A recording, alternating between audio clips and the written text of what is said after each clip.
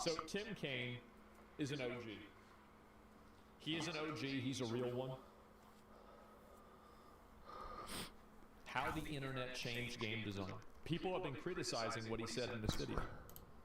They've been upset about it. We're going to watch it. How the internet changed game design. That just looks like, honestly, isn't he drinking out of like one of those like candles that has like the Virgin Mary on it that you get at like fucking a flea market for $1? Jerry. Hi everyone, it's me, Tim. Today I want to talk about how the internet changed game design. This is from a question from Padoni Rosso. Hope I'm pronouncing it right. How did your thought process in designing and making games change, or maybe what adaptations did you see in general in making games by the industry around you with the advent of social media and video game streamers? To what extent and how do developers and their publishers keep in mind how streamable are their current projects in development? I'm sure that video game streaming cannot be ignored as a sort of mostly free commercial and promotion circuit for a modern day game. So how do you guys manage this change from what making and selling games was only 10 to 20 years ago?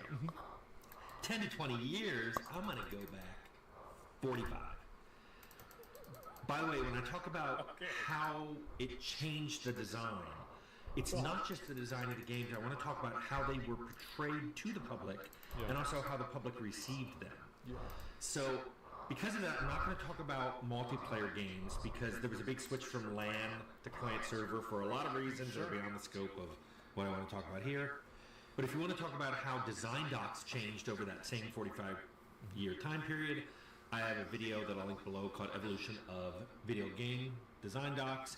And if you want to know how I felt technology changed relevant to video games, I have a whole technology evolution video. I'll link that below too.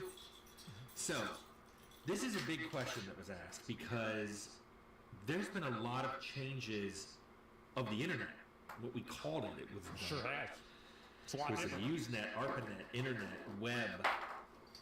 It's just online, it's just the net. And I want to start back in when I started, which is the early 80s. So I'm going to talk about all of the 80s here and part of the early 90s. Holy fuck. Back then, you pretty much made what you wanted. I've called it the Wild West. There's a video I made very recently called Carefree to Careful. I'll link it below, where I talk about that. But there wasn't really a net, so everything was done in print. There were guides and even whole walkthroughs printed in magazines and other printed media. But most people who played games just... The Brady Games Survival, the Brady Games Strategy Guide, yes. Figured it out. I would say the majority of people who played games didn't go get walkthroughs or reviews. That's true. They saw a game... They bought it, they took it home, they may read the manual while it installed, and then they played it. Pretty simple. What was cool about back then was categories of games were really loose, if they were used at all. There were a few terms like role-playing games, sim, 4X. Oh, they didn't even really call it 4X. I mean, I just called it like exploration. Most games weren't categorized. You figured out what kind of game it was by looking at the back of the box and looking at the screenshots. That was a long time. That was probably a decade and a half where that's how games were sold. And that's actually true. Like, I remember going to Circuit City, and you would literally just go to like these different, basically chain link garbage cans, and they just had like shareware games, and it just had a list of all these games, and you would just buy it and then just play all of them. Games, you know, they were sold physically, and people found out about them by word of mouth or looking at the game store. Very rarely printed media. All of that started changing in the late 90s and the 2000s. I bet. The internet became insanely popular. It came from being something that I used academically. Suddenly all my friends were talking about it. All my friends were using it. They were very excited about it. And they were like, did you know about email?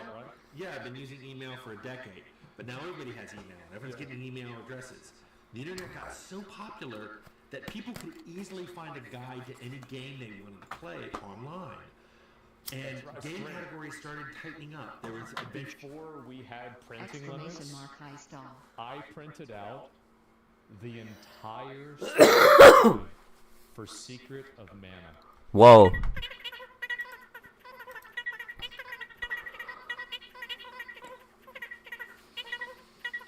Oh boy. Oh man. That's a good one. Yeah, I was like fifth or sixth grade. I think it was fifth grade I did that. Your games That's were a big one. separated It was. from role-playing games. What this affected, what I did is I was starting to become more.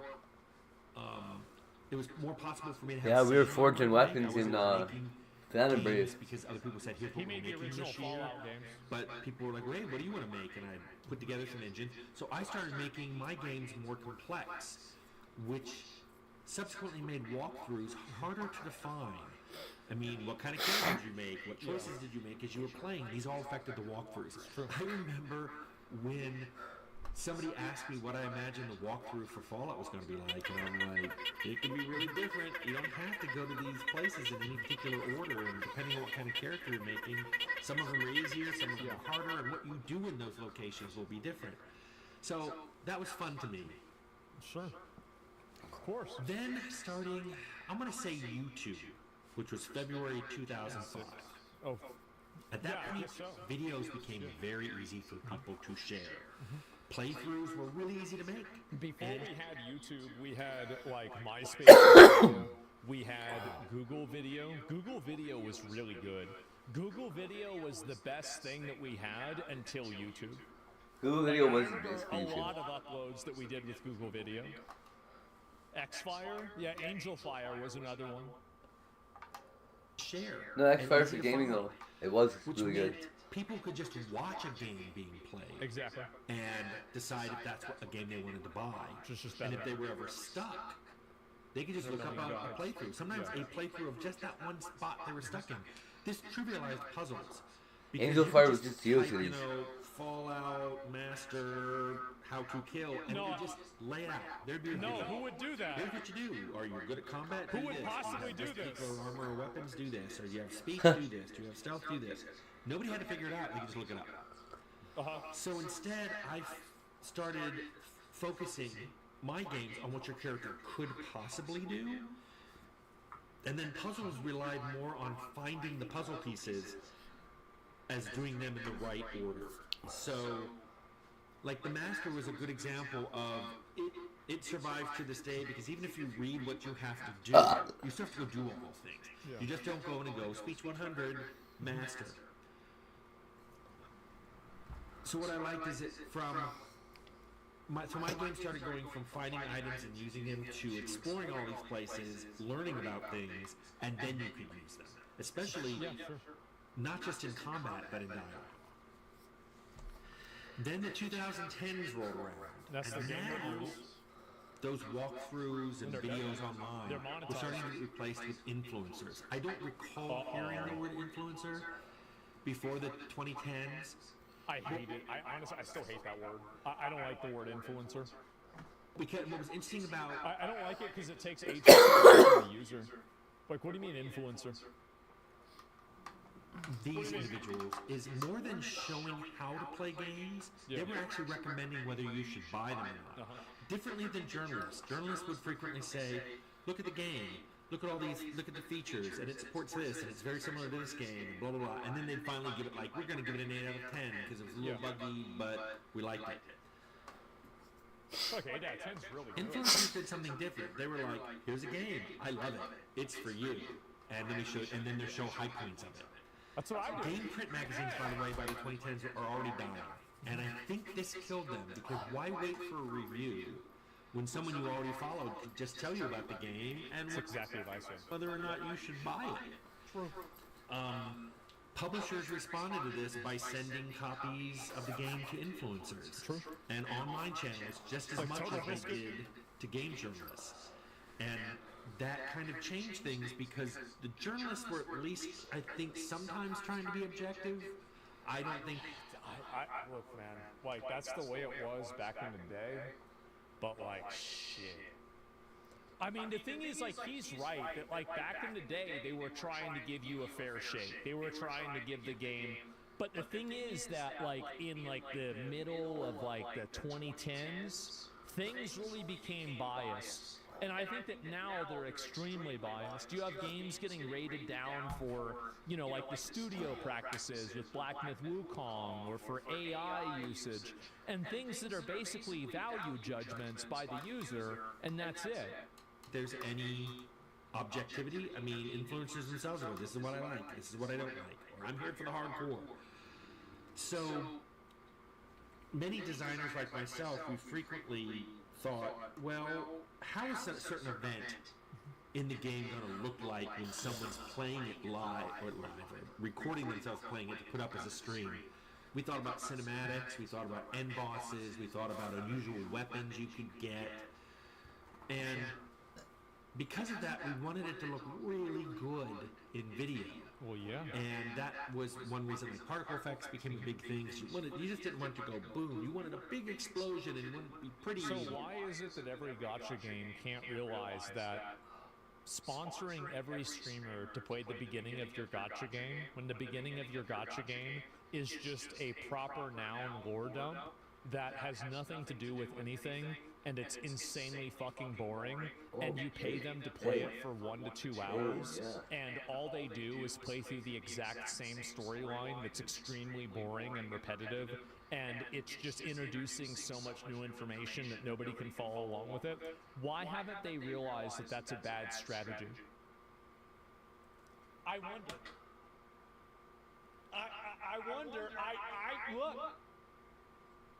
That's just me. NTE was pretty good. Do you know why NTE was so good? It's because I didn't do it.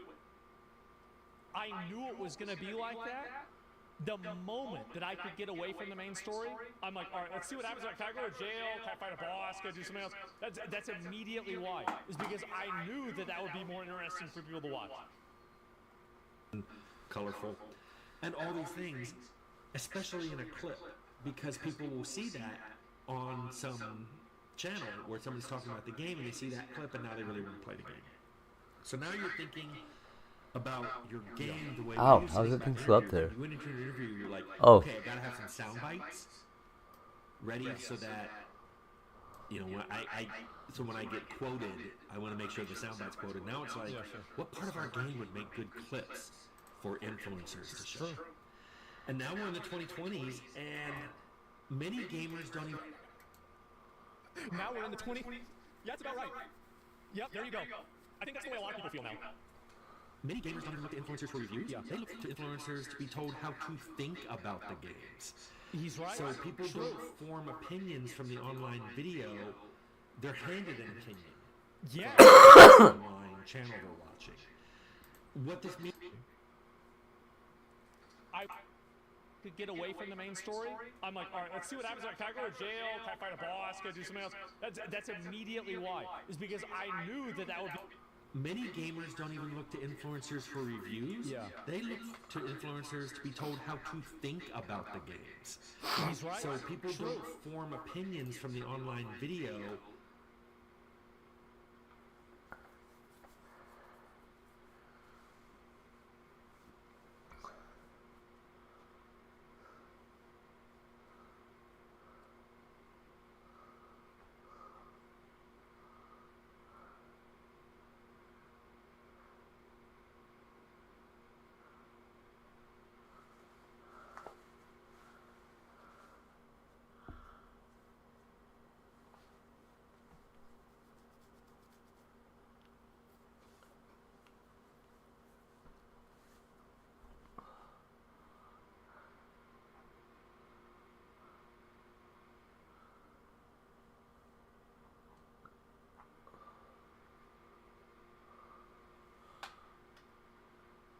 What are you doing?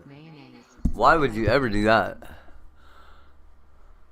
You must be doing it right. Mandalorian, new movie in clips. It's the biggest flop by Disney by far. I can't see how a sink full of mayonnaise could be wrong. What are you waiting for? Hop on.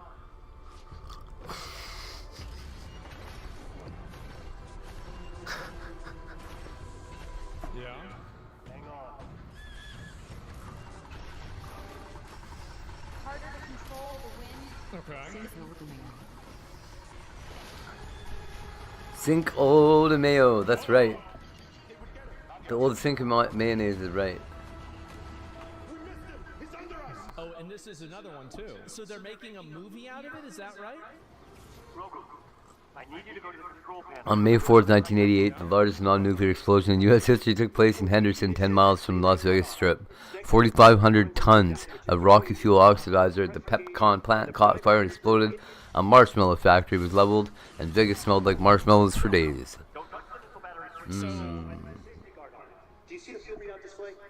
Remember I showed you that one? It's on the other side of the manual. Roasted marshmallows. Ooh. I think he knows what he's doing. Is that it? I mean, how many Star Wars movies are announced and killed this past decade? And the one they finally make is Mandalorian and Grogu. Tough focus group on Star Wars. Grogu. As 5, 17, and 18-year-olds show no interest. How are you feeling about Star Wars? I like the old stuff, but the new stuff, nah, I'm not too excited for That's wild. Mandalorian. I've never watched it. Anything that came out after I was born isn't that... They're so base. Everything that came out after I was born isn't that great. Star Wars has been quiet lately, but I like Andor a lot. A lot of people like the Andor. Baby Yoda is creepy. Oh, wow. Disney has reportedly tempered expectations. He is a little creep. Look at him. Which is currently tracking to open lower in the box office. Little fucking mutant. Solo, a Star Wars story. How do they like him? That's weird. That is embarrassing. Mandalorian and Grogu are now tracking at $65 million, which would set the record for the lowest Disney. Wait a minute. So this is even worse than the previous flops. It's a Wild. write-off? I guess so. This is insane. Is Disney's Star Wars brand beyond repair?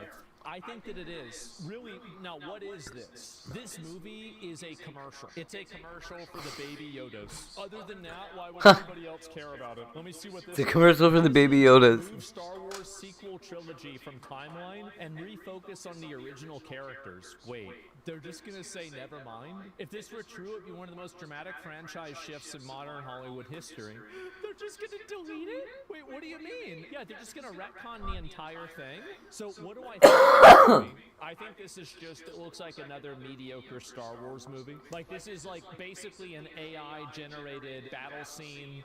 There's nothing really interesting or compelling about this at all. It just looks like your typical run-of-the-mill, like, consumer slop. I just think that it's just stupid, really. Like, yeah, I don't know what else to say.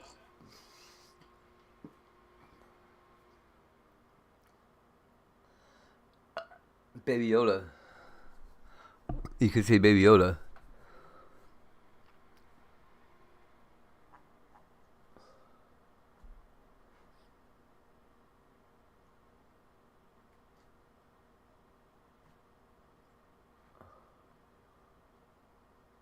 Okay.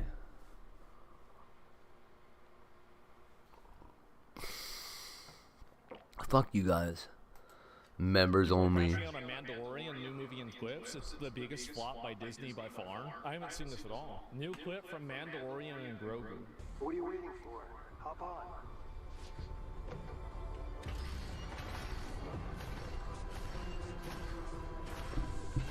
Yeah. Hang on.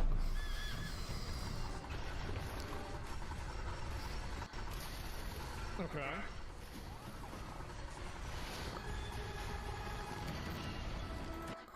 Family Guy funny moments is like kind of a bit of a meme. Like just the phrase Family Guy funny moments. Whoa. It's always been like a big trend for people to compile their favorite Look at that. moments from Family Guy and then post compilations of them to YouTube. And with Family Guy being, you know, a funny show and also having like 400 plus episodes, there is plenty of funny moments for these videos. Now this is all well and good, but recently something weird. Do you think that's a concern that they're just doing that? Again, it's not actually the first time, but I'll get into that. So, tens of thousands of people have begun being recommended. I'm not doing it. Family Guy compilation videos. Here, my mouse right here, see? Like no zoom, Family Guy funniest moments, compilation, no ads, try not to laugh challenge, or no zoom, no cuts, Family Guy season X episode Y, Family Guy full episodes, no cuts, hashtag 1080p, or something similar. And sometimes the episode in the title. It's doing it so fast on my screen. Season Like 10 times faster. 25.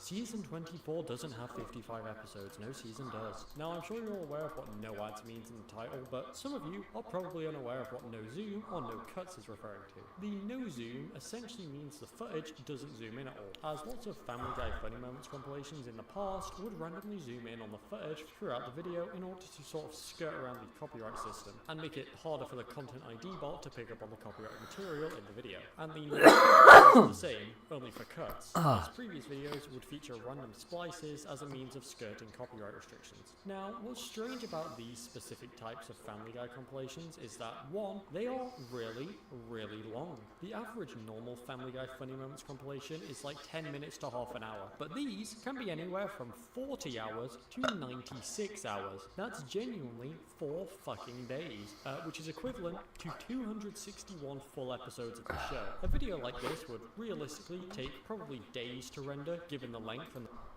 People are crashing out on Mandalorian, new movie in clips. It's the biggest flop by Disney by far. I haven't seen this at all. New clip from Mandalorian and Grogu. What are you waiting for? Hop on.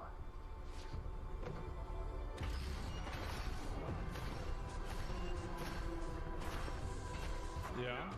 Hang on.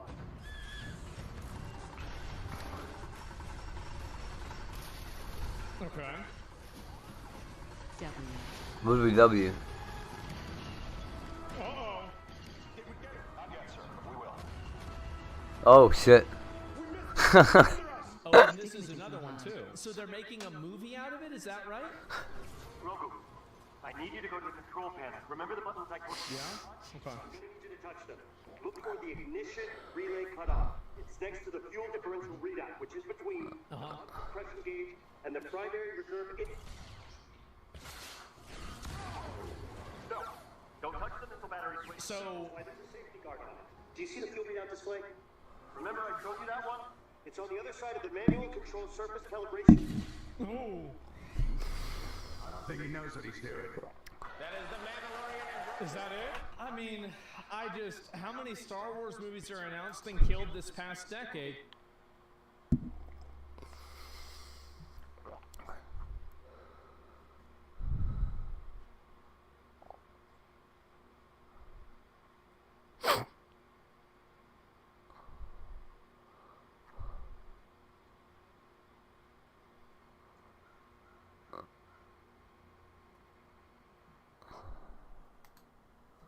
This guy in 16 minutes teaches you how to monetize a YouTube channel in just 9 days. Save it. It will be incredibly useful for you.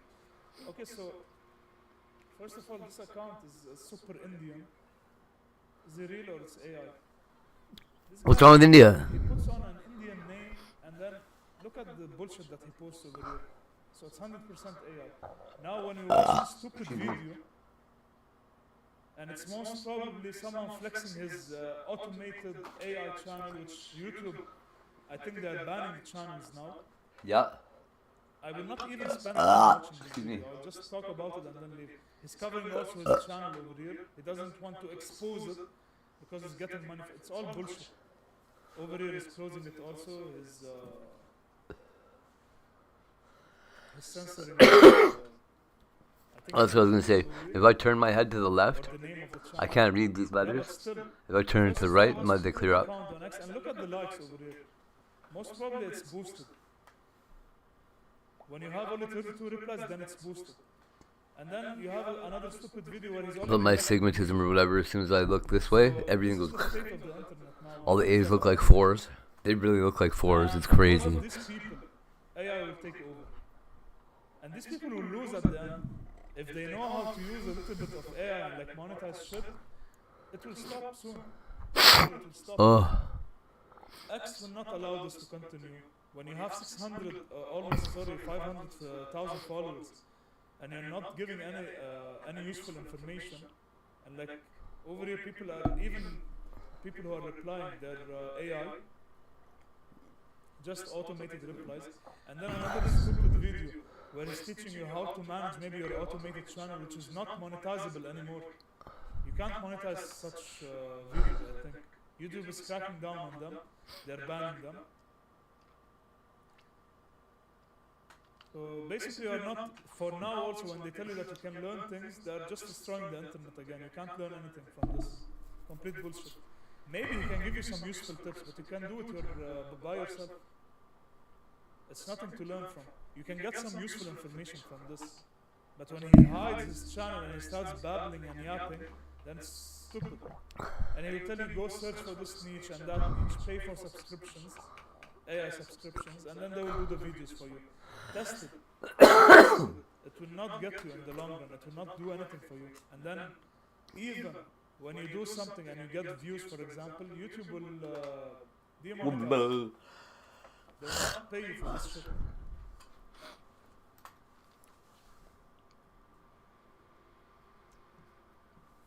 Oh, antivirus.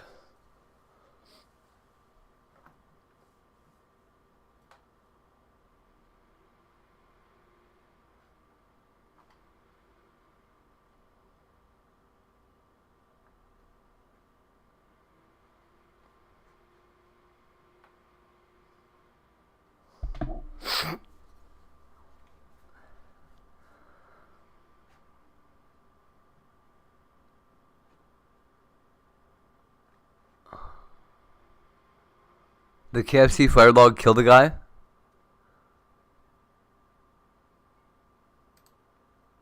The date is January 2022, and a finger-licking tragedy is about to unfold. Yes. We're going back to somethingawful.com, a 25-year-old gay and dying internet comedy forum. When your community has been around for 25 years, it's inevitable that someone will pass away. Its inhabitants are infamous for harming themselves or their property in stupid ways. See my previous video on the Doom bathroom. No, fire log.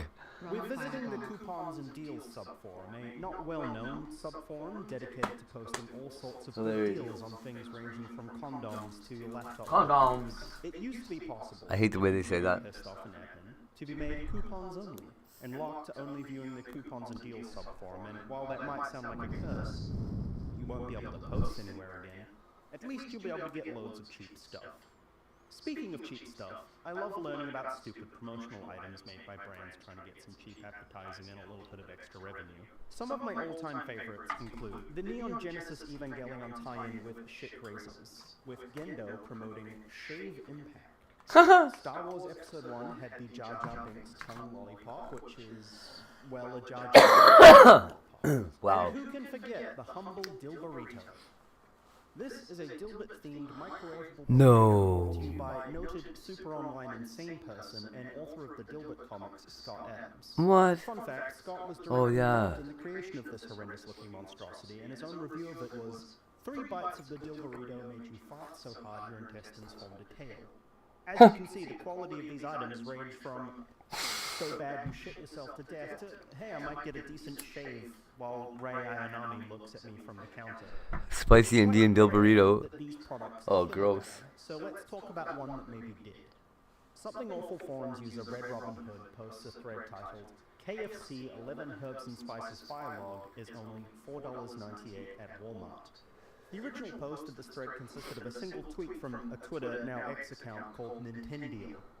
It's basically the same thing as the title of the thread. KFC 11 Herbs and Spices Fire Log are only $4.98 at Walmart now. Hashtag affiliate. Along with a warning from Red Robin Hood. I got the fire logs and they're great, but don't leave them sitting somewhere that you don't want smelling like a KFC fire log. It's important to note that the coupon subforum is not exactly a high-traffic subforum. It never really has been. Like, sure, I got some cheap web hosting there in 2019, but it's not that popular or useful. There's a few initial posts exclaiming that coupons is still alive, but there's not really a lot of filler before the subject of today's video arrives. Introducing Dignity Van Houten. This account was registered on Something Awful on July 2006. They make their first post in the thread. I'm making a note of the date. Jan 14th, 2022. 0627 is what it shows on my screen. The post time and date always defaults to your own time zone, but it's important to note for timing's sake. Thanks for the deal. Unfortunately, I don't have a fireplace, so I'll have to burn it on my charcoal grill. I'll update the thread later if it's too fragrant for my small 500 square feet. Some questions for you, dear viewers. Have you ever used a charcoal grill? Have you ever cooked with any cooking appliance in a small enclosed space? Oh, fuck. Are you aware of the chemical properties of charcoal and what happens when it's burnt? I'm going to let you rotate the apple of knowledge A little bit. for a few seconds and see if you can spot the shoe that's about to drop. Well, I can Okay, see on that my this screen, is a bad Van idea. Houten's next post is Jan 15th, 2022, 02:54, roughly 20 hours later. Knocked himself out? Burning charcoal indoor releases enough carbon dioxide to kill you. Paramedics said my downstairs neighbor saved my life when she came up to check on me after smelling smoke and hearing me collapse. No word if KFC log worked on it. Huh. One thing I need to point out here is that there are no other posts between these two. Just a back-to-back double post of someone possibly maybe killing themselves with a KFC 11 herbs and spices fire. Holy shit. Naturally, this gets noticed quite quickly. ROP Red Robin Hood quotes the post with a succinct, "Is this real?" And yeah, even now, I am still in disbelief that this actually happened. Other goons chime in with, "Are you fibbing, or is this actual factual?" And holy shit, what? Is Dignity Van Houten dead? Who knows? Word of their demise spread to the general bullshit subforum. They had a 1,000-page general chat thread in one poster, drive-bys, with sending a hearty get well and lol from the 1,000-page thread. Goons love playing... Goons are users of something awful, not that kind. Goons love playing ambulance chaser whenever the mere prospect of a goon harming themselves comes up. Especially when it's something as comical as dying while trying to smell burning KFC charcoal with a grill in their tightly enclosed apartment. We do get a really important question again from Red Robin Hood. Did the downstairs neighbor note whether or not the smoke smell was bad or good? Did she come upstairs to ask for chicken, or did she come upstairs to save your life? Dignity Van Houten has never posted on something awful. Hilarious. That didn't stop the thread from continuing for another 4.5 pages. On January 19th, Red Robin Hood asks, "Can I be legally held liable for this mess? Is there a thread for legal advice? Please help." And they followed up on January 20th with, "The KFC log is only 348 now." Goons are divided if this could possibly be real. Could someone be stupid enough to kill themselves by lighting a KFC 11 herbs and spices fire log in their 500 square foot apartment? I have a good bit of news for those of you still watching. As of today's recording date, KFC 11 herbs and spices fire logs are still available at Walmart via online shopping, and I am going to order one soon. While it looks like DVH will be unable to communicate their findings, I will endeavor to communicate them as soon as possible. Personally, I want to believe that this is a certified true goon moment. Like, it's hard to believe that someone would set a gas grill up indoors, but to me, this has activated the January 6th guy tasering himself in the balls to death clause. It's funnier to believe that it happened. Forums user Splicer points out that there is a single post in their post history between purchase and hospital. It is in another thread entirely, and it's just the word, Jim. So who knows? Really, the thread goes quiet after this initial flurry of laughing at another goon's misfortune. A few of them chime in every few months, holding out hope for the dramatic return of Dignity Van Houten. Unfortunately, as of recording, they have not resurfaced. No posts have been made, and their profile remains a monument to the Colonel's Kentucky Fried hubris. December of 2022, the thread is quietly sent to the Comedy Goldmine, an archive of the forum's funniest and most highly rated threads, drawing this particular chapter to a quick and only slightly dignified close. Wild. One user of the forums sums up goons in a nutshell. Goons are simultaneously some of the smartest and dumbest people I've ever met in my life, and it is fantastic to know they all coexist on this board for our amusement. One final thing before I go, from my Doom Bathroom video,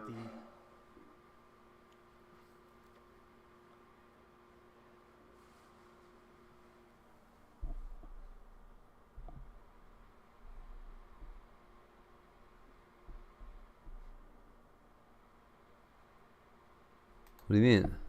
A Bitcoin developer who has spent almost 10 years trying to get new features added to Bitcoin Core, called side chains, has finally decided he's tired of asking for permission. So on April 24th, at the Bitcoin 2026 conference in Las Vegas, Paul Stork introduced a new version of Bitcoin called eCash.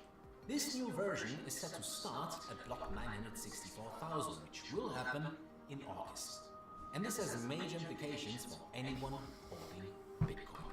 So everyone who holds Bitcoin during block 964,000 will automatically get the same amount of the new eCash on the new chain.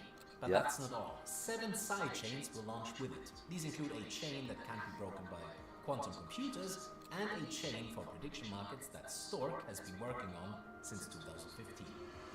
However, the most controversial part is that on the new eCash chain, about 500,000 coins believed to belong to Satoshi would be taken and given to early developers and investors. In just 2 days, the idea got more than 1.5 million views on X. Peter McCormack publicly called it stealing and disrespectful. Bitcoin maxis are demanding that Stork should be ignored and shut down. His supporters are calling him the most overlooked builder in the history of Bitcoin, and now it's time to find out where you exactly stand in this as well. So today we will explain what this plan does, what it doesn't do, why calling it theft isn't a simple argument, and what every Bitcoin owner needs to know about what this means for taxes, potential security risks, and what crypto exchanges plan to do before block 964,000 arrives. My name is DC, and you're watching The Coin Bureau. To understand why this new version has caused such a huge argument, you first have to look at how it's designed. eCash is almost an exact copy of the main Bitcoin software using the same SHA-256D mining, and it gives a one-to-one copy of your coins to every BTC holder at the moment it starts. So if you have 1.34 Bitcoin at block 964,000, you will get 1.34 eCash on the new chain. A special tool will be released to help users separate their two coin balances. The code for eCash will be frozen for 30 days before the starting block, meaning no more changes will be allowed after that time. But the way it starts is the most important technical part. The two main proposals, BIP 300, which handles money held by miners, and BIP 301, which allows new ways of mining, are put into place using what Stork calls a core unmodified soft fork. This is a fancy way of saying it's a design specifically created to add sidechain features without needing the main Bitcoin developers to approve or add any single line of code. And 7 of these sidechains are planned to go live right at the start. TruthCoin is for prediction markets, CoinShift will be a built-in decentralized exchange, Photon is the quantum-resistant chain, BitAssets is for tokenizing financial assets and NFTs, BitNames is for decentralized digital identity, then there's a privacy chain similar to Zcash, and there's a 7th slot that hasn't been officially announced yet. Now Bitcoin is currently worth about $77,000 with a total market value of around $1.55 trillion as I record this video. This huge value is what makes everything about this new version a big financial deal, not just an academic one. And here's the single most important thing to understand in this whole story, which almost every news source is either forgetting to say or actively hiding. The original Bitcoin is completely safe and unchanged by this plan. No actual BTC coins are moved on the original chain. No Bitcoin addresses are changed, no coins are taken, locked up, or given to someone else on the network where you currently hold your Bitcoin. The controversial coin reassignment only happens on a new chain that doesn't exist yet. You might think this difference is just a small technical detail and that calling it theft still makes sense because the new chain copies Bitcoin's history. However, that thought ignores the real, deeper question behind this entire argument. The question is not whether someone is stealing your Bitcoin. No sir, the real question is whether a new chain which takes a picture of Bitcoin's ownership history is morally required to perfectly honor that ownership structure, or if a new network can create its own starting rules that just happen to use an external list of owners as a reference. And that is a genuinely complicated philosophical question, and arguments can be made for both sides. But it's not the same as the theft argument that is currently all over social media, right? Confusing the two is exactly why this debate has become so pointless. And the Potoshi pattern is at the heart of this entire controversy. A cryptographer named Sergio Demian Lerner first spotted this pattern in 2013 by studying about 22,000 blocks, mined between January 2009 and December 2010. This study suggests that a single miner, or a very small, very well-coordinated group, created about 1.1 million Bitcoin during that time. That holding is worth about $85 billion and has remained untouched for over 15 years. The original eCash plan would have given the addresses linked to Satoshi 600,000 eCash on the new chain, with the remaining 500,000 reassigned to early developers and investors. This was to provide money for the new system and avoid what Stork called a zombie launch. But after the huge backlash, with one survey suggesting 80 to 85% opposition on X, Stork suggested a second version that would get rid of the coin reassignment completely. As of right now, the final plan is still unconfirmed. And importantly, people like Adam Beck have questioned whether the Potoshi attribution is even accurate, arguing that the chaotic early mining activity makes this whole method a guess based on statistics, not a definite proof of who owns the coins. So before you pick a side, remember that the very ownership record being argued over is based on statistical probability, not guarantee. It's hard to overstate how fast the story is actually moving. Stork's team is updating documents every week, crypto exchanges are announcing their positions very suddenly, and the technical details for some of the side chains haven't even been checked by outside security yet. So, if you want to stay ahead of these developments, the Coin Bureau Telegram channel is where we share the latest breaking analysis as it happens. The link is in the description below, or you can simply scan the QR code currently displayed on your screen. Okay, the reason this plan exists at all is a 9-year-long story about how Bitcoin is managed that most holders, speculators, and quite frankly market participants usually don't pay any attention to. The basic idea for sidechains came before Stork himself. In 2014, a paper by Blockstream suggested pegged sidechains. Stork introduced his idea called Drive Chain in 2015, wrote the formal proposal, BIP 300, in August 2017, and submitted BIP 301 in July 2019. Crucially, his design removed the fraud-proof system from the original Blockstream paper. He replaced it with a system where taking money out of a sidechain requires about 13,150 approvals from miners, gathered over a period of 3 to 6 months. This is the main technical point that has split the community for almost 10 years. In a well-known criticism from 2023, Peter Todd argued that BIP 300 replaces Bitcoin's established security model, which is based on cryptography, with what he called blind trust in miners. His specific point is that regular Bitcoin transactions are protected by digital signatures that even a majority, a 51% mining attack, can fake.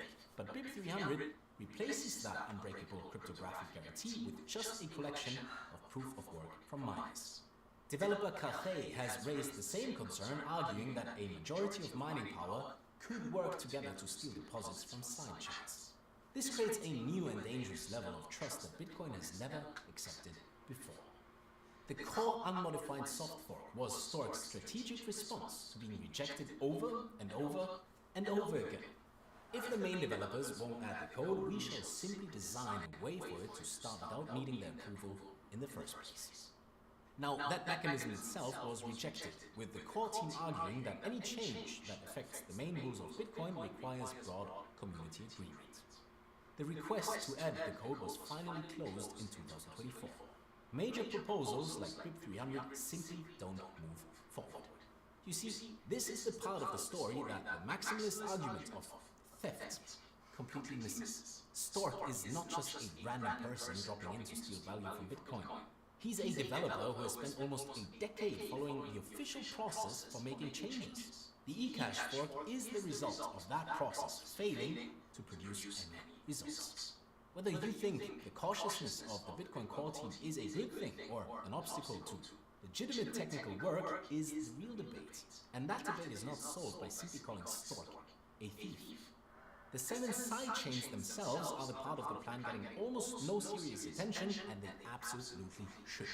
The timing of the Photon chain in particular deserves a very close look. On March 31st of this year, Google Quantum AI released a 57-page report that dramatically changed how many quantum bits, qubits, are needed to break Bitcoin's security. Previous guesses said it would require about 9 million physical qubits. The new research suggests the same job could theoretically be done with fewer than 500,000.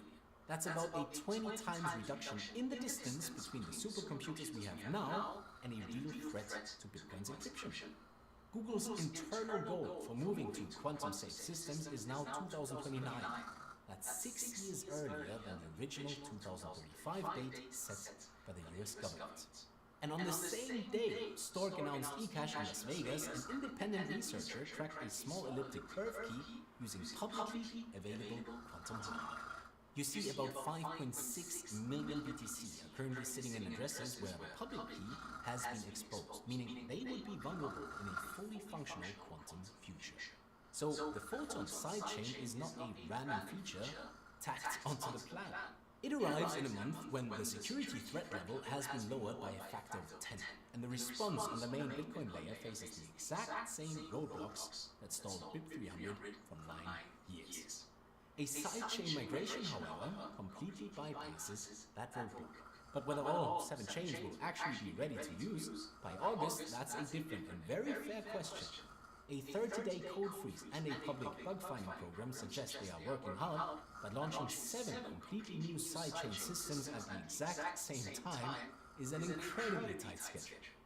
And this is where the technical story directly hits the real-world problems every Bitcoin owner needs to face, because a new hard fork without strong protection against replay attacks is the biggest known danger in this entire category. The split between Ethereum and Ethereum Classic in July 2016 is the classic example of what not to do. Neither chain set up replay protection, and users who moved their ETH accidentally moved their ETC at the same time until protections were added weeks later. The Bitcoin Cash fork, on the other hand, in August 2017, is a great example of what to do. BCH developers added a change called SIGHASH fork ID, which put a unique ID number into the transaction signature. This made BCH transactions cryptographically invalid on the BTC chain and vice versa. The Bitcoin SV split in November 2018 is the negative case every owner should study. BSV launched without strong standard replay protection, and exchanges like Bittrex stopped deposits and clearly refused to recover funds sent to the wrong chain. Individual holders lost money because the system itself had failed to prevent it. Developer Josh Ellithorpe has already criticized the eCash design for what he calls insufficient replay protection, describing the fork as harmful and dangerous to users in its current form. Stork has announced a coin splitter tool, but a tool that requires the user to do something is fundamentally less safe than a cryptographic guarantee built into the system itself. So for people who keep their coins in self-custody, the message is clear. Do not make any transactions on either chain immediately after the new chain starts, until you have clearly separated your coins. The best way is to use new transaction outputs created after the fork block as the splitting mechanism. And for people who keep their coins on an exchange, the situation depends entirely on the exchange's public policy. As of today, no major exchange has publicly said whether they will support or reject the airdrop. That silence is important information itself, and any exchange that hasn't made a decision by July should be considered unlikely to support the fork. And then there is the tax problem, which is a consequence almost no owner is ready for. Under a US IRS rule from 2019, receiving cryptocurrency from a hard fork airdrop counts as regular income based on the fair market value the moment the owner gains full control over the new asset. The critical word here is can. So, if your eCash airdrop lands in a wallet address you control, the IRS says you have a taxable event the moment you can transact those coins, whether you actually want to or not. If any exchange immediately lists eCash at any price above 0, every US holder who receives the airdrop owes regular income tax at that price, even if they never touch the new asset. Centralized exchanges are now required to send out tax forms for 1099-DA for the 2025 tax year, which means the income event will be reported whether the holder acknowledges it or not. Arizona has made airdrops non-taxable at the state level, but every other US state follows the federal rule. And similar rules in the United Kingdom, the European Union, Canada, and Australia each have their own tax complications that holders need to check before August. The reality is that this proposal is not really one story. It is 4 stories happening at the same time, and the maximalist argument of theft mixes 3 of them into one in a way that prevents the actual debate from ever happening. The first is a technical story about whether sidechains will finally come to Bitcoin after a decade of formal rejection.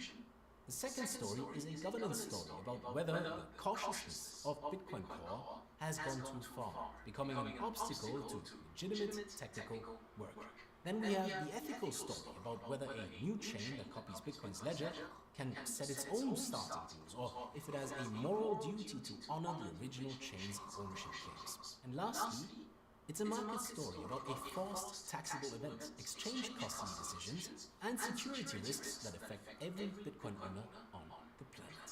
The honest truth is that Stork is both a developer who has earned the right to be heard through nearly a decade of good faith involvement, and a developer whose design removes cryptographic guarantees that critics like Peter Todd have called fundamental to Bitcoin's security model. Both of these statements are true at the same time, and the useful debate happens in the space between them, not at either extreme.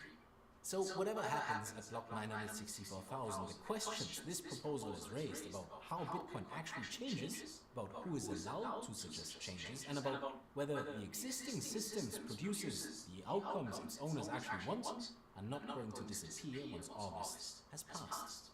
The job for every owner watching this video is simple. You have to understand the mechanics now, but there is still time. Decide where you stand on the philosophical questions before social media decides it for you. And please prepare your coin storage, your exchange relationships, your tax documents before the new chain starts, because the activation block doesn't care whether you have made up your mind or not. So here is the yes or no question that every Bitcoin owner needs to answer before block 964,000 arrives. Will the eCash block ultimately prove Stork's argument that Bitcoin's governance has become so rigid that legitimate technical proposals need to leave the main chain to move forward? Or will the activation collapse into operational chaos due to security holes, disputes with exchanges, and a coin reassignment that the community sees as fundamental breaking of Bitcoin's social contract? Please get highly opinionated in the comment section below, because this is exactly the type of debate where philosophical ground matters just as much as the technical detail. And if you want to understand exactly how the BIP 361 quantum migration plan would lock up about 6.511 million BTC if those coins are not moved to quantum-resistant addresses within 5 years of its starting, and why that plan is facing the same resistance that blocked BIP 300 for nearly a decade, then you should definitely check out a deep dive in the post-quantum Bitcoin debate right over here. Thank you all so much for watching, and I'll see you again very soon. This is DC, signing off.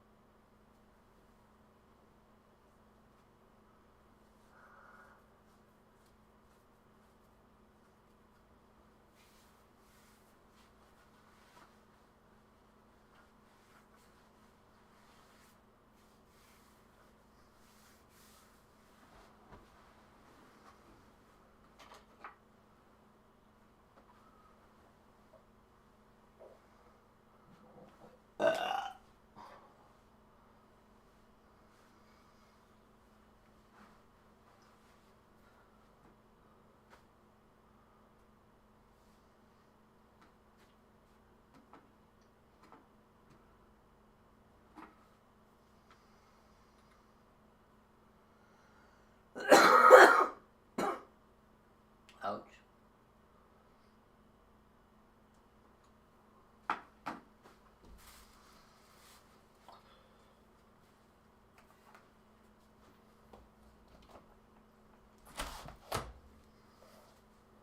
Woo-hoo-hoo.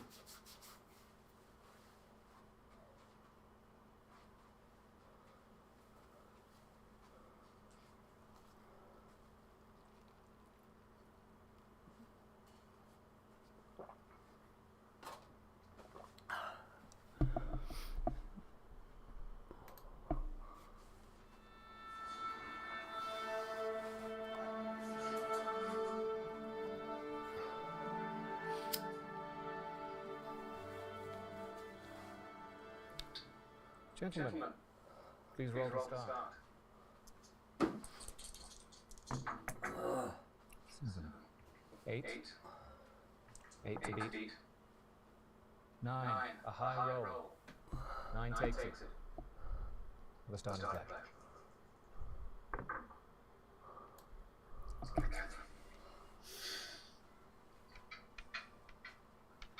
Income tax.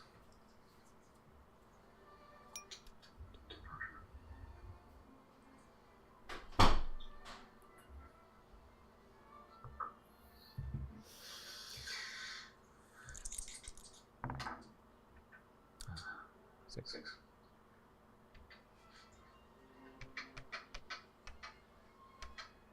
The Angel Islington. 100.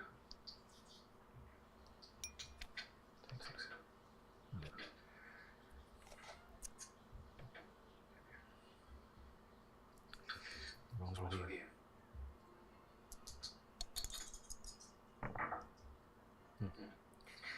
Six as well.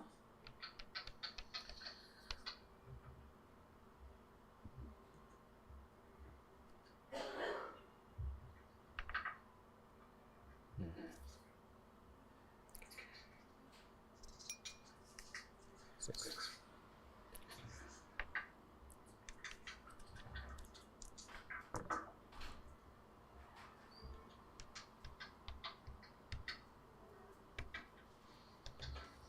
Mayo.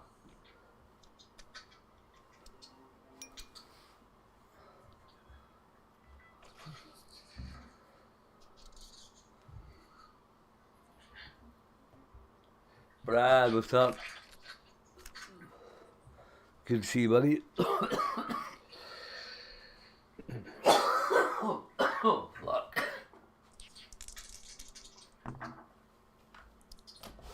Eight.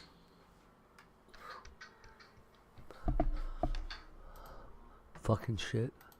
It's too cold. -1. Holy fuck.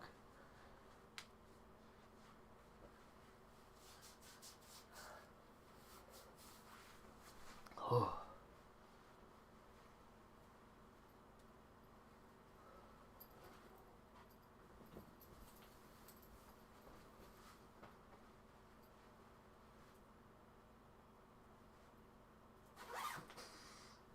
That's funny. Oh, is it not working right now? Fuck.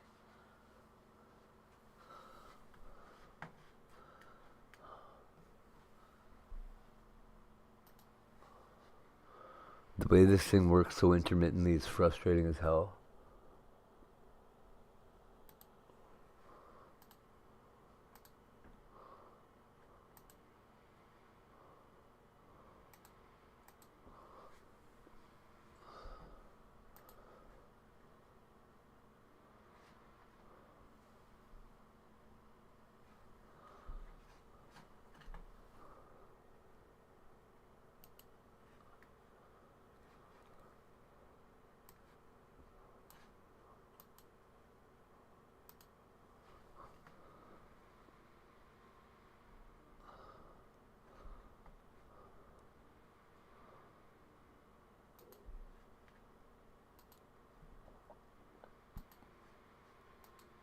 There we go. You don't have to do what if you want to be Huh.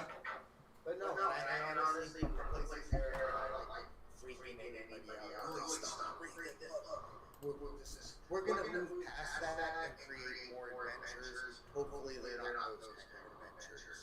But I seem to have a lot of adventures. No shit. Turn 420, I was just getting honestly turned, had a little... Dude, I have no kids, no wife, no pets. I'm not fucking affecting anybody directly. Except for this right here. Whatever's sitting in this chair, looking right back at you. That's what it is. I have no... Why are you calling me an owl? I'm not an owl. Dude, I am not an owl. That's been very... I think that's been verified many times.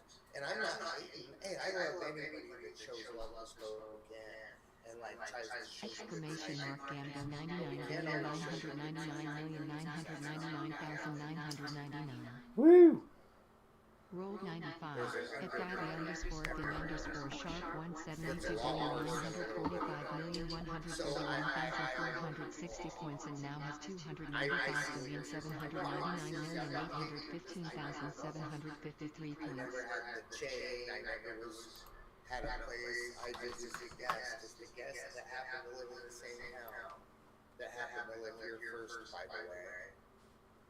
In the past and the present. Because I moved and came back. So, oh, good, sweet Lord. Exclamation mark Xavison.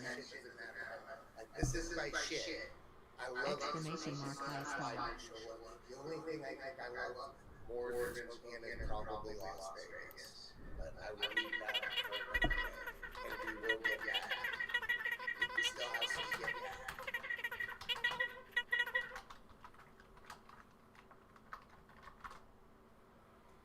I used to have a chain wallet. Back in the day, I rocked a chain wallet. I rocked the chain wallet. Remember the Jingo? The cords? Remember the cord place? The cord man? Never let the bad guy on camera. Oh my goodness, South Pole. All the brands of the little wigger. Oh boy, oh boy, oh boy. I was kind of like a new metal. Juggalo, speaking with the Thuggalo, who just love rap and rock. The fuck is a bone thuggalo? Get out of here.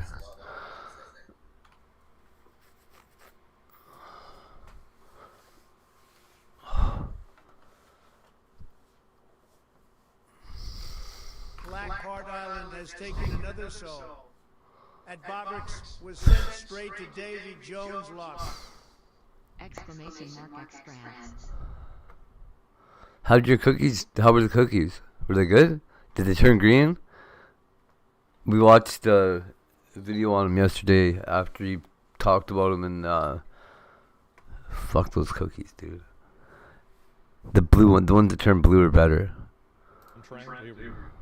It looks like. But just because of the color. Charlie Kirk prom trend.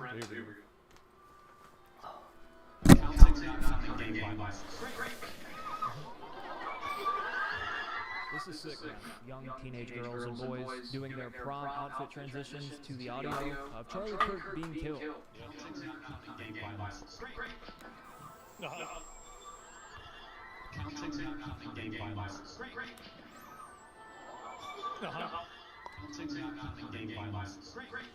These are the people that are complaining about you using slurs. These are the people that are getting mad at you for saying retard. That's right. Yeah, it is them.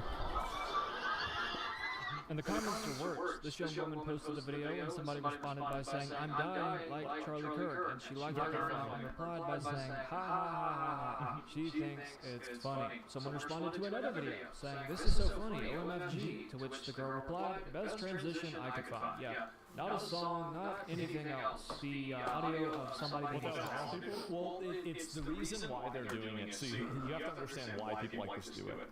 They do it because they want to memify and delegitimize and downplay Charlie Kirk getting killed. They want to make a joke out of it instead of actually taking seriously as it's like a political assassination. So it's the same reason why they tried to say that the recent Trump assassination attempt was a false flag. It's so they can... Oh. That's the reason why. That's the best thing she could find. And she And thinks, I want you guys to keep this in mind. Like, this might sound like crazy. Like, I don't have a problem with them doing. I don't care. Like, they do whatever they want.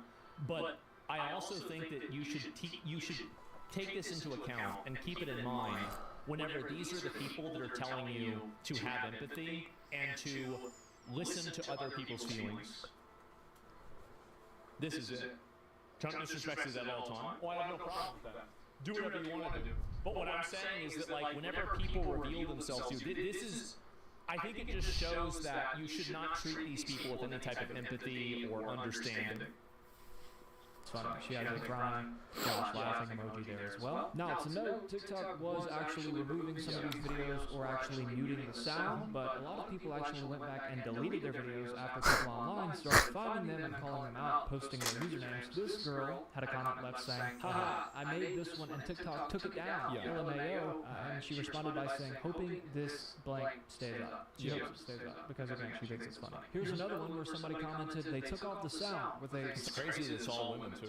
sad frowning emoji, to which the girl responded by saying, no, with the F word at the end. She's so upset. I think it's just young teen edginess. They're high school age. I don't think so. I think that they, I think that people are doing it because Charlie, like these, I mean, if you think it's young teen edginess, do you think that they would think it's funny if you did like an AI picture of like Donald Trump kneeling on the neck of Kamala Harris or something like that, and it's like the George Floyd picture? Do you think they'd think that was funny? Because if they don't think that's funny, then I don't want to hear about how, you know, this is funny. Either they're both funny or neither are funny. That's my outlook on it. Either George Floyd is funny or this isn't. These people are sick, man. Now, I thought a lot about what I would want to say, but I don't have. It's not a double standard. And so that's the issue that people don't understand. Is you're stuck inside of the idea, and it's the false premise that these people are operating inside of a logical premise. They're not. They're simply trying to, like, basically normalize killing people that they don't like. So it doesn't have anything to do with like what makes sense or what's fair. It has to do with them trying to justify doing something bad to somebody. There is no moral premise to this. There is no standard to it. It's just simply, we want to create an ecosystem where we can glorify killing people that we disagree with. That's it. There's nothing. So it's like, so what that's, there's a double standard. Well, yeah, there's a double standard because there is no standard to begin with. The right words, to be honest. What again I like to point out, they think that political assassination is funny, they think it's a trend, and make no mistake, these are the same young teenage boys and girls who probably date their, boyfriend or girlfriend for 2 weeks and then get broken up with and go home and cry for 6 months, or they cry when there's gossip happening around them at the lunch table, or I don't know, their cat gets run over by the mailman and they cry for a year straight. But when a 31-year-old who is the leader of a huge political movement, who literally hands a microphone to people who are literally older than them, just a few years, where they will be in a couple of years later in life, assuming that they go to college, when he hands a microphone to them, invites them to come talk, even travels to prestigious campuses to debate, and he gets killed because they disagree with him. I don't even think these people are well versed in politics. They're 15, 16, and 17 years old. They've just been taught to hate anybody who's on the right. They are brainwashed. They are morally rotten. These people are pathetic. We shouldn't brush this crap off. These are the next generation of people in our country. These people are going to have children. They're going to raise their children to think just like them. These people are going to vote in 2 or 3 years. These people are going to be the next generation of policymakers, politicians, and of voters. And this is a sick, cancerous mind virus. It's vile. It's vicious. It's sick. It's demented. I don't have a single problem with them doing this, but I do have a problem with them doing this and then begging for empathy whenever an ICE agent's dragging some illegal alien pedophile out of their house. I do have an issue with them asking for, a degree of understanding whenever they want to tell you what words you can and can't use on the internet. Like, these are, and the point that I'm making is that these are not people that are empathetic or understanding, or they have any sort of kind of better judgment for these topics. Absolutely not. They just simply are trying to use your morals and your values against you so they can get more of what they want. That's it. And so this is the reason why, nowadays, anybody else that does something bad or upsetting, or whatever, or like these people are having a bad day or something bad happens to them, I think it's generally a good thing.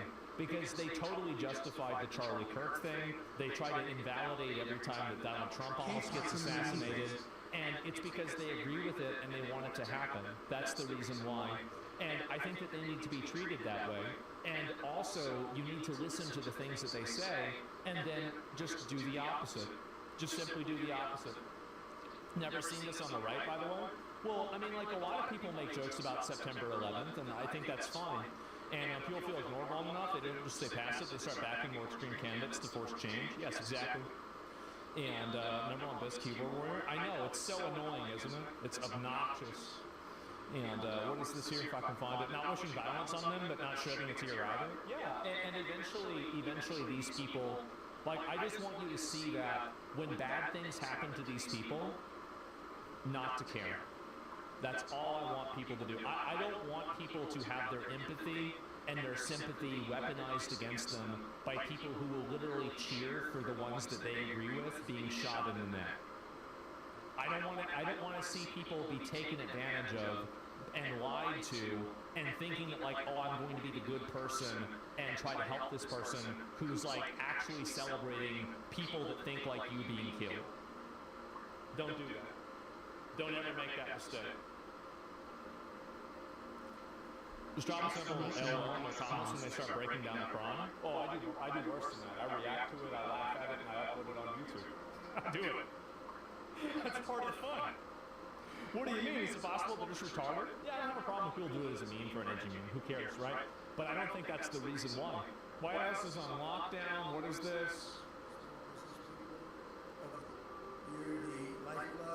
I think this was earlier, man. Like, there's nothing new to this at all. I mean, like, it's a few blocks away. I mean, yeah, somebody probably crashed out over something else. I mean, who knows why it happened. Yeah, I already saw that earlier. It was a tourist that was injured and the suspect was taken to the hospital. Well, I mean, you know, rip bozo, right? I mean, fucking hopefully they put the guy in jail. So, anyway, remember, and these are the people, by the way, so whenever you hear them talking about, like, oh, well, you know, they're taking me off the air, like Stephen Colbert crying about it, or Jimmy Kimmel crying about it, just remember this video.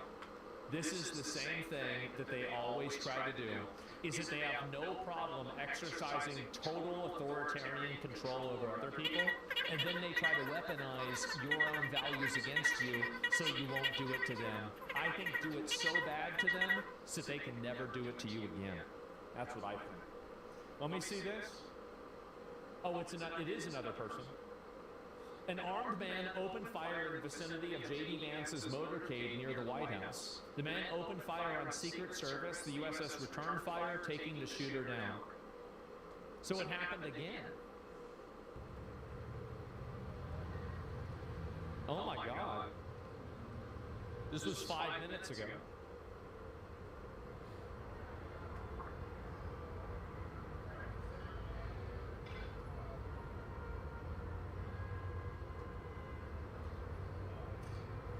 I think that, well, let me finish. Let me finish. I'll give my opinion after this. This is nuts. This sounds kind of coordinated. I don't know, maybe. Someone's gonna get killed actually in office. I think that's what's gonna have to happen. I feel like we're at that point where somebody in politics and in political office is gonna have to get shot before they do something about this. The hell was that? No one else reporting on it? Yeah.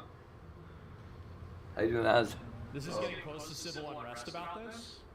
I think Secret Service got a tip, and that's why they found the first gunman. Maybe that's it, right? I don't know. Check this trending topic. Let's see what this is. Is this more of it? Let me double check. So there's been 2 shootings near the White House today. That's what I thought. In one day there was 2, eh? Oh my God. Wild. Yeah, what is this?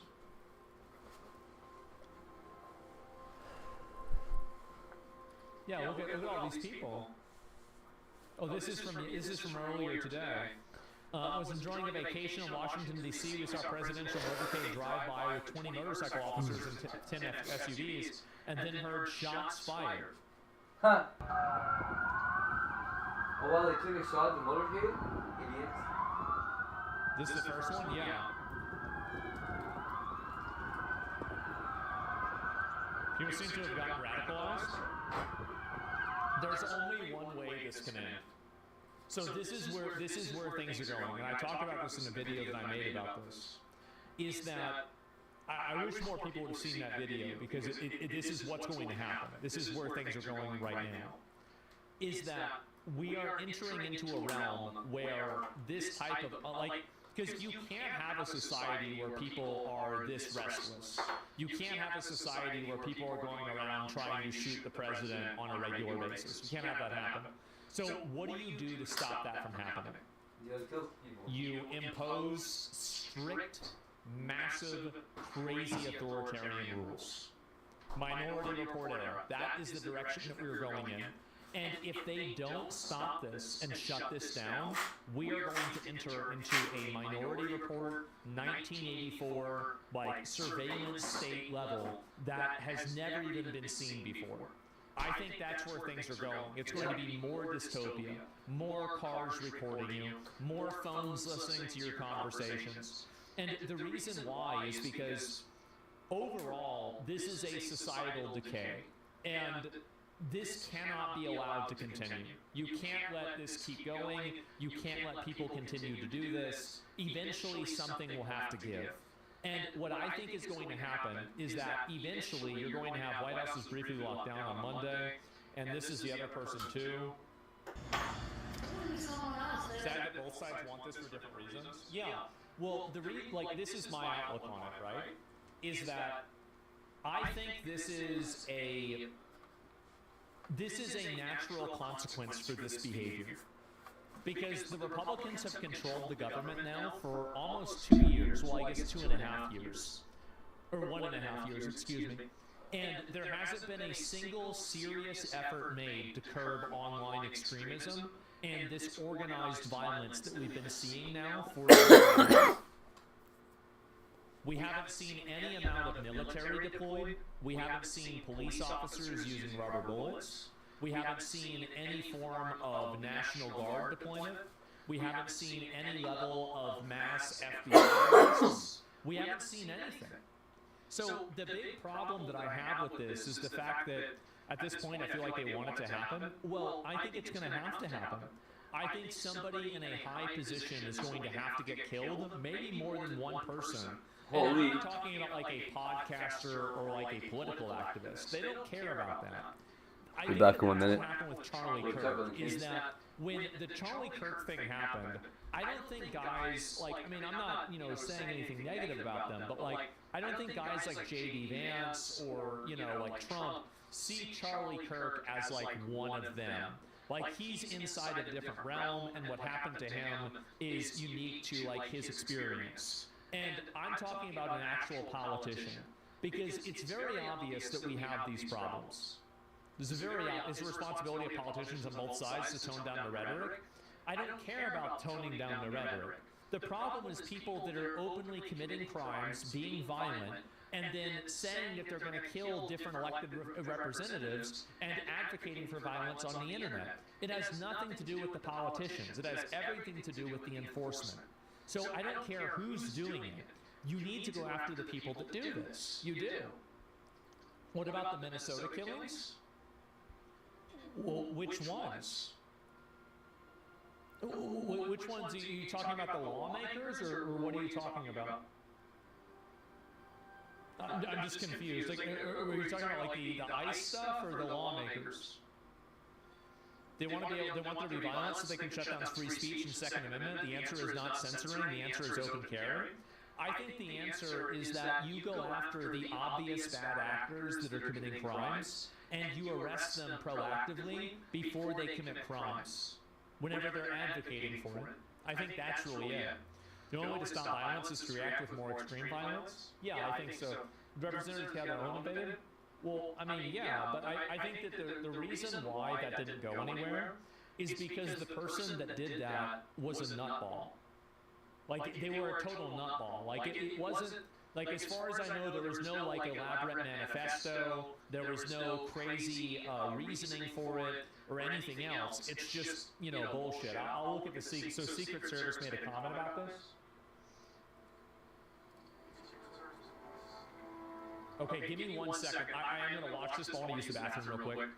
And it was also condemned hard on both sides. Yeah, well, the problem is that, again, it's impossible to stop every crazy person, but it is possible to stop the obvious ones. I'll be right back. All right, I'm back. Give me a minute. Calm down. Okay. Let's take a look at it. Approximately 3:30 this afternoon are plainclothes officers and agents that consistently patrol the outer perimeter of the White House complex identified a suspicious individual that appeared to have a firearm. They called in support from our marked uniformed Secret Service police to make contact. Bad boy alert. Upon making contact, that individual fled, leaping on foot, withdrew a firearm, and fired in the direction of our agents and officers. What happened to him? Returned fire and engaged. That individual was hit. He's since been transported to the hospital. No comments on his condition. I can tell you that at least one, there was only one bystander was hit by the suspect. That individual, a juvenile, did not sustain any life-threatening injuries, but was also receiving treatment at the hospital. I'll point out that not long before this shooting occurred, Vice President's motorcade did transit through this area. Wow. The investigation itself, in terms of the use of force in the shooting, will be conducted by Metropolitan Police Department. I'll pause there.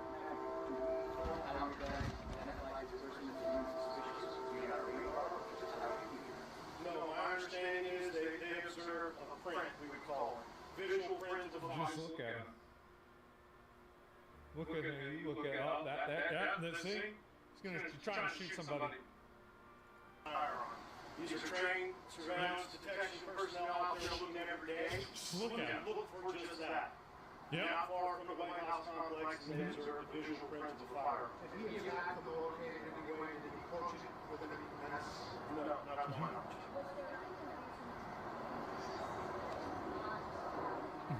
That's enough for me. Do we know if the child was struck, definitely struck by the shooter, by accident, perhaps? I can't say, we'll let the doctors figure that out, but everything I've seen leads me to believe, and the investigators believe he was struck by suspect. Correct. Not on the property. We're not far, we are just real quick, we're not far at all. You've been here from where this is. Let's go to the White House. I can't say exactly, but they have been followed for a brief period of time. Damn. Uniform police engaged. Let's go one time. Go ahead. No. But we will get to the bottom of that. Did he say anything to the officers? I'm not at liberty right now until we get. But was there any sort of communication? Again, I can't say right now. Was the Vice President in the motorcade in the past before this? Yes. And then we see a backpack speaking to her. Are those suspects or those kids? I'm not sure. The backpack you probably see is our first aid trauma kit that our officers providing life care after shooting a suspect. Do you have an age on the child that was struck? There's a kid that got I hit? just tell you right now that it's a juvenile. Uh-oh. Two more questions. I'm sorry, say it again. Maybe. I can't say, I'm not going to guess on that. I can tell you that every time, one, we're patrolling this area and every site we do, 24/7, hardcore. Whether or not it's directed to the president or not, I don't know. We would find out. Yes. And then one last question, guys. I'm going to hold on. I'm sorry, real quick.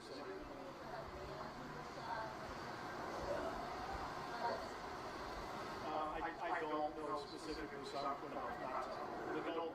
And then just for it's not plain clothes, it was a male officer.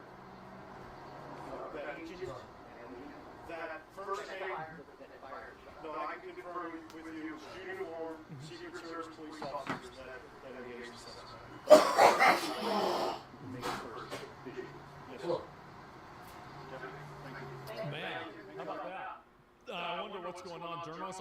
disappointed when these psychos fall? They hope the Secret Service are guilty of something. Yeah, I don't think the questions were really that bad, but yeah, they do usually seem weird. Why are they so violent? Well, people are violent because there's a lot of violent rhetoric. I think that's the reason why. There's a tremendous amount of violent rhetoric and crazy behavior that I think people do, and it just becomes accepted. Like, I mean, I saw, like, here's one of these. I'll pull one person up.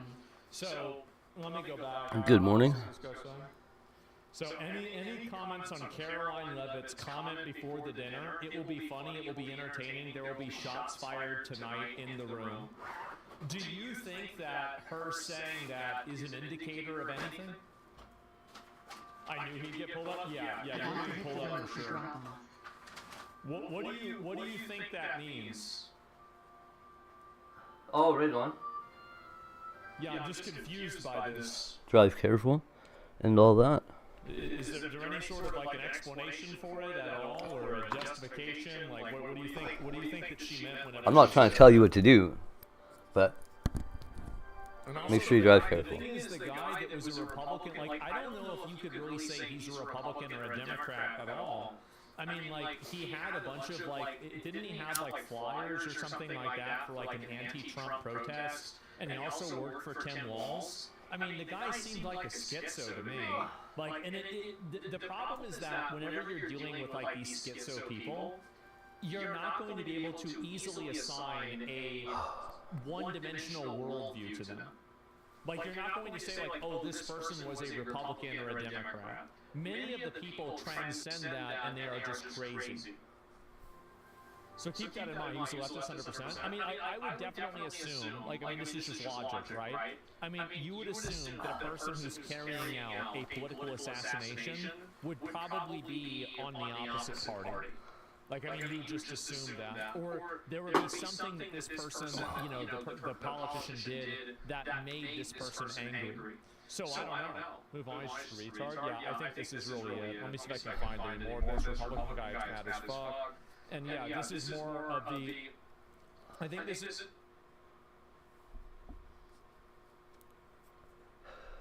Snuck into Scientology for 2 years. There you go.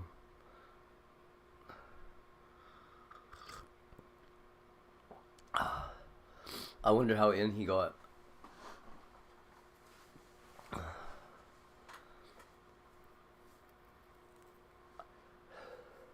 I got certified as a Scientology auditor. And then excommunicated.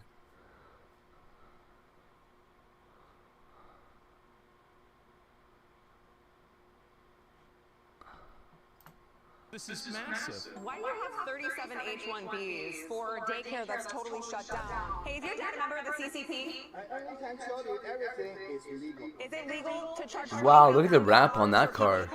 Holy shit. Outside of Allen Infant Care Center. Allen Infant Care used to actually be a place called Golden Acorn Academy. These two daycares actually are owned by a holdings company called Golden She Holdings LLC. They sponsored Lifetime 37 H-1Bs. They have filled out 55 labor condition applications, according to USCIS. You wouldn't think that a daycare center would need market research analysts or supply chain. It's so funny. They are still sponsoring H-1Bs in 2026, and I actually ended up running into someone who told me just how bad this one gets. I can see that. This is massive. Why do you have 37 H-1Bs for? It's crazy to me people are just getting upset about this now. Like, what did you think was happening? You thought immigration was like a real lottery? For people to come in here and pay to play? Outside of Allen Infant Care Center. How, you think people got to come in for free? Is that what you guys think? Haha! These two daycares actually are owned by a holdings company called Definitely not free to get into America. They have sponsored Lifetime 37 H-1Bs. That's crazy. I'm 30 years old. Not one of my friends has children. Unless you win one of them green card lottery things. Look, I'm 30 years old. Not one of my friends has children. Zero. No one. No one. Society's so broken, people no longer want to procreate. Use a mammal to make Yep. them not have children. Like, look, GDP goes up, people have have enough food, you know, and whatever. No one's having kids, and this is across the world. This is across the West, the East, you know, everywhere it's happening. So why do I not have kids? And the answer to that is I don't really know. This is the weird thing. There's the thing that happens, especially with younger, like even younger than me. Like You don't know kids why? are, like 18 today. There's a huge problem where they don't dance. No one dances. Yeah. They go to clubs and they don't dance. Because they don't make them learn in school.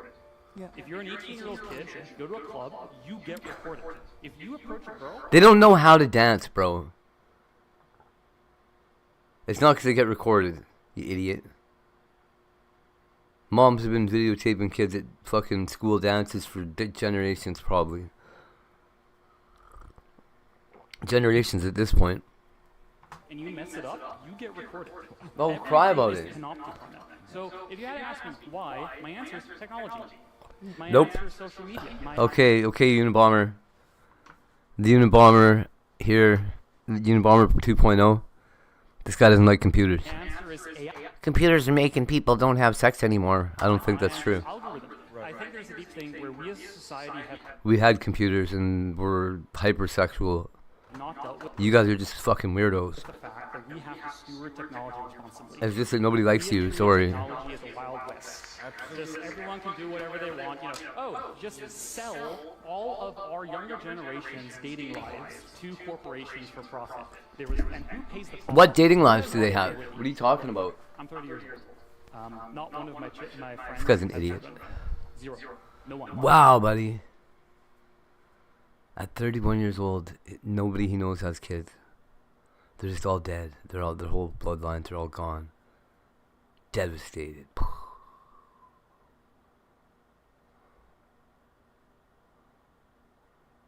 Crazy. None of my kids have kids yet. No one's having kids. Do you know how hard you need to abuse a mammal to make them not have children? Not very. Here's something they never teach you in school. At least I was never. I was never gonna be done having kids at this age.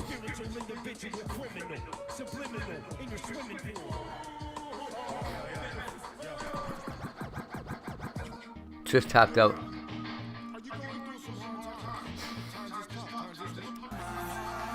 She didn't tap out. She had to get some surgery shit done. And that tapped her out. He had my back. Is this that little Asian guy again? It is that little fucker.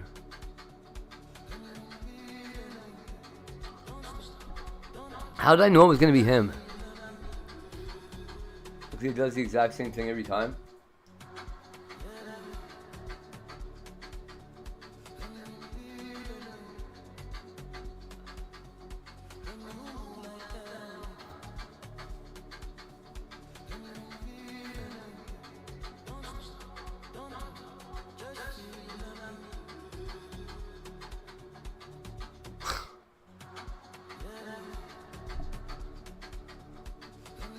Wow, he beat that guy up.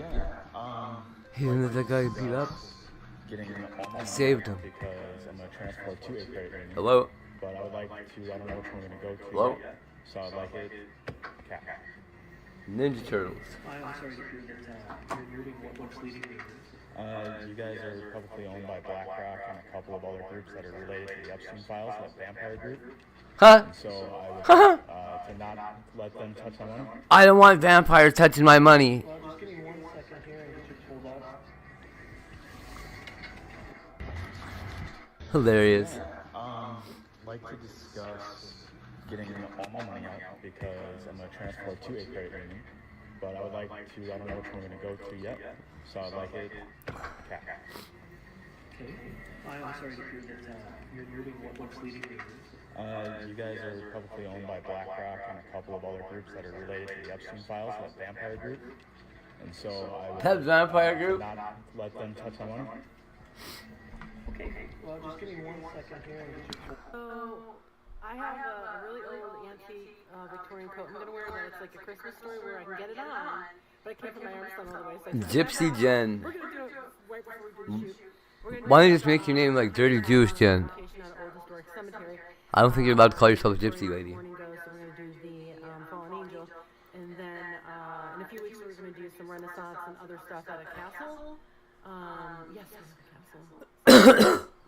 Peace out, guys. You'll be seeing all the pictures at a later date. So, I have a really old antique Victorian coat I'm gonna wear that it's like a Christmas story where I can get it on, but I can't put my arms down all the way, so I took it back off. We're gonna do it right before we do the shoot. We're gonna do stuff at my curio house and then on location at an old historic cemetery. The Bible says in Jeremiah 30:17. Her curio house? So this is regular people with road rage. Hey, fucking beep beep, watch where you're going, asshole. Oh, you want me to pull over? Oh, I'm okay. No, I don't want to pull over, I'm good. Versus me when I'm on the road. Hey, what the fuck? Watch where you're going, man. This is a school zone. You could kill the kid. Oh, you want me to pull over? Alright, fine. You could have killed the kid. But I'm warning you. You don't want to do this. This is so funny. What the hell? Piece, huh? Alright. Let's start with you, big man. Here we go. Dodge. Signature move. Uppercut. Give me your spaghetti balls. Snap his neck. Now it's his wife's turn, huh? Dodge. Stomach punch. Snap her neck. Oh, here comes the son. I'll give it to you, kid. You got courage. Courage isn't enough. He's beating up the kid in the school zone? Snap his neck. Here comes his 3-year-old. At some point, you have to get tired of hearing yourself say the same thing. Same goals, same excuses, same delays. Nothing changes until you stop negotiating with the version of you that... Yeah, none of me wants comfort, bro. At some point... There is no guy that's doing that. A naked person offers you a shit.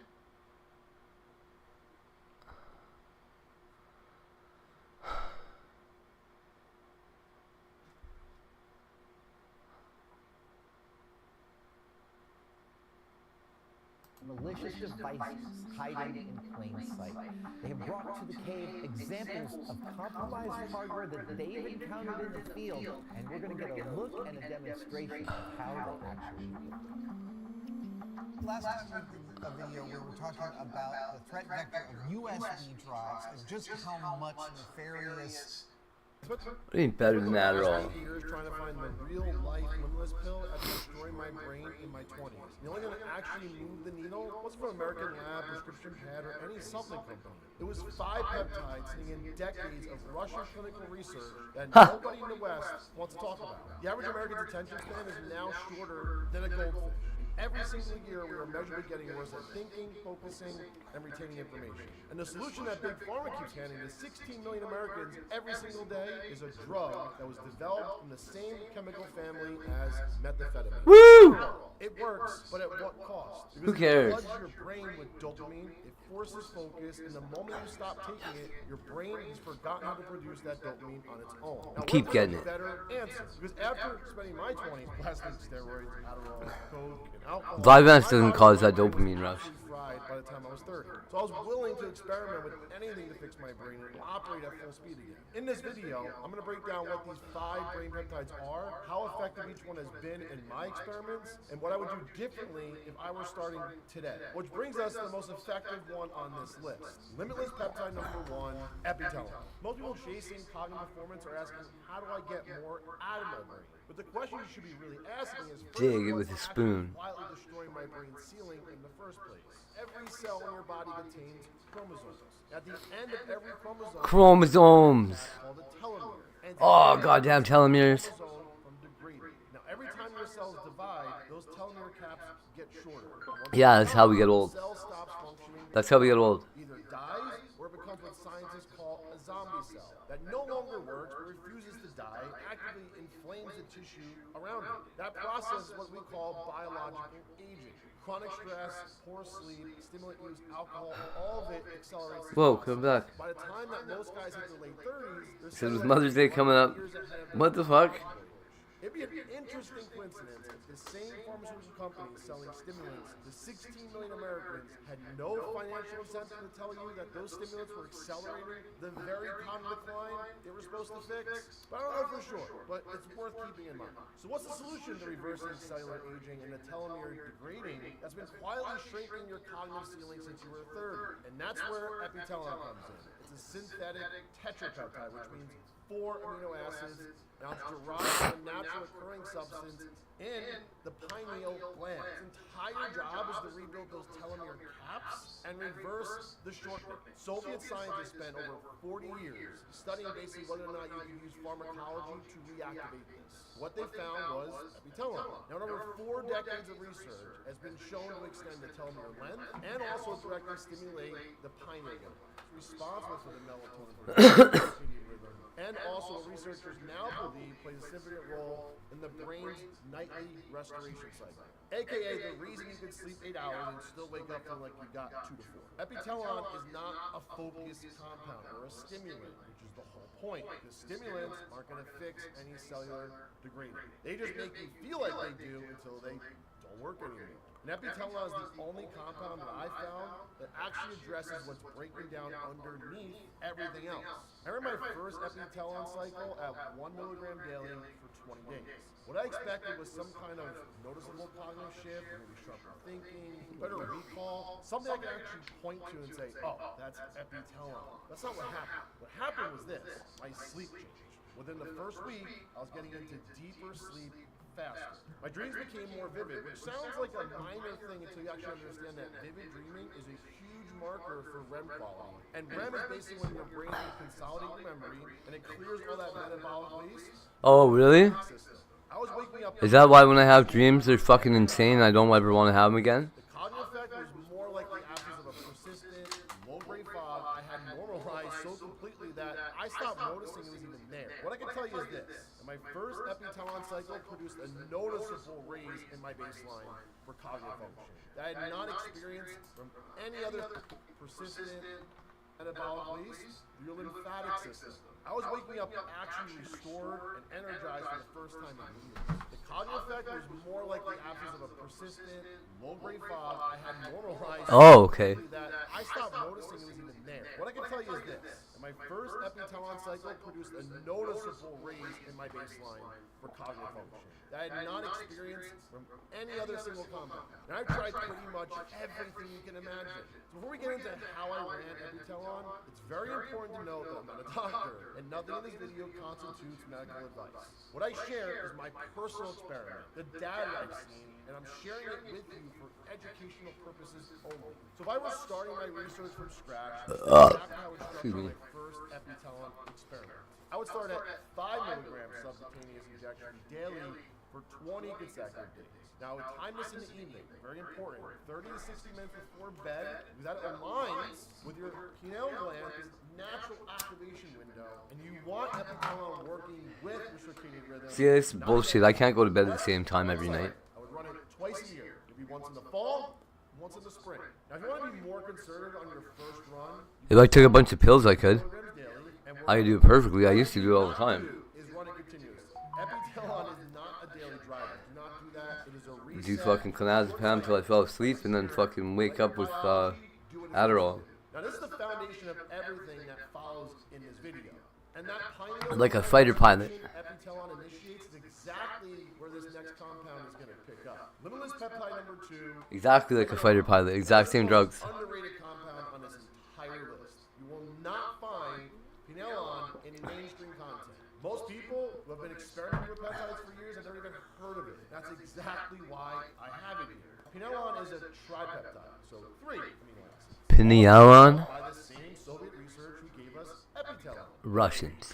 Two different things. Now, pinealon works directly on the brain cells themselves. So think of it like this: you have the cleanup crew that comes in after the work is actually done. Every stressor you run through your body, which is the hard training, poor sleep, stimulants, high cortisol, alcohol, recreational drugs, all generate something called oxidative damage inside your brain tissue. Think of it like rust forming on metal, except neurons. So it's going to repair the damage done by oxygen-free radicals? Is that right? Do something about it to stop it. Now, over time, it slows down the neurons responsible for memory and recall, and it disrupts your brain's internal clock, which is the signaling system that tells it when to repair, when to consolidate information, and when to focus or perform. Pineal on. It's very gradual, which starts with lower thinking ability, and you find it very hard to get into a flow state and focus. And sleep, it doesn't feel like you're restoring anything, even when you get 8 to 10 hours. What pineal on does is reduce that oxidative stress in the brain tissue. You're going to protect the neurons from further degrading and restore your circadian rhythm, which your brain needs to actually recover overnight. Now, in Russia, it is completely legal and classified as a peptide, or they call it a bioregulator or nootropic, rather than a demonized substance like what most peptides are here in the Western culture. So here's what I personally noticed after using pineal. Most peptides are not demonized until now. Pineal will frustrate you if you go in expecting to feel something immediately. The first cycle I ran, I genuinely wasn't sure if it was working. I almost cut the cycle short. Now, what changed my mind was looking at my sleep data after. My deep sleep was measurably going up. My HRV was way more stable, and the 2 p.m. cognitive wall that I would hit, I just accepted as part of my day. And it was consistently gone across the whole cycle. It was more like a very quiet, steady improvement that only showed up when I looked at the actual data. Don't judge this one on day 5. The people who dismissed Pinealon and ran it for a week waiting for a stimulant hit and felt nothing is not what this compound does. And the way I would personally structure a cycle if I were experimenting with Pinealon would be basically starting with 200 micrograms sub-Q injection daily for 20 consecutive days. I would time in the evening, the same window around Epitelon if I'm running them together, because both compounds work with your circadian rhythm. And evening dosing is most active. People don't even have circadian rhythms. If you're running alongside Epitelon, space the injections about 15 to 30 minutes apart. Epitelon is restoring the foundation at your cell level, while Pinealon is protecting the brain tissue sitting on top of that foundation. And then 11 years from now, when your little cicada wakes back up, you can crawl out of the ground. You could run this alongside or right after Epitelon. Together they form the protective foundation the next 3 compounds are built on. Which brings us to the next limitless stack on this list. Limitless peptides number 3 and 4. With Cimax and Selenium. Every supplement stack that focuses on hacking your productivity level works on top of whatever neurological baseline you already have. They stimulate and force the output from the system that exists, and none of them actually build you a new system. That's the problem with stimulants and traditional ADHD meds. And it's why most people cycling through them feel diminishing returns within weeks. But what if the answer wasn't pushing harder, but actually expanding the infrastructure itself? Well, that's what Cimax does. And does it through a molecule in your brain, also known as BDNF. Basically, it means brain-derived neurotrophic factor. BDNF is essentially your fertilizer for your brain. It drives neuroplasticity, which is basically the brain's ability to form new connections, encode new information, and rewire itself in response to the experience. The higher your BDNF, the faster you learn, the better you retain information. And the more efficient your brain adapts under pressure. Cool, right? BDNF declines with age, though. But you can raise or slow down the decline with exercise, fasting, even cold exposure. Now, these work, but they're very, very, very slow. We're talking weeks to months of consistent effort to move the needle just a little bit. But if you're watching this channel, chances are you've already been doing that stuff.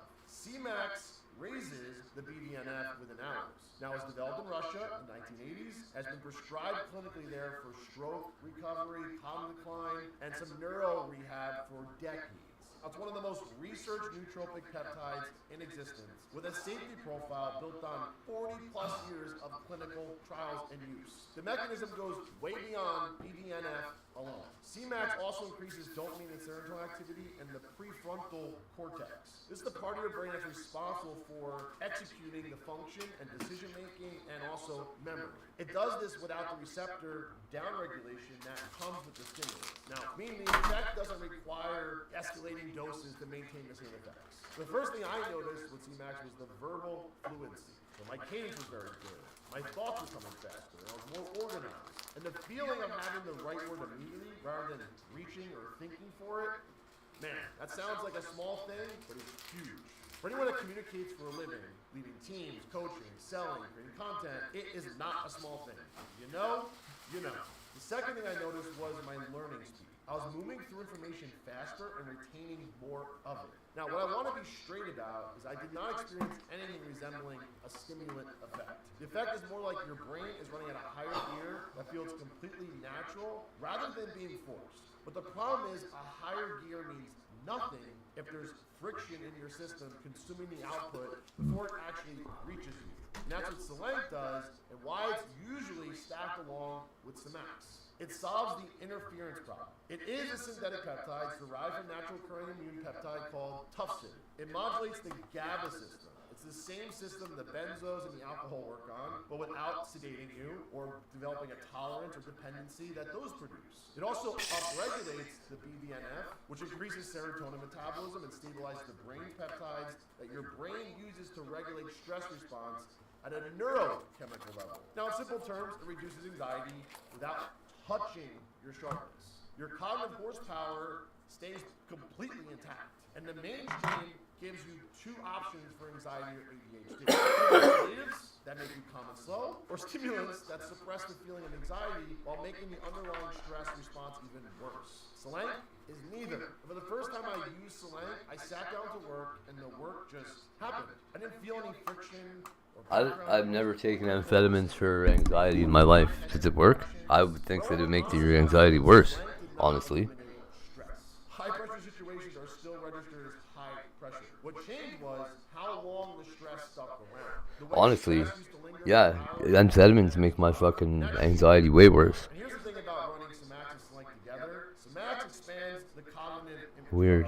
Selenk removes the interference that was preventing you from accessing that. And that is what I would start with before ever considering anything higher. 1 to 2 drops per nostril. My head was tilted slightly back, and I let it absorb rather than drain. 1 or 2 drops per nostril, huh? 2 to 4 weeks, then take 2 to 4 weeks off. The reason for that cycle is because the BDNF signaling does not benefit from continuous stimulation over and over. You want to trigger upregulation, let your neuroplasticity develop, then let the system stabilize and normalize. Then you can do your next drug. What I do not do is push to higher doses, chasing that effect. And the way I run Selenk is 300 micrograms intranasally, split across the morning and early afternoon doses, basically for 14 days. I would do 150 micrograms in the morning and 150 micrograms midday. The split dosing matters because Selenk's half-life is short when you use a nasal spray, and you want that GABA modulation present during your most active cognitive window, not just the first 2 hours of your day. I would avoid late evening doses because some people definitely get a mild stimulating effect from Selenk.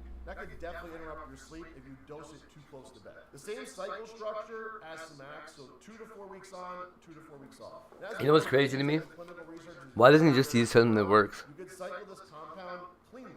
And if you're running them together, I would dose Semax first thing in the morning and Selenk 15 to 20 minutes later. The reason for that separation is that you want to assess each compound's effect individually before layering them in. Once you know how your system responds to each one, the stack becomes very predictable. Now in the afternoon, I'm going to take my second dose of Selenk around 1, 2, 3 p.m. I do not redose the Semax in the afternoon. One Semax dose in the morning is enough to drive the BDNF elevation levels up. I don't get it. What makes him think these drugs are better? Because they trigger the same chemicals but a different way. Now we covered the foundation, we covered the protection, neuroplasticity. It's basically, if you take all these together, it's basically like taking amphetamine without the amphetamine. But you got all this other junk. Which was actually developed in Washington State University. Now let me give you a number. Just do the amphetamines, bro. How many times more potent dihexa is compared to the BDNF itself at driving the formation of new synapses? Do amphetamines with like eat while you're doing it. Not 10, not 100, not 1,000, not 10,000, 10 million times. That figure comes from some good research out of Washington State University where dihexa was actually developed. Every other compound on this list. You need energy to go to the gym? Guess what? Neuroinfrastructure. Dihexa physically grows new synaptic connections, and it works by potentiating something called the HGF receptor. It's a growth factor, and this signaling pathway is human growth fucking. Wait, HGF. Genesis in the brain. This is the process that which neurons form. Synaptogenesis, it forms new synapses. More connections means faster processing, better ability to remember things, and you're much quicker and sharper. Dihexa drives the formation of those connections at a level that nothing else comes even close to it. Which Considering is that why doesn't happen, users yeah. aimed That's at interesting. Alzheimer's. The goal was to find something that could actually reverse this synaptic loss that was driving this Oh. cognitive decline in people with neuro disease.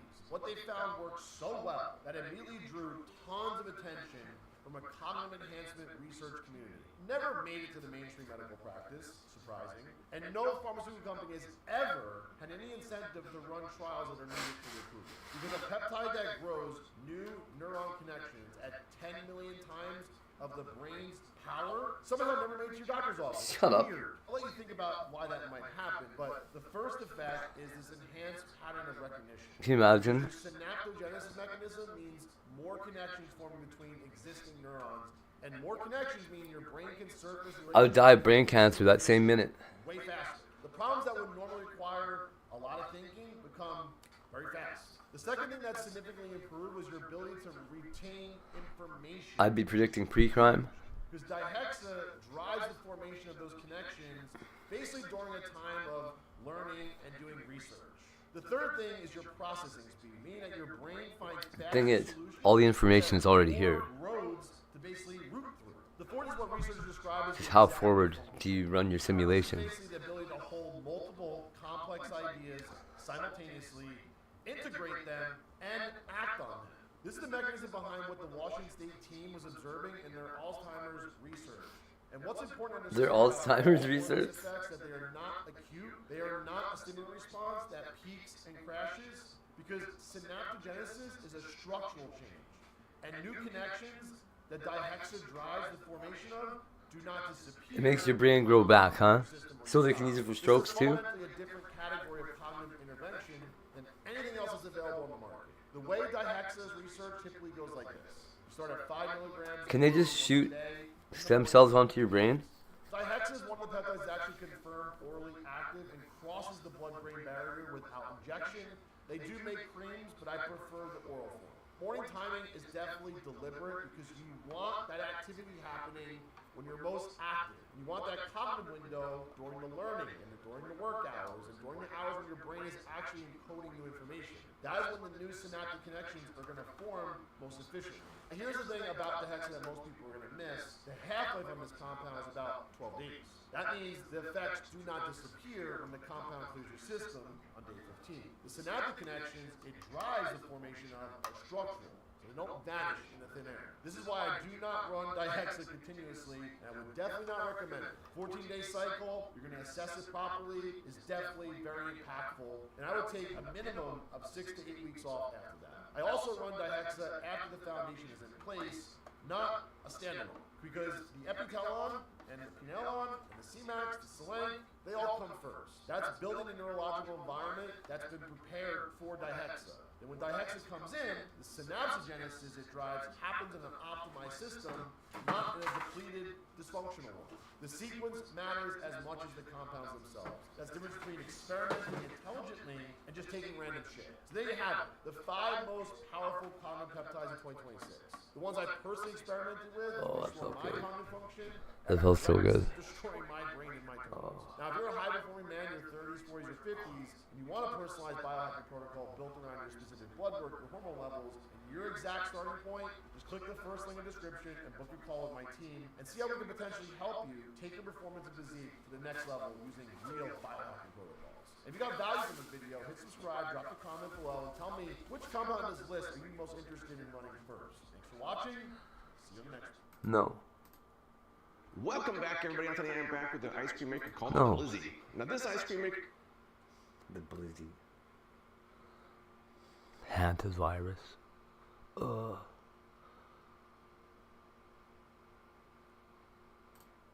This is insane. Many addictions turn people into animals. They do. They act and behave like animals whenever the addiction needs are not met. It's one of the most profound and the most problematic things to watch happen. It's extremely, extremely bad. This is insane. Many addictions turn people into animals. Oh, that. They act and behave like animals. Why? You're not allowed whenever to pour your the drink addiction into a needs are not fucking met. It's one of the most thing? profound and the most problematic things to watch happen. It's extremely, extremely bad. This is insane. Many addictions hilarious. turn people into animals. The human body cannot do these 3 things. 1, you cannot keep your eyes open when you sneeze. And 2, you cannot stick out your elbow and touch it to your chin. And 3, even though it seems crazy, you cannot stick out your tongue and breathe out your nose at the same time. It's amazing, but Yes, you true. can. And, hey, put your tongue back in your mouth. You look. You guys can't do that? I can do it. Ah, fuck that bitch. Christ, that lady's annoying.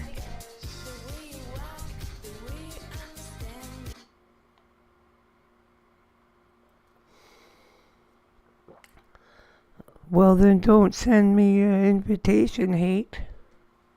Okay.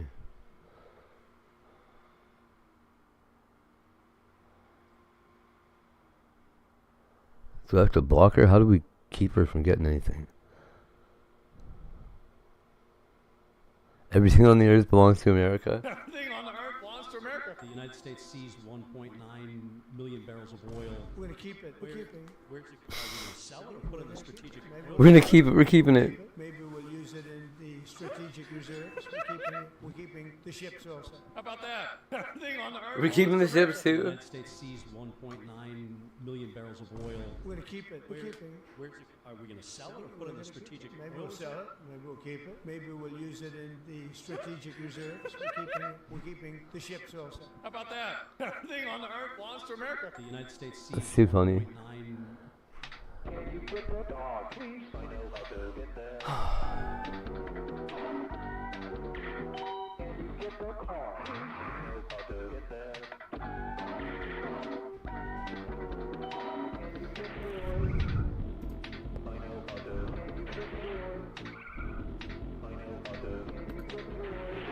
Stop making songs about me, please.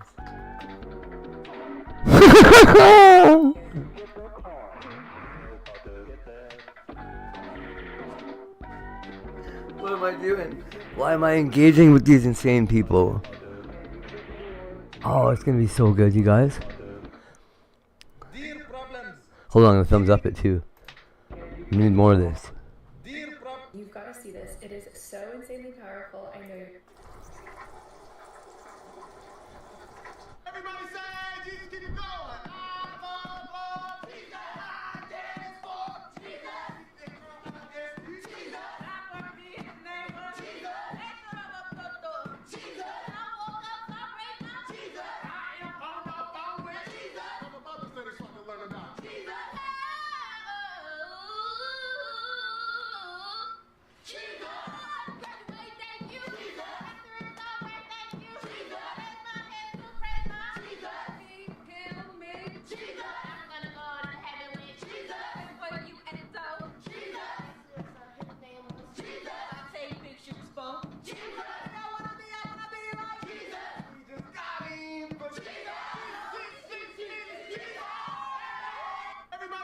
My word, you guys.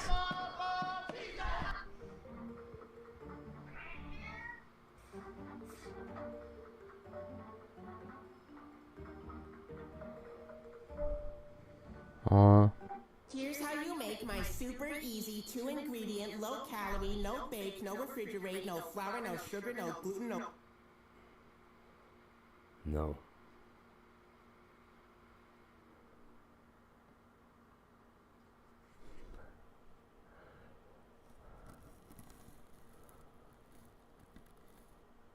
This chronovisor can allegedly view any time and has been used to witness the crucifixion of Christ. I love it.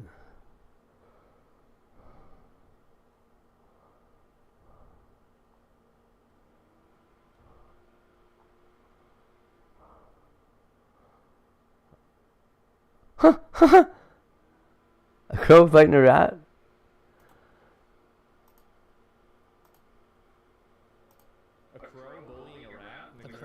Can we make this the Father Caligula was a Benedictine scientist and exorcist, among many other things. In the 1960s, The rat jumping at the bird is awesome. Vatican feast was Pellegrino shared an extraordinary story. He claimed that in the 1950s, he and a team of 12 scientists built a strange device. Oh, he got you. The team allegedly included renowned physicist Fermi and Werner von Braun, the former Nazi and director of NASA's Marshall Space Flight Center. The device they created was called the chronovisor. This device, resembling a television, was made from cathode ray tubes, antennas, and other electrical components. According to Pellegrino, the chronovisor was capable of tuning into any event from the past. Based on the concept he explained, every historical event leaves an energy imprint that floats around indefinitely. Thus, glimpsing into the past was as simple as tuning into and decoding these signals. Father Pellegrino claimed that he used the chronovisor to witness numerous pivotal historical events, including the crucifixion of Christ, for which he allegedly took a photograph of from the device. He also claimed to have seen Girls are amazingly smart. the destruction of Sodom and Gomorrah, and many other landmark events. Additionally, Pellegrino asserted that he had used the chronovisor to view and transcribe the performance of the lost Pleiadians. He further stated that the device was eventually confiscated and dismantled by the Vatican. You just keep getting jumped by Pokemon? To prevent its potential misuse for political power. It's so weird to see rats jumping around. That the Vatican still uses the device to do monumental historical moments. Oh damn. This story was first published in 1972 in the Italian publication La Domenica del Corriere, and later recounted in Green's 2002 book, The Novo Mystery de Vatican. However, there are several problems with Pellegrino's claims. First, the alleged photograph of Jesus he provided was actually of a statue from a church in central Italy, created by sculptor Lorenzo Valera. Other photographs connected to the story have been debunked as false, often being linked to well-known historical sources. Can we make this the first video ever? Can we make this the first video ever to have 0 likes but 1 million views? Because I think I know how to do it. Just watch my video like 3 times and comment on it a bunch, but do... ChudTheBuilder, can you Father Pellegrino maintained the validity of his claims until his death in 1994, with some reports suggesting that he later confessed on his deathbed, either admitting that the entire story was fabricated, or acknowledging that while the machine may have been real, the photographs were not. Flip the lottery exists to catch time travelers. not just the words. This theory is relatively straightforward. The true purpose of the lottery is to identify time travelers, given the incredibly small chances of winning the jackpot. It's theorized that the lottery exists to catch anyone who somehow manages to beat these extraordinary odds. Alright, just say water back. A time traveler from the future would have knowledge of past events, including winning That's what? It's retard. disadvantage to another fortune. What the hell? And purchasing a winning ticket. The theory suggests that the government is heard of the issue where and created the lottery as a way to spot these temporal travelers, with the government secretly monitoring lottery Says what? in search of potential time travelers. Do it. Sergei Ponomarenko, in 2006, a strange man in his early 20s was spotted wandering the streets of Kiev, Ukraine, seemingly lost and mesmerized by the skyscrapers. He was dressed in all the outdated clothes that appeared brand new, and around his neck hung an old film camera. The man approached a group of police officers, asking for directions to a street that didn't exist. Puzzled, the officers asked to see his ID, only to be shocked when he presented identification papers issued by the Soviet Union, which had been dissolved more than a decade earlier. The ID also listed a birth year of 1932, despite the man looking to be in his mid-20s. When asked what date he thought it was, he claimed it was April 23, 1958. Believing he was mentally unstable, the officers took him to a psychiatrist who listened to his story. The man, identified as Sergei, claimed he had gone for a walk in the city on a clear morning in 1958, taking several photographs, when he saw a strange, bell-shaped UFO in the sky. After photographing the UFO, he suddenly found himself walking the streets of Kiev in 2006. The psychiatrist had the film from the camera developed, discovering that this particular type of film was manufactured in 1956 and hadn't been produced since the 1970s. Upon developing the photos, the doctor found images of Kiev from the 1950s. I know some photographers that have like 200-year-old film. After telling his story, they could take pictures on today and it would look like the pictures from 200 years ago. Or whatever the fuck it is. Further investigation revealed that a man named Sergei Ponomarenko had... It's like 17 or 1800s, if I remember correctly. They managed to track down the woman in the photographs, who turned out to be his girlfriend, now over 70 years old. She confirmed that Sergei had disappeared for a few days in 1958, but returned before vanishing once again in the 1970s, never to be seen again. Years after We Sergei's disappearance, did his girlfriend pictures received an on. unusual photo in the mail. I think it was silver plates when I was in Backdrop school. of Ukraine, but with buildings that didn't exist at the time. The note accompanying the photo claimed Sergei had sent it from the year 2050. While this story is circulated widely on the internet, it is Whatever it was, we had a dark room and there was all it kinds of originated poison and from shit we had to a use. TV show called Aliens, which dramatized encounters with alien abductions and other anomalous events. As such, the footage shown in the story is fictional, and there are no official records to support the events described. Additionally, the photo supposedly taken in 2050 has been clearly photoshopped, with recognizable structures such as the Empire State Building edited into Hey, how's it going? astronaut time dilation. According to the principles of special relativity, as an object moves faster, specifically as it approaches the speed of light, time passes more slowly for the high-velocity object in relation to an observer moving at a slower speed. In addition to this, according to the principles of general relativity, due to gravity bending space-time, an object closer to a strong gravitational field experiences time slower than one and a weaker one. One of the most practical examples of time dilation can be observed in astronauts who spend extended periods aboard space stations orbiting the Earth, like the ISS. The high velocity of these stations relative to Earth causes a minimal time dilation effect, which accumulates over time, but only results in a difference of a few milliseconds at most, over several months. Notably, astronaut Oleg Kononenko holds the record for the most cumulative time spent in orbit, 2,000 days orbiting the Holy Earth. cow. As a result, it's estimated that he's How you been, Tree Frog? 7 seconds younger than people born at the same time as him on Earth. The Doodles of Messages. In 1984, Ken Webster was living in and renovating the Meadow Cottage in Dalton, England, along with his girlfriend Debbie, when they began experiencing strange and This whole video is ridiculous. It all started when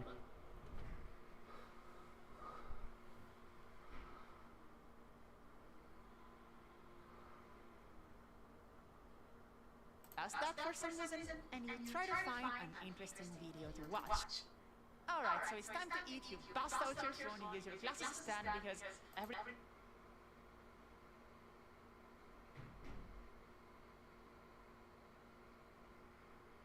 Lots of noise out there today. Does that for some reason, and you try to find an interesting video to watch. Well, you do find something that seems promising, you click on it, and at first everything seems normal, but then you quickly start realizing that something is very wrong with the video. Like, the voice of the narrator sounds a bit too robotic, and he seems to struggle with the most basic words. And also, Good old AI. the footage that's being used is super generic, and not just that, but it keeps repeating for some reason.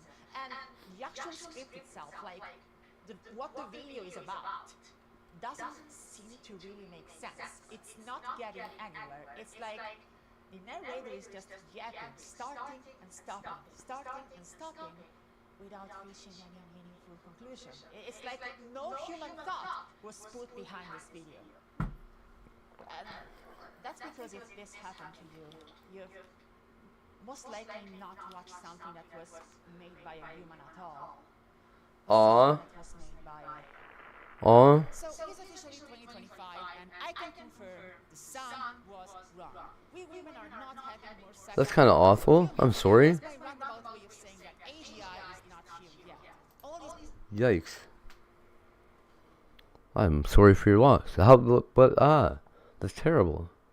AI slop that's appearing on every social media Kinda. It's not made by robots trying to steal our jobs. It's made by humans trying to make money. Closure is nice. AI to launder other people's work. A new grift has appeared on the Gerbo side and the alpha male side of the internet. Which side you're on depends on if you like blue or green when you were a kid. And this grift is called Faceless YouTube Channel. And that's a great name because if I made that shit, I wouldn't want to show my face either. The idea is to leverage AI tools like ChatCBD to essentially outsource all of the necessary work to make a video to these tools, including voiceovers that they make with uncanny AI text-to-speech. And since no real work is actually being put in, Good. this is, unfortunately, a strong fact. More and more often recently you see AI It shouldn't be hard. When I committed my mom's ashes, it was really nice. It was nice to get all that. It's a lot of stress being in charge of somebody. Trying to make sure that you do well by them and all that. I'm sure you'll do a great job. As H-Bomber guy said in that video about that thing. On YouTube, if you have an original idea, if it's good, it won't be yours for long. Automatic subtitles are, in my opinion, one of the best things YouTube ever did. And even though that means AI grifters can now steal your videos easier, you shouldn't disable them. They are incredibly useful and some people need them. AI grifters, I love it. Unfortunately, this incredible feature is being exploited by these AI grifters to steal videos, and we can't do anything about it. Like, just take the link of this video, okay, and put it on a video summarizer, like any summarizer of your choice. As you see, you're getting no summary for this video. Man, I've been so lucky. I haven't lost anybody in a little bit. I had my dog a little while ago.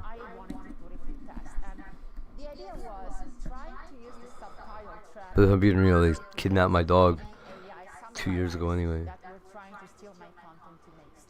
The most basic way to do this would be simply removing your subtitle track and creating a fake one that is only meant to be seen by AI bots that basically only contains yapping, like pure garbage. However, this was unacceptable for me. Despite it working, I didn't want to do this because I really care about having proper, well-formatted subtitles in your videos. They are very important to me. So after some experimenting and iterating, I figured out a way to both have working subtitles for you guys, like in this video, but also in the subtitle data, hide garbage, like pure nonsense that is only visible to AI trying to steal my content. And in this video, I'm going to teach you how to do it. But first, this video might be so just to be safe, give me 1 minute to pay my bills.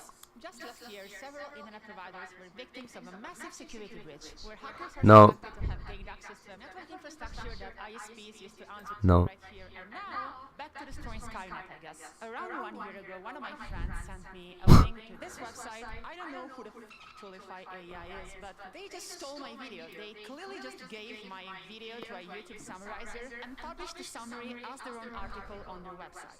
Now, instead of like tweeting about it and just getting the content removed, I wanted to try doing something more interesting, and that is, what if I can make it so that someone trying to do the same thing with one of my videos in the future is going to waste their time and money because the subtitles are a lie. I mean, they're real, but there's something in them. After a bit of experimentation, I figured out a way that works with most LLMs. It doesn't work if someone is using Whisper AI, which is transcribing my video based on audio, and then they give that transcript to ChatGPT. But most people trying to steal stuff wouldn't bother with that. They're just going to Google Video Summarizer and use that to steal your stuff. And so, to start, we need to talk about Advanced Subtitle Alpha is a subtitle format released in 2002, technically being the fourth version of the SSA subtitle format that was originally launched in 96, and it was originally created by Kotus, a British programmer and anime fan-subber, as the file format used for his own fan-subbing software, Advanced Substation Alpha.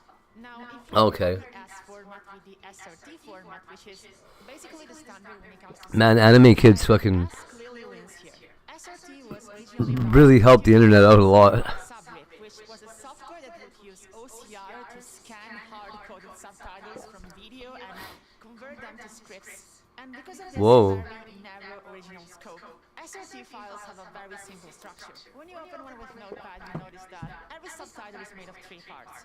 The sequence number, the time code telling the player when the subtitle should appear and disappear, and finally the actual text itself, the thing you see on screen. This is very basic but also very clever, and it works, but it is no match for the S. S also gives you fonts, positioning, effects like shadow, bold, italic, animations, heck, you even get multi-line styling, so you could have different styles in the same subtitle line. S is how I managed to get color subtitles in my Format Wars video. However, that shouldn't have worked. YouTube allows you to upload subtitles in different formats, but S is not one of them. There are some other compatible subtitle formats that allow you to get different degrees of customization, but I thought it was SSA, come on. to every single one of these features at the same time like S. However, after you upload the subtitles to YouTube, it doesn't matter what they were because they internally get converted to YouTube's own proprietary format named SRV3 or YouTube Time Text, YTT, which has already been reverse engineered, and you can find a few GitHub projects that let you convert your S files to YTT, and YouTube is going to accept those just fine. You can just upload them, and even though the styling doesn't show in the subtitle page, after you save the subtitles and you go to the actual video player, they work. So let's take one of my classic videos, okay? The homebrew channel. Oh, that breeze is so nice. I've already made subtitles for that video ages ago, and they were in the SRT format. That is my right here. That is my curtain. Oh, right there. That thing. It is a. Haha, that's funny. An actual explosion. May 4th, 1988. Hold on. Is the largest non-nuclear explosion in U.S. history. Took place in Henderson, 10 miles from the Las Vegas Strip. 4,500 tons of rocket fuel oxidizer at the Pepcon plant exploded and also blew up a marshmallow factory and made Vegas smell like toasted marshmallows for days, I guess. I thought it looked neat.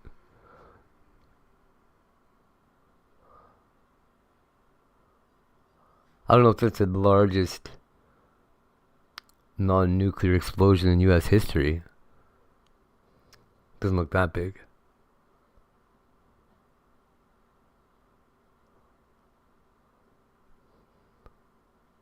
It's only 4.5 megatons? That's not that actually that much. I'm sure there's been larger explosions than that. I'm pretty sure Trinity was bigger than that.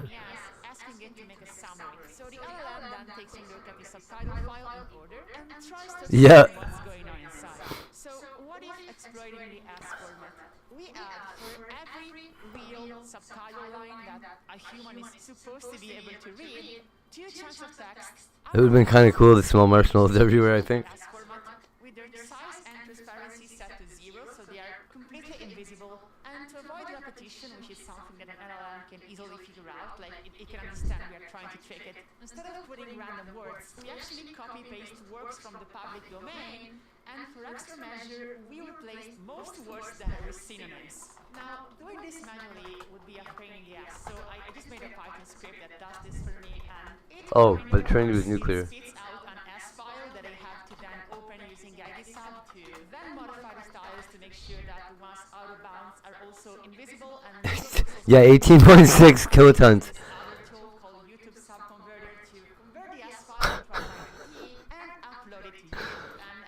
So anything nuclear is way bigger. When I actually reach the video page and I enable the subtitles, everything seems fine. Alright, so before we go any further, I want to Secret landing on Mars. remove. Okay, there is no automatic captions track yet, so I should just be able That looked like water back there. I can paste my video and see what happens now. The tomfoolery is a thorough examination of the This guy's saying there's a colony on Mars. Man, they're so crazy. complexities of engine designs, including steam engines and various propulsion systems. That's the garbage data. It's only summarizing the garbage text. There is no okay, wait, here. We have a slight mention of the homebrew channel, and then it goes back to the garbage text. Yeah, this is working. This is working great. Crisp YouTube summarizer. Doesn't Crisp like make a noise cancelling thing? Why are they making YouTube summarizers now? The discussion begins with the necessity of springs behind the delivery valve. This one doesn't even try to talk about the homebrew channel. Sumtube.ai. Let's try this one. The effects of Discord on programmer humor were catastrophic.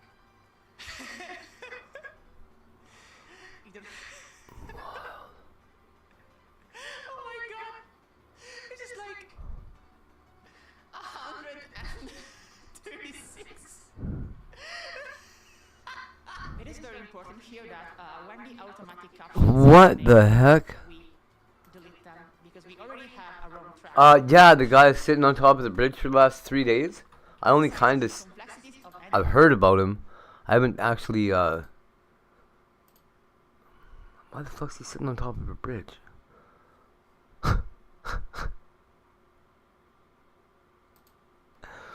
I haven't looked into him too much because he's... Why is he still sitting on a bridge? That's what's getting me. 3 days later, he's still out there.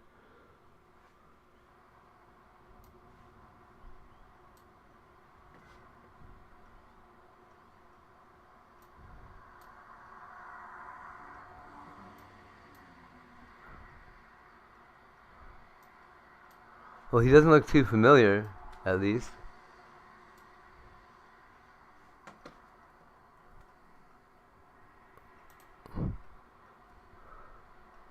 He's doing something online? How's he even charging his phone? Oh, no problem. Have a good time, or a nice time, at least. Stay all peaceful and all that.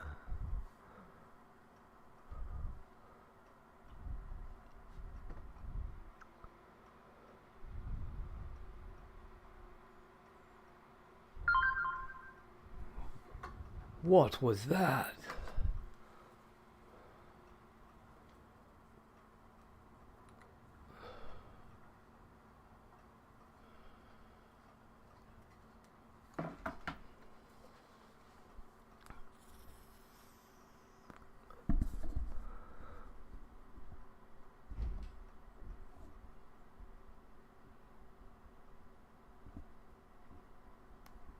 That was kind of loud.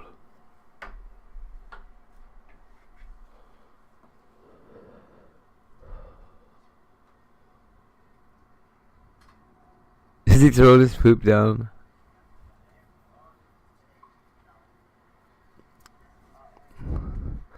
What is he protesting? Nothing, he's just hanging out.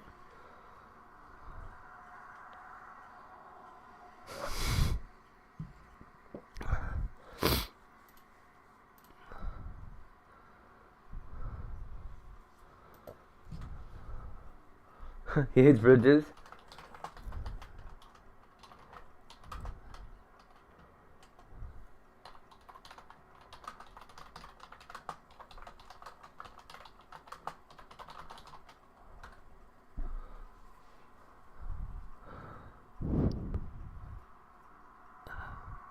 Most important homeless guy in America.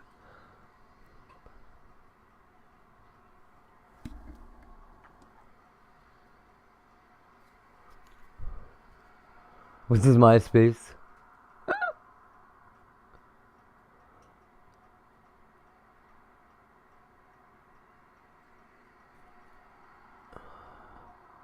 Please reopen mental asylums.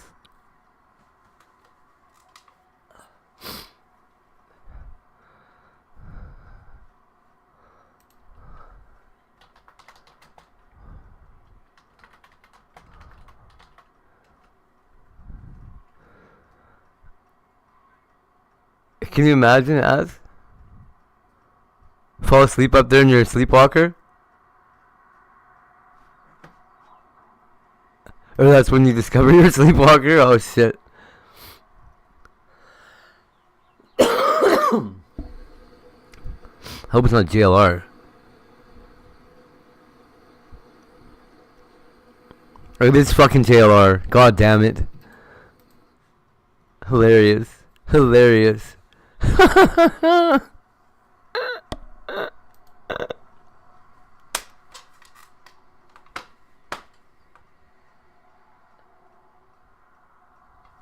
Oh, that's so funny.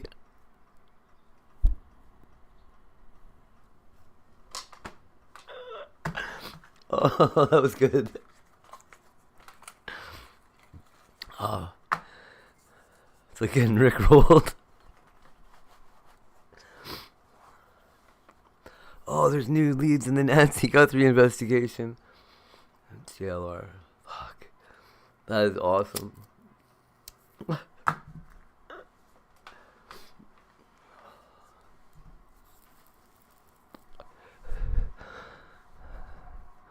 I keep thinking this little banner he's got going on up there. This bridge guy. It looks like a statue like Keck wearing a crown. Little cape on. I know, right?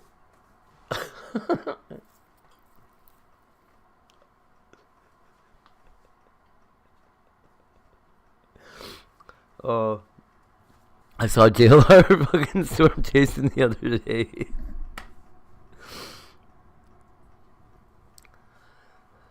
He's a good storm chaser. They're pretty obvious clues and he's got to follow.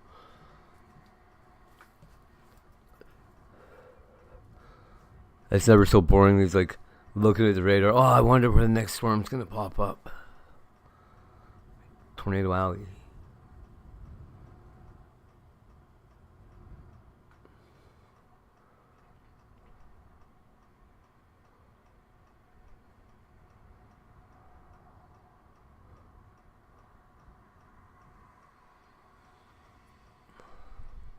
This isn't like, I don't know.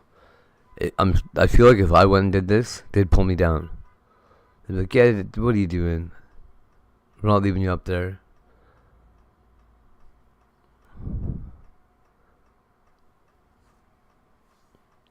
Maybe they trust this guy to sit on top of a bridge. I don't know. How you doing, Bubble Boots? Yeah. It sure looks windy. And not... Like, how do you even climb up there? Just hung on the edges? Man.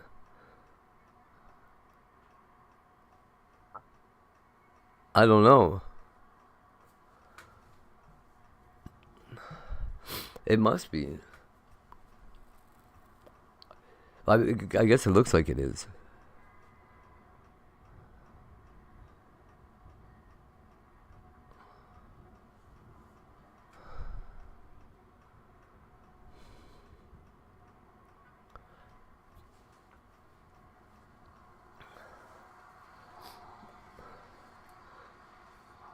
It's not closing down the bridge having him up there?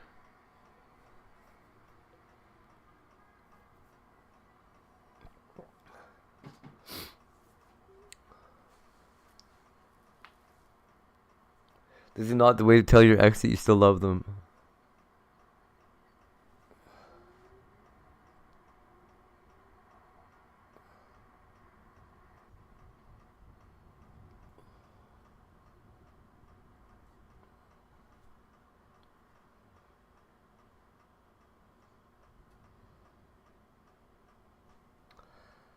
I wouldn't recommend ever telling your ex that you still love them ever. I also wouldn't recommend loving anybody, really. People are all basically rotten. Mostly. A couple good ones.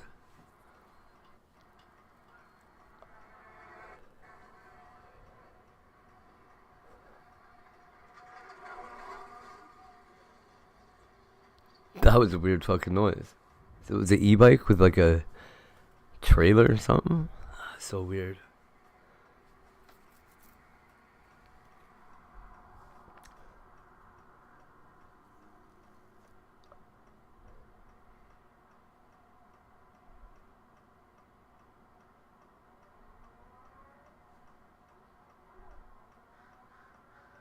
You know, sitting up on top of a bridge like that, you're not making any progress in your life, buddy.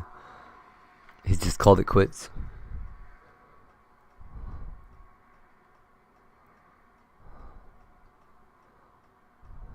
What's he gonna do when it rains?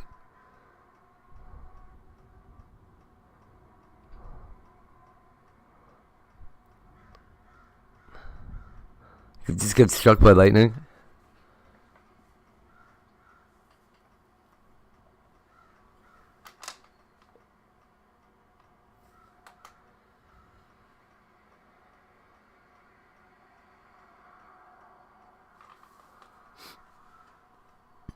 Nice.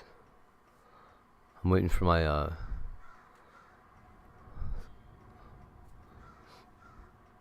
Oh, right on. Yeah.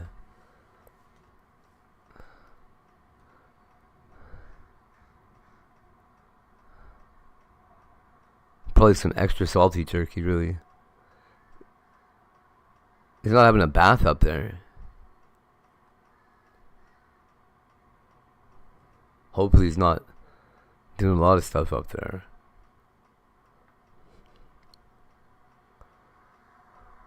Well, he had shoes though, that's good. Has he started masturbating up there yet? That's gonna be uncomfortable.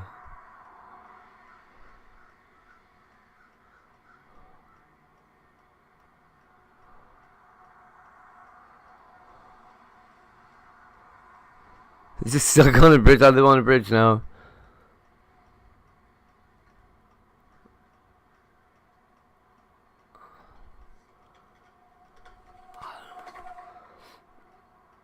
Somebody apparently needed to be another 20 feet away from humans than everybody else was. I don't know. It's probably more than 20 feet.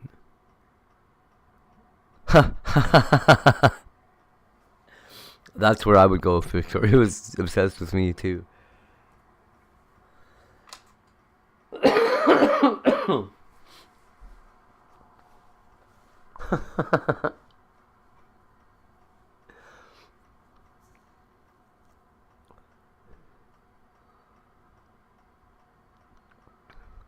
I don't doubt that IBL could get up there though.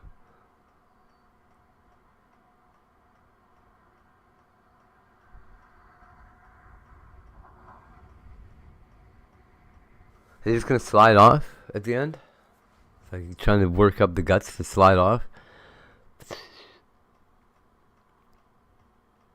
Cops all went home. Like, he's not gonna ever do it. Don't worry.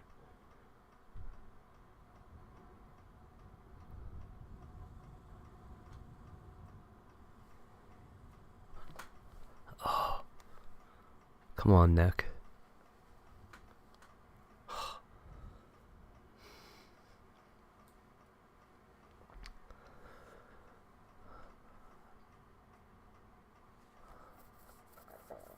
Look, I'm famous. I'm not coming down until I'm a K-pop legend. Amazon drone delivery, damn right.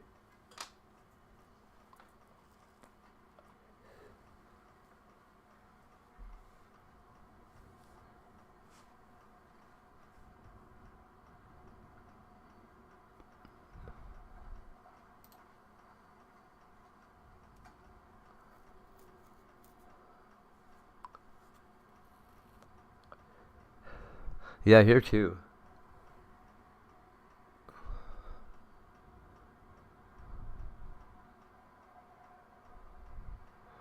Where's my damn fly at?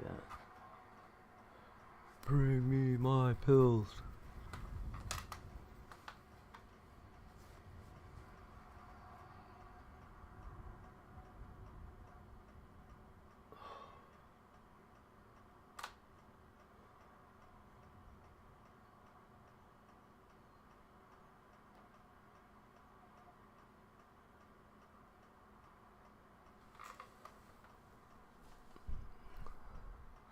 You know, from right here, it looks like, what's his name? What's his damn name?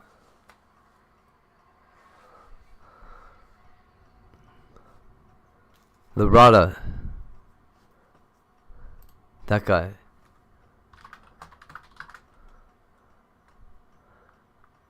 Chinese Landon. I can't remember his fucking name right now. Yeah. What's he doing up there?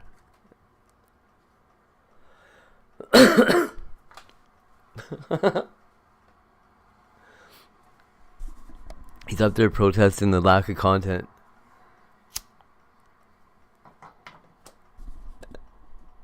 Bow. Clash with Bow.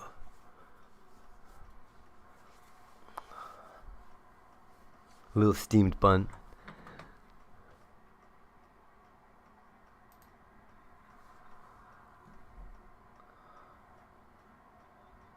Huh. Oh!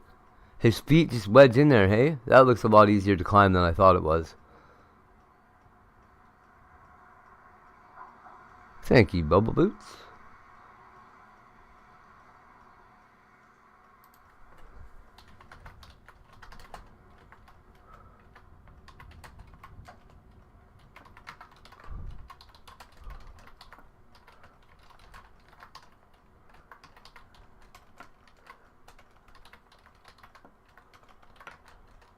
Why do I gotta say this with so many words?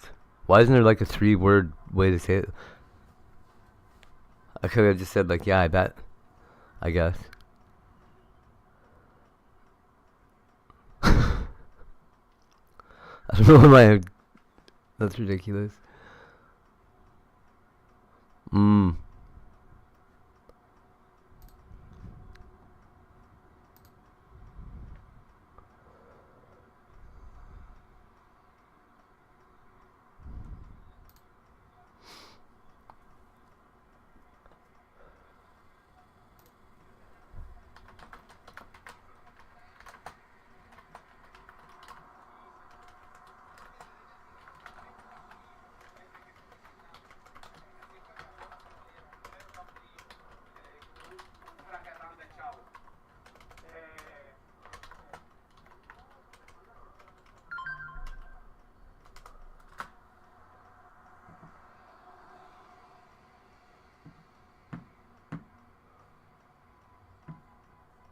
Care about PC Optimum.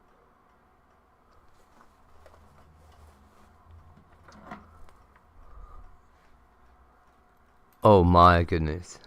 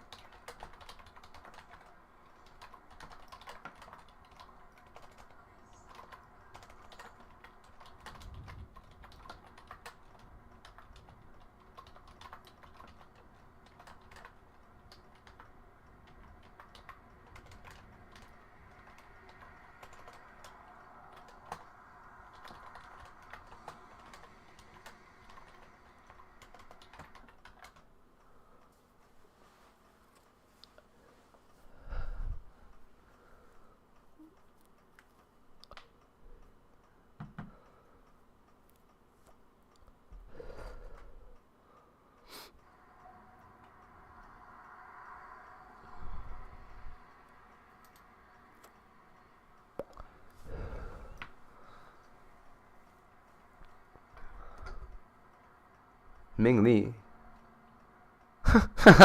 Oh shit. Ling Ling. I remember Ling Ling.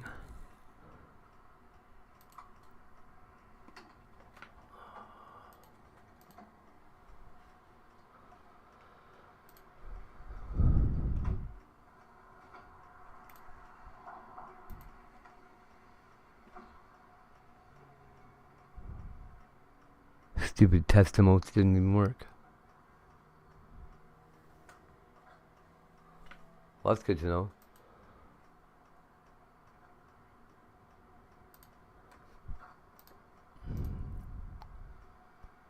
I blame moles for this. All this broken power chat crap. Ridiculous.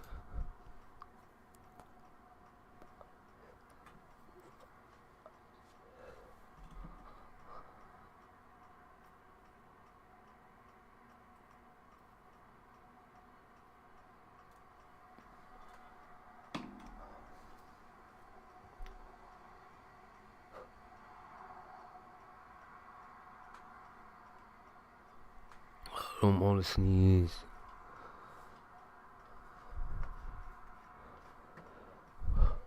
But it's coming.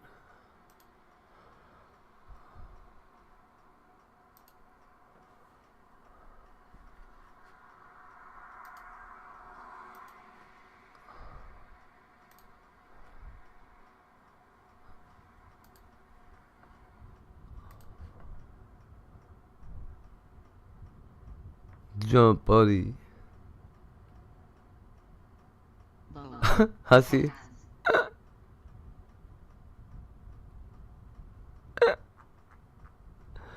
I didn't even see that.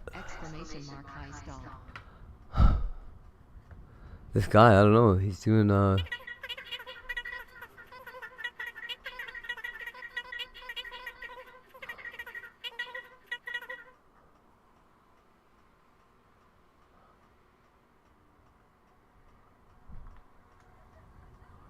No bridge climbing. An Epling has the man stumped. That's Yeah. something coming from a long-time amateur astronomer. The tallest bridge here I climb on top of pretty easily.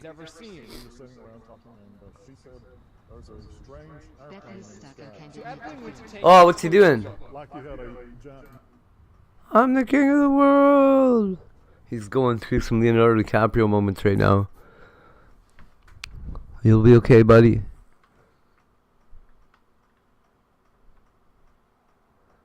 You know, it'd be awesome if he does a fucking somersault and just rolls down. No, heights mess with me, like looking down. He's gonna put his cape on now and jump. He's got enough viewers. He's going.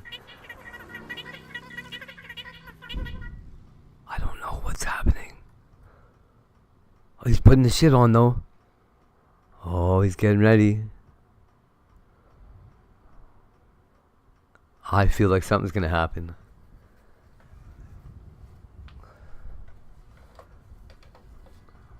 This is crazy. Isn't it?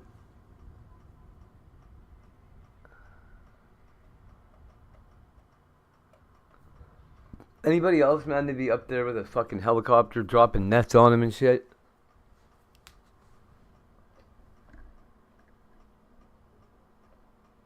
You a white kid?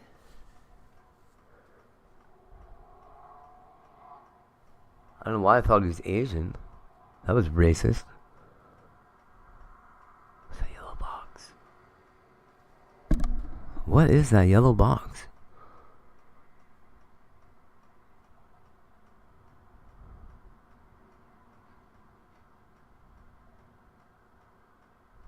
I think he's running out of whatever's in that bag.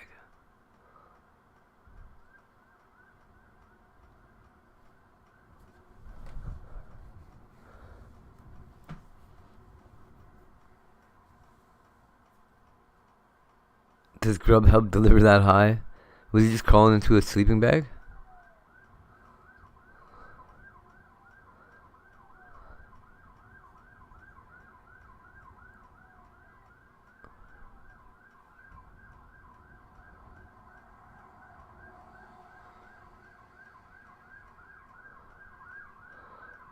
Oh man. Really? The police are coming to see he did something?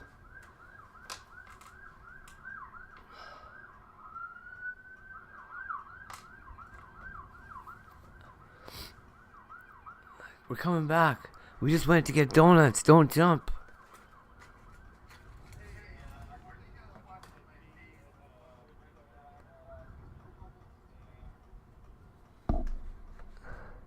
He's what?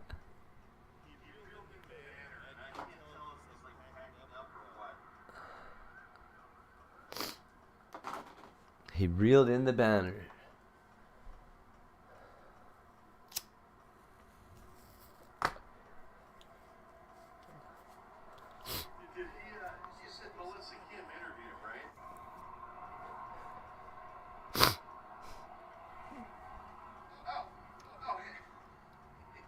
This is her.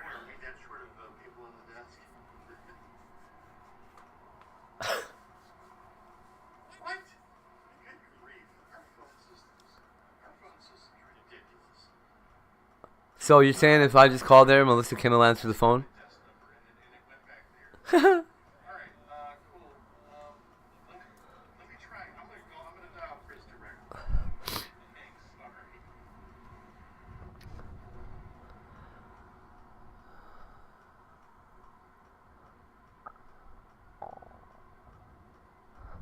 Do you think he took lunch with them? Yeah. Oh.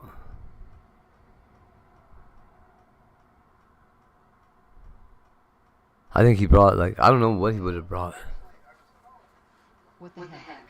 I don't know. His banner was just too folded up or shitty or something.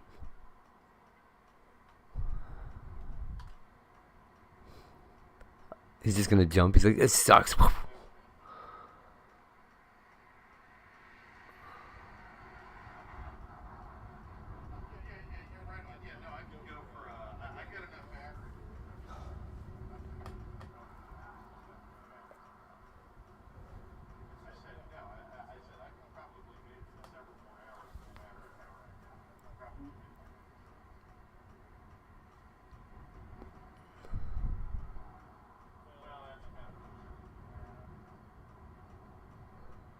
He didn't think this through very well. Like, what's his plan?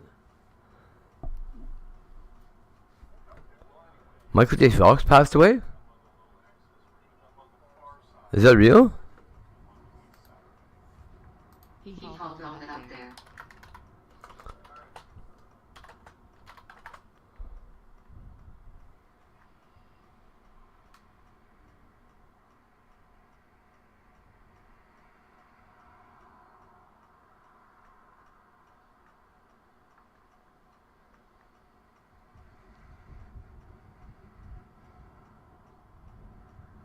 Was born 1961 in Edmonton, Alberta, Canada.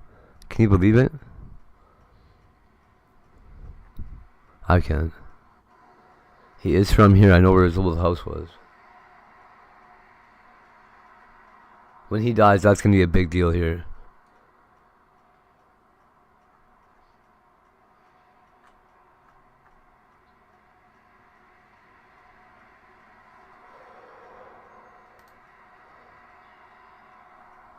Hopefully that's just some chat bullshit. I don't really care, but Michael J. Fox is still alive. Everybody's saying in chat. That's funny.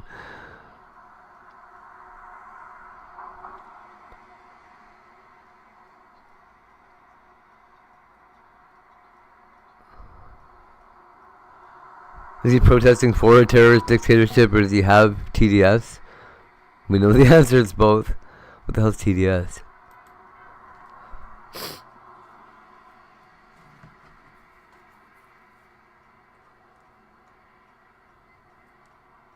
Oh, he's a liberal, I see.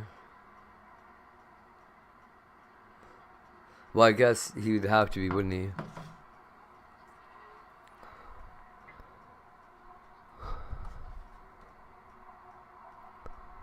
You don't see Trump supporters doing this. You know, do they just not protest at all? They do. But then it turns into January 6th, right? Come on.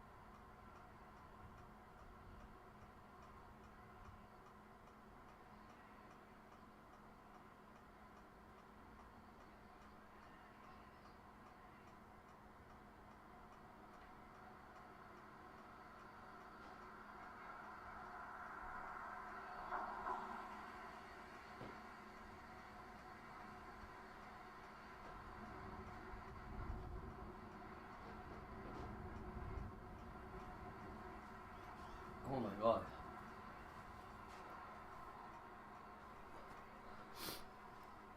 All in a backpack, eh?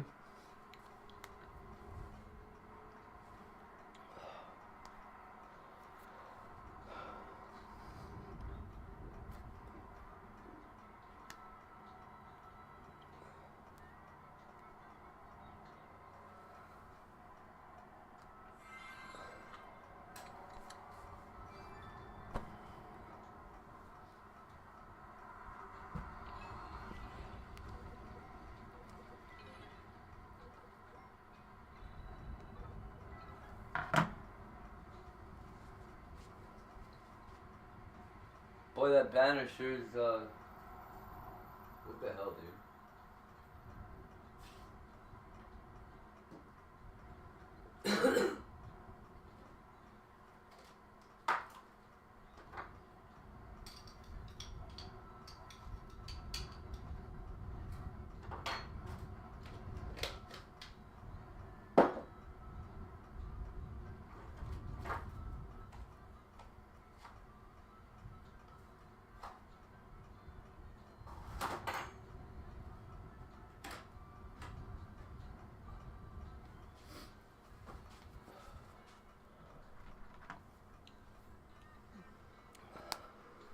I wonder if I have to go pick him up or what the fuck's going on here.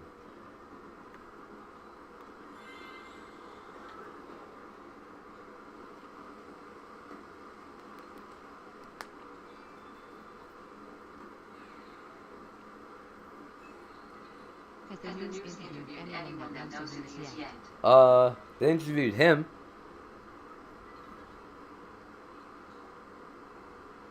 Apparently.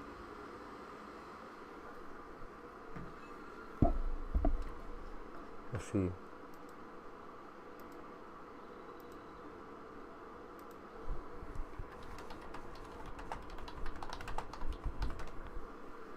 Come on, Google.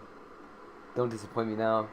Bridge guy refers to Richard Allen, technician, blah, blah, blah, murdering Abigail. What is this? That's not him. Holy shit. Don't Google bridge guy. It's not him. That's crazy. Okay. This is the... What's the name of this bridge?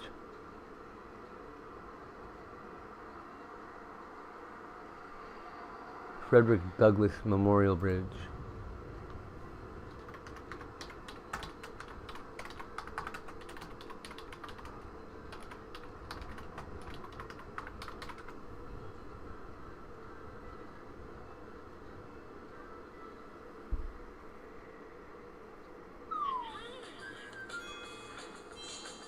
End the war, stop AI. Guy from Florida. Plans to come down from the bridge, he said. I don't know how he plans to come down.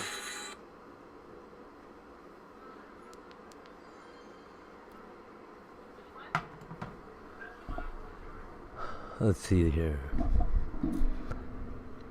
It says he may stay on the bridge for another day.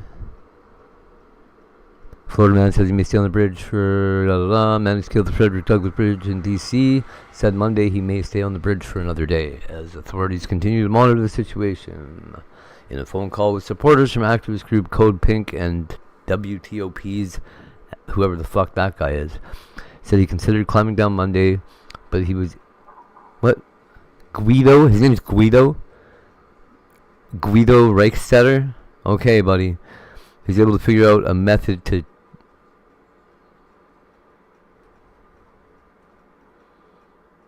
Go back.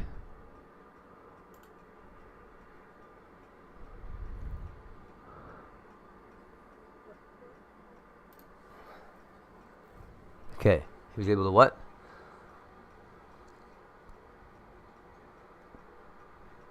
Able to figure out a method to charge his phone, allowing him to stay on top of the bridge for a bit longer. Got the stamina to stay up there a bit longer, blah, blah, blah. Said he would stay on the bridge for another day. I don't know how he got his phone charged, but it looked like they had a picture of his phone charging in this little thing here. High angle technical what the hell?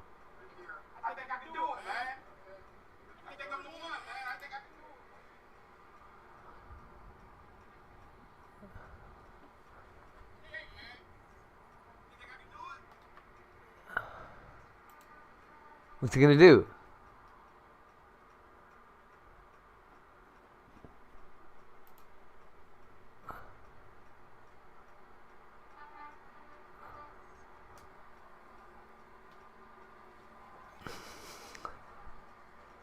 So yeah, they must have.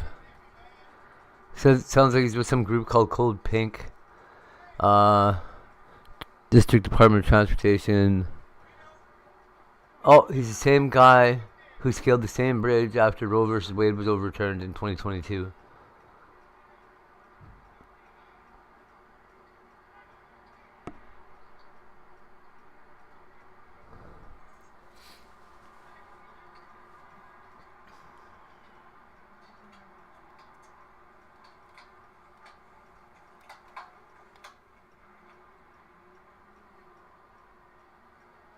Plan to install permanent safety measures? Like what? A fence?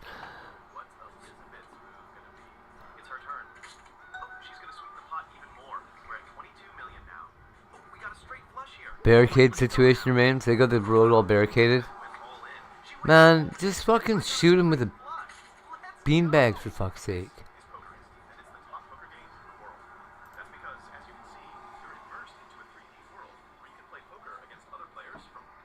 Fuck that game. Not fooling me with that bullshit again.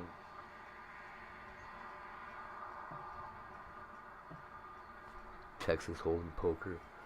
Fucking poker. Poke you.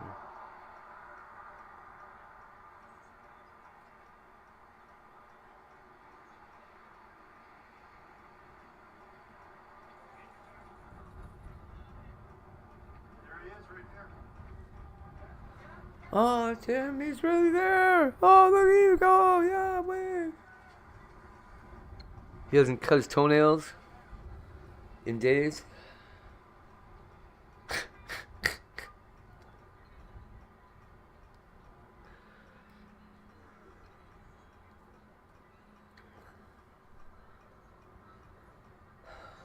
The last time he brushed his teeth.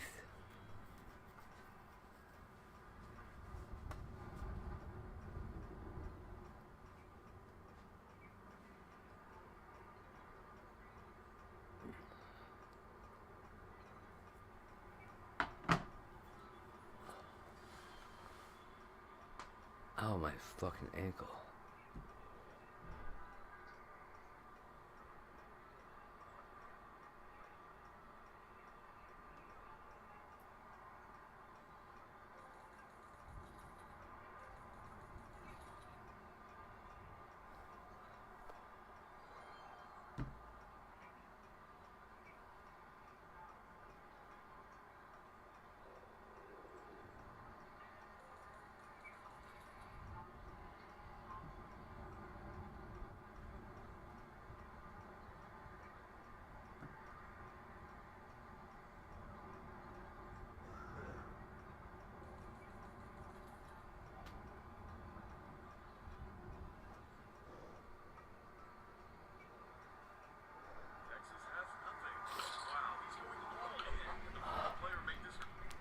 Come down, buddy.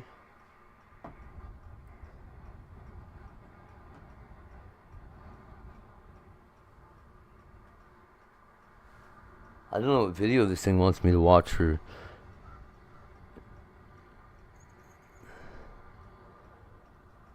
$2 or whatever the hell it's trying to give me.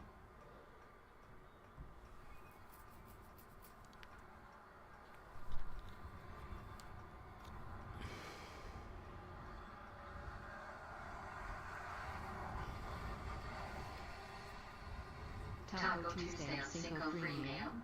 Yeah. I love free Mayo.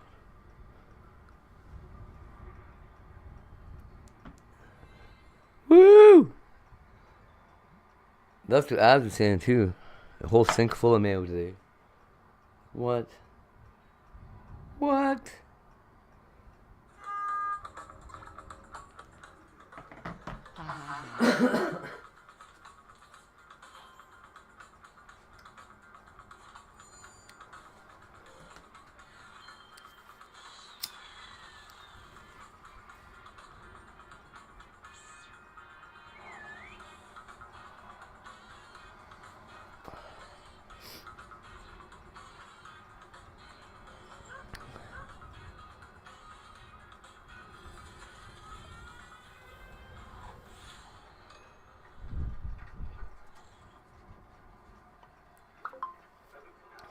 Honestly, Ms., I wouldn't let any of that affect your happiness.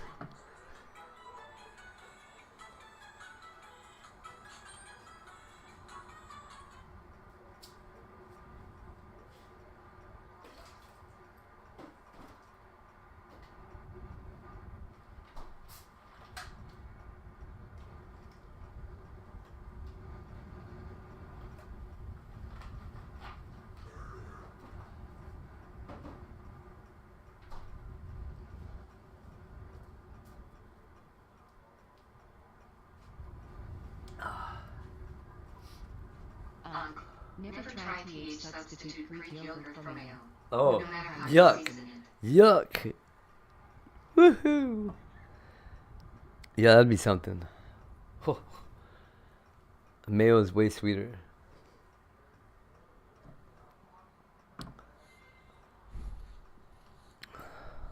I'm not paying to make my little farm look fancy. I don't even want to have a little dumb farm. Why is it part of this game at all? I hate how they do this part. It's like, oh, well, maybe he'll play Word Wizard if he builds more farms.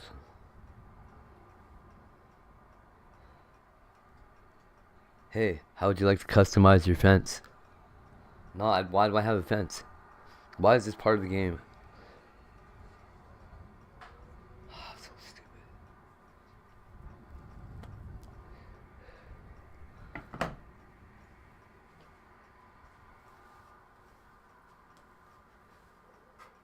I know what this is all about, too. It's because of Farm Bill. That's how Jim's journey is. You build things as you play. See, do you like building the things, though? If you like building the things while you're playing, that's fine. Go ahead, play farm building games or whatever. I don't want to play a farm building game at all. Not even a little bit. Except I haven't played much in these past few weeks. It's really not making me stick around. It's making me, like, not want to stick around.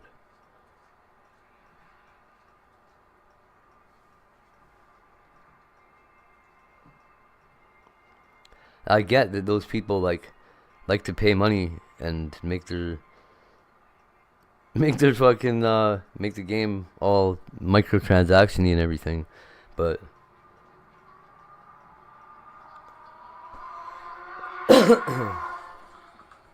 I'd play Farmville if I wanted to play Farmville. I used to play Farmville. I got so sick of it. Trish plays Farmville. She could play it for days. Straight. Tell me all about all her little cows and stuff. I listen. I need to name all the friends that she talked to on Farmville and shit.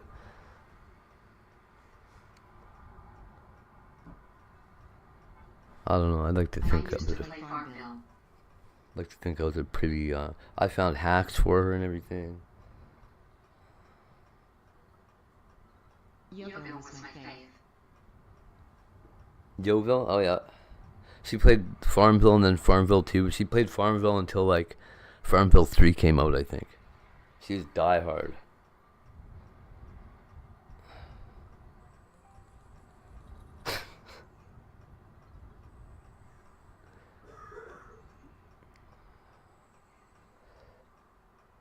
My little house and friends I meet down there. We meet up in each other's little houses.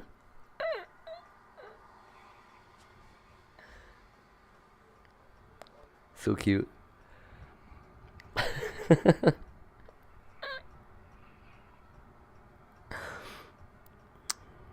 Aww.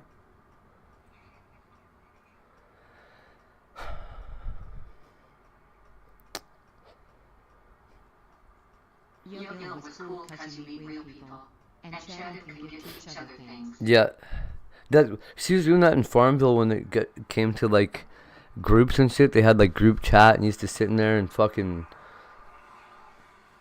plan things out. They're like, okay, so I gotta do this, and then she's gonna trade me this, and I'm gonna do like, man, it was so crazy.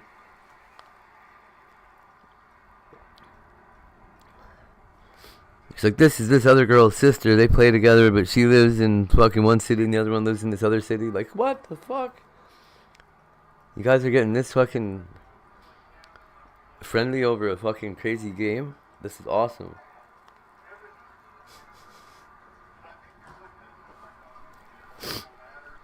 We have little birthday parties. That's funny.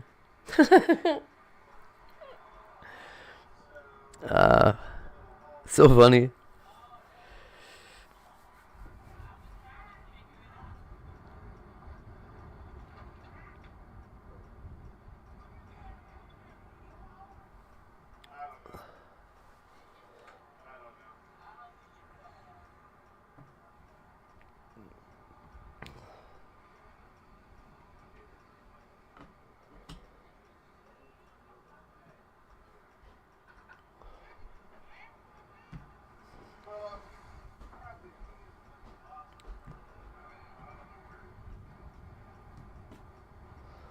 Black Heart Island has taken another soul. At Botrix, That's hilarious. to Davy Jones' locker. Yeah, hold on a second, buddy. Screenshot somewhere on billcharacters.in.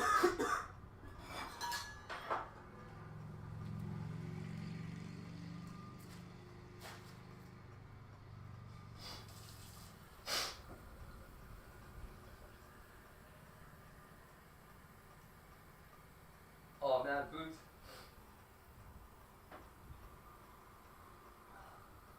I was stuck in bed, couldn't walk, so they made life bearable. Aw. That's cute. So.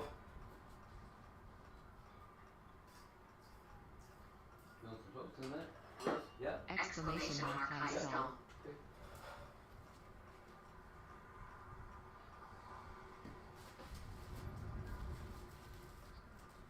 What did they used to do? Oh, it's so funny.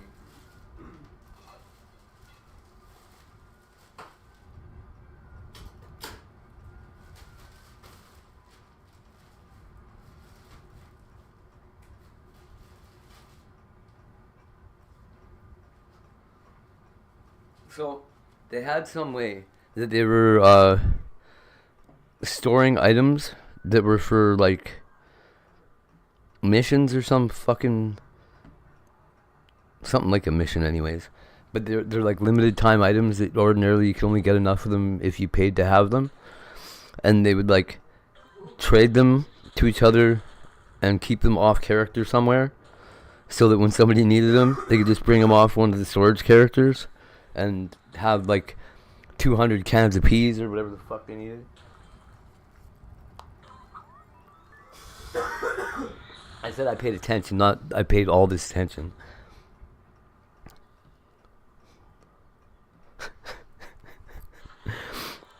I don't know if you needed cans of peas or fucking cow poop or what it was, but I do know that they used to store the items, like hoard them like crazy because you couldn't get them any other time. And for some reason they'd be like rare on one person's account but not on the other. It was regional or I don't know. She used to make me play and it was like, fuck. I was not as good. Sorority Life Flow. That was one that I joined the team. Oh yeah.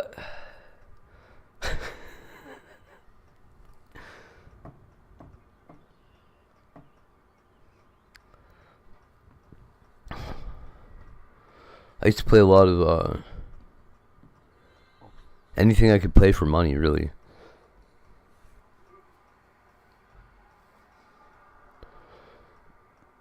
Poker, fucking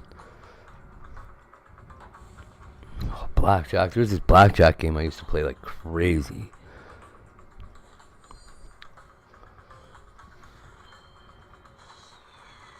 It was crazy.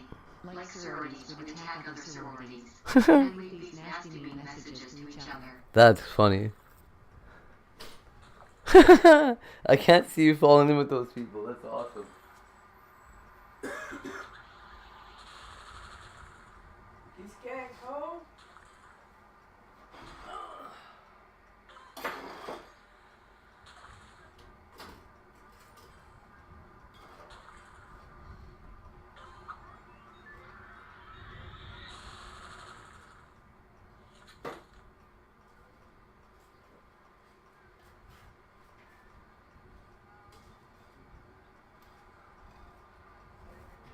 almost need to have a jacket on. Ew.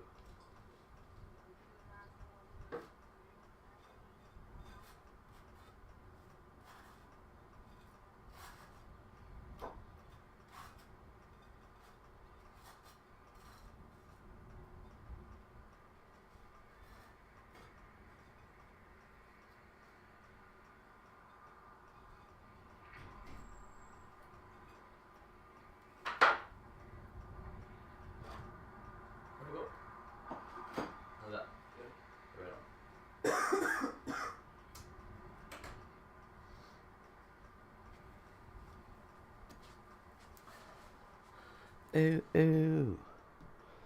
Toon Blast.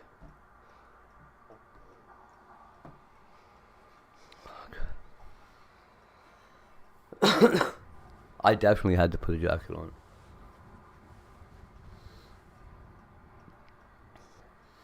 Do I go with the blue roof or the white roof?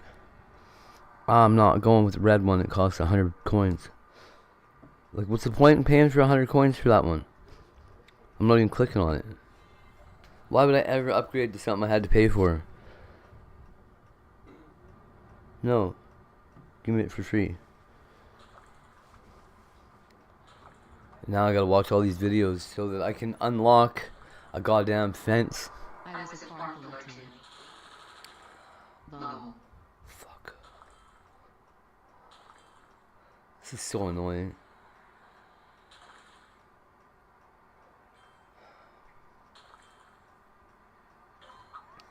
She had the cutest little cows. They used to jump. She had jumping everything. Jumping sheep, jumping fucking chickens. They're apparently like super happy. I don't know why they jump, but they jump. You can get them to jump. Golden jumping cows and fucking, oh man. I'm just starting to remember. It's all coming back to me. No. Golden fleeces and golden milk.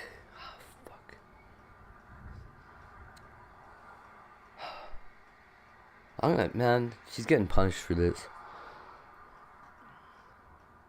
All this Farmville shit in my head.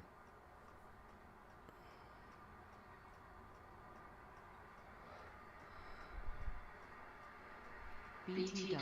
Motherfucker. I got a little capture on my June's Island.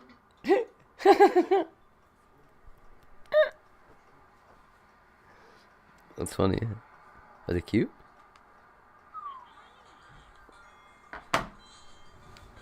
Of course they're cute, they're cats. Hate.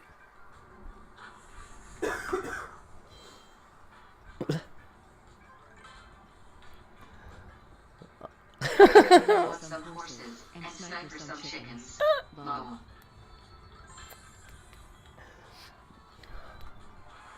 So funny.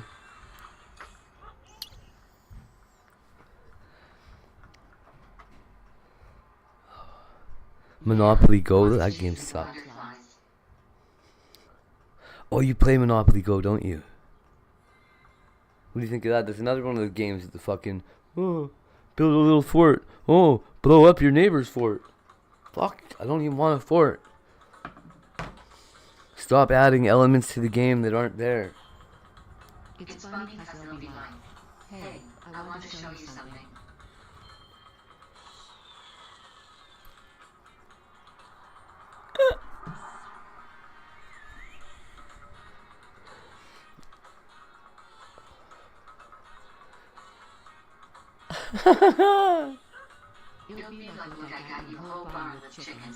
It's hilarious. Yeah, they are your chickens. Shut up. Aww.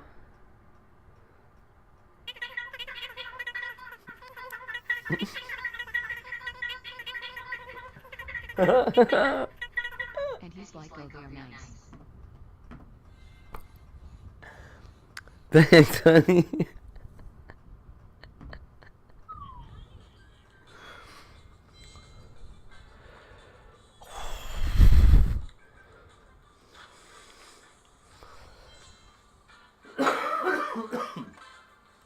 What bugs me is that all these games feel like they're just trying to experiment with things. Like, oh, maybe people play more if we turn the multiplier up. Maybe people play more if they have to pay to turn up the multiplier. Oh. I'm like you can't be excited about your fake chickens. Fake excited to be good enough.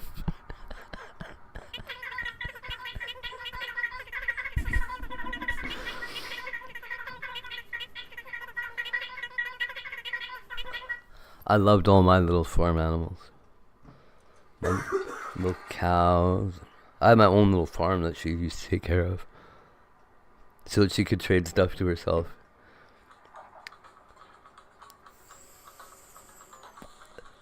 I like this game because you didn't really have to pay. I don't spend money. Oh yeah. Yeah, Trish either. She just would, she found ways to, like, I don't know what the hell they call them. I want to call them missions, but they're not. But they had, like, little tasks that you could, like, it was like a weekly competition thing.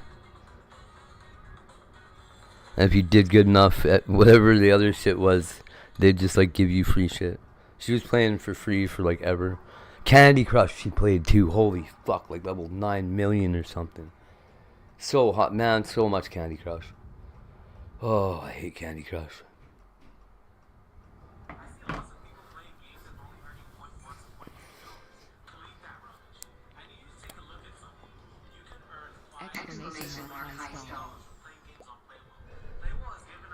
I like games where I can go join a tournament where they've got like $10,000 up for grabs and I can win some of that. That's the kind of game I like.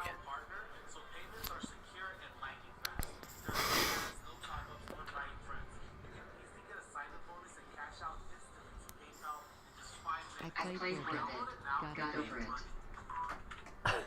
it.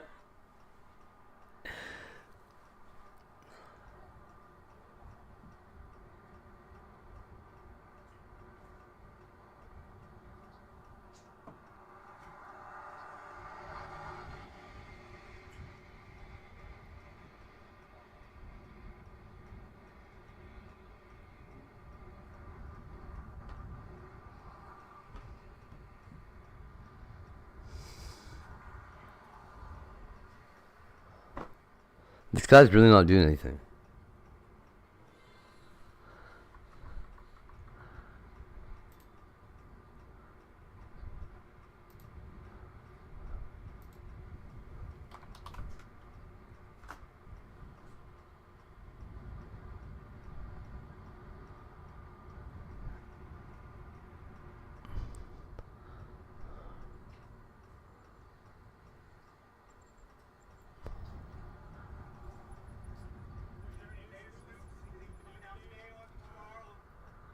He should be streaming. That guy, yeah, he should be. It's weird he's not, eh? Decorate stables? I don't know. For free, sure. By the time this thing finishes with me, I'll have watched 10 hours of ads. And it's gonna give me 10 cents.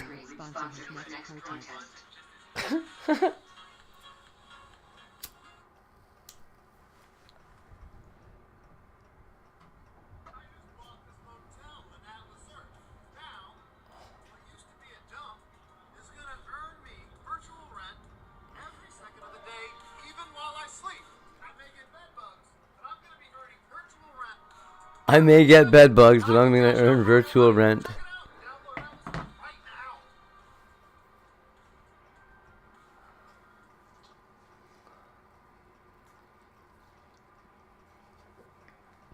He bought a real life motel in a video game.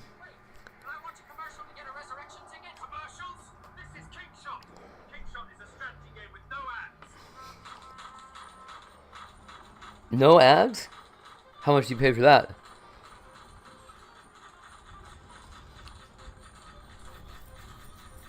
I've never even seen a video game with no ads these days.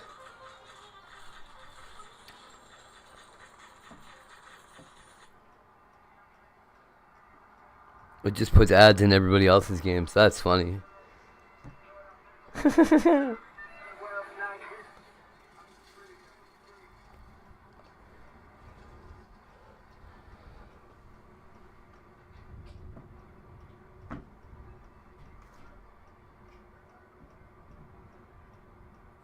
Oh yeah, you said Monopoly Go. My brother got me into it. They both were playing at one time. Me too, but I gotta tell you, once I started realizing that it's just one of those build a little tree fort, blow up your neighbor's tree fort games, I don't like it. Now I'm kind of here and there. My other bro stopped. I played Uno like that too. It's repetitive. Yeah. Repetitive and it doesn't go anywhere is the unfortunate part.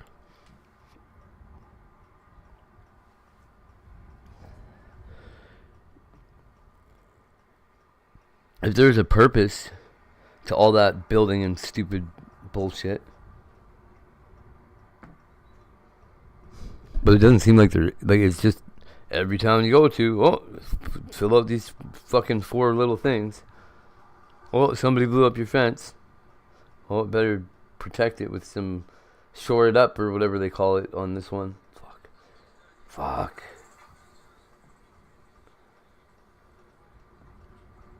It's wild to me that that's what passes for video games. Like, how did things get so bad?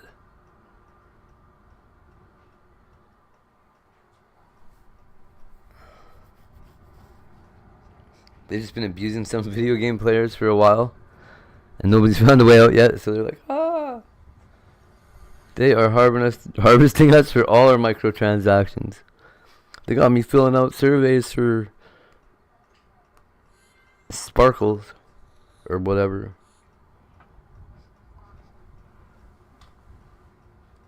Yeah.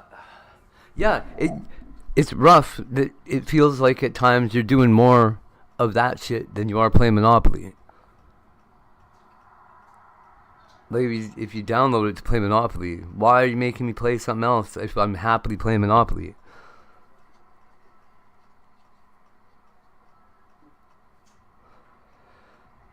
Maybe I'm just complaining for no reason.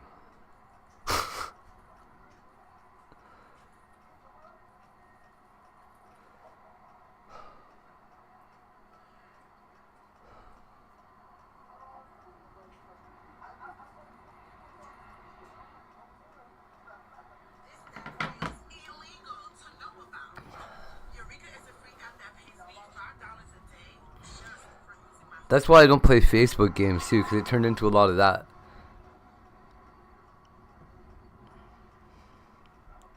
Not to mention that I don't like Facebook in the first place. I used to have no Facebook account, none at all, until I made one, and then I made like 10. So I still didn't just have one.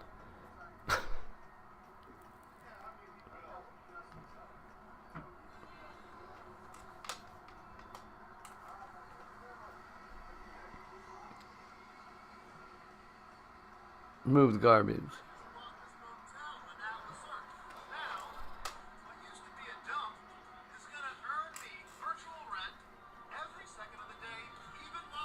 Oh, it seems like such a scam. Like, why would you make me watch the same video 10 times?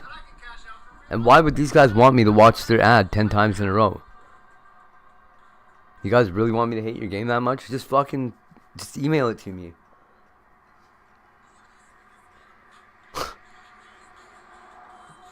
I'll hate it permanently.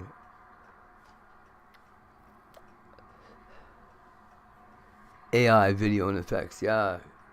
I don't recommend anybody do any AI video. Oh, yeah. Oh, I guess, yeah. I did have Facebook for that. My mom kept fucking on me. That is why I eventually made a Facebook, is so I could talk to my mom over WhatsApp.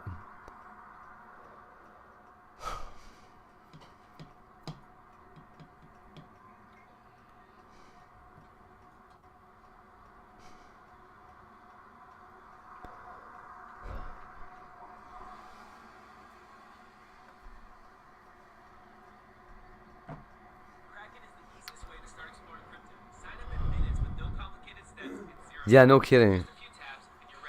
Oh, it's just a few tabs. That's okay.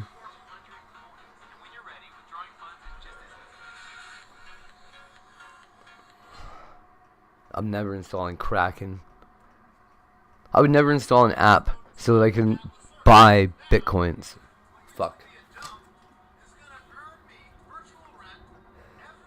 What a joke. What a fucking joke.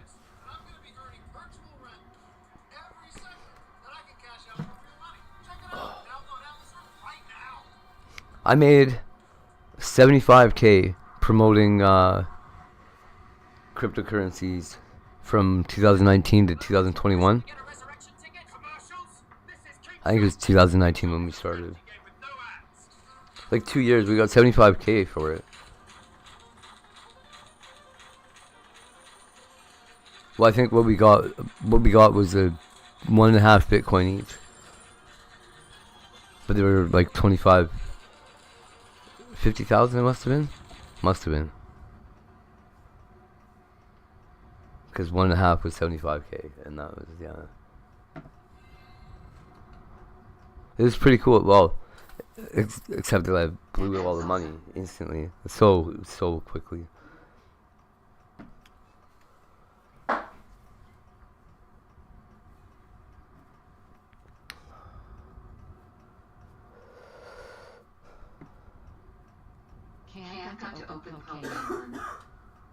Woo!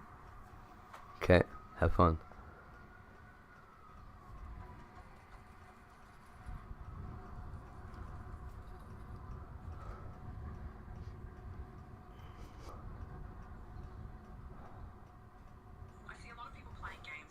Oh my god. Nobody even talks like that. I've seen lots of people playing games and they only make $0.3.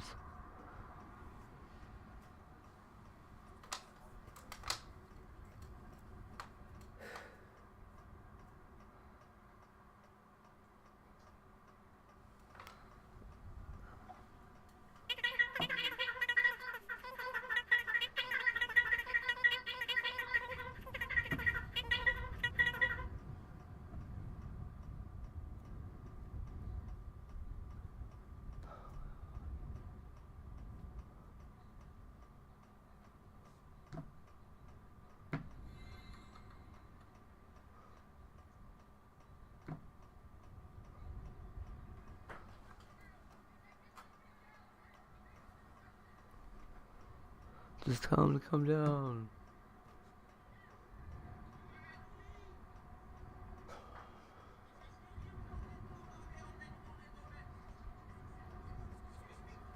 Oh, it's DC.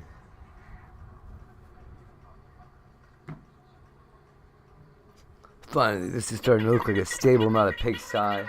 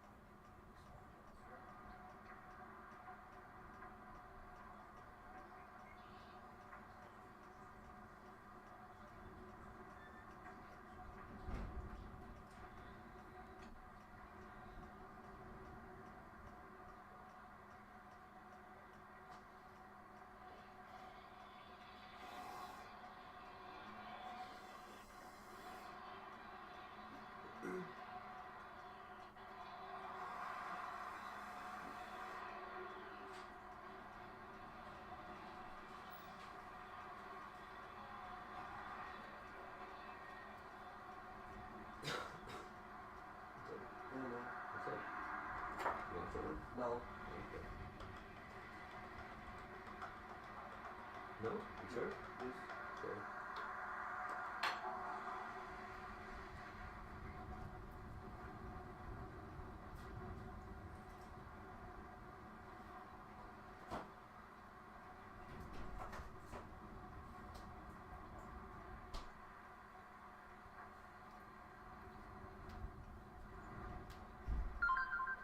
Waiting for this lady to show up with my meds.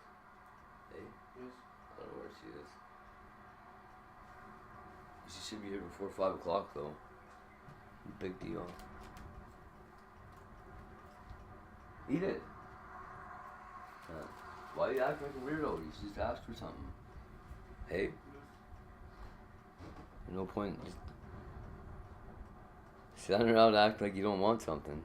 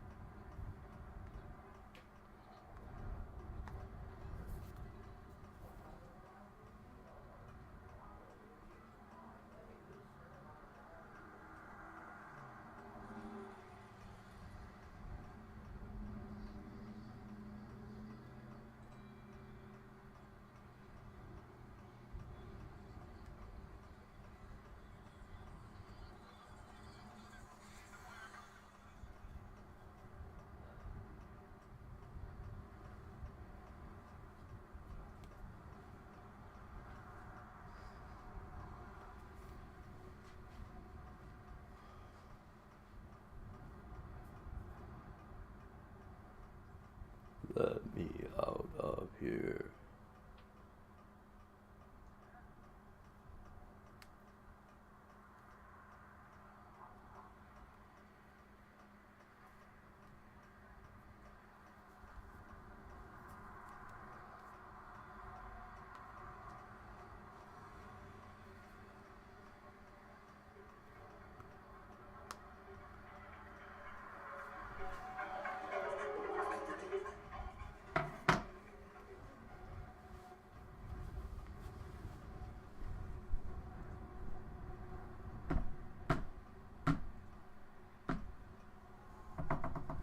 Let me out of this fucking thing. Holy shit.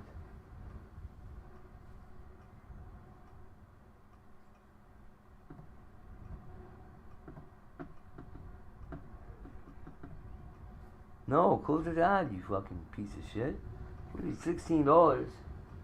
You fucking glue?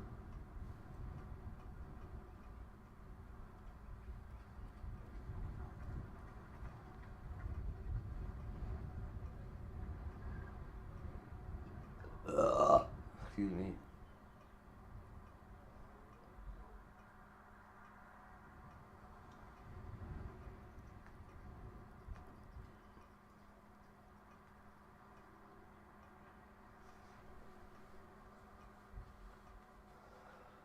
Oh my god.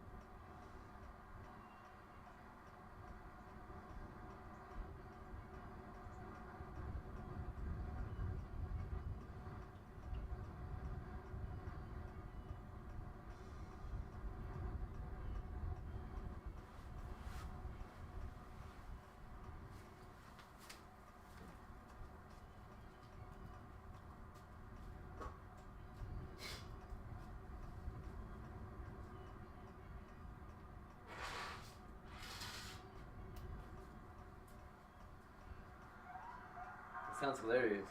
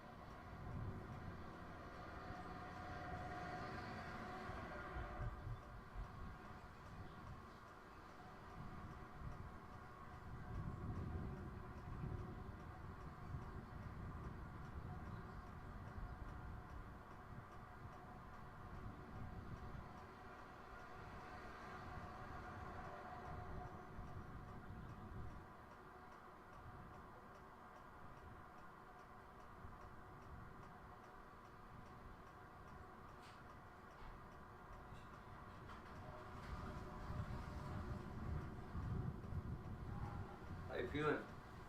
You hungry? Okay.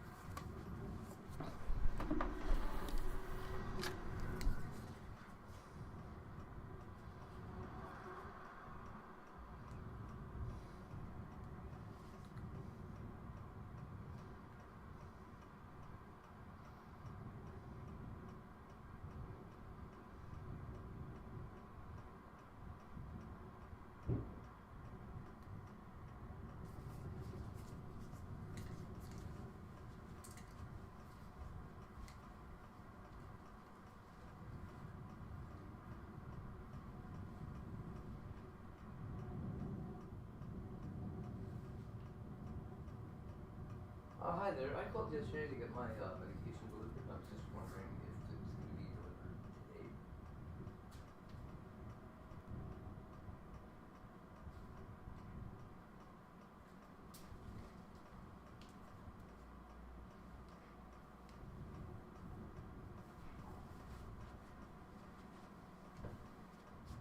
Richards, Tyler?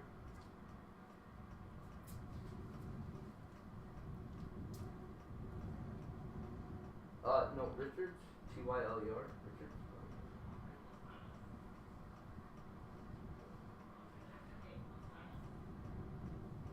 Sure.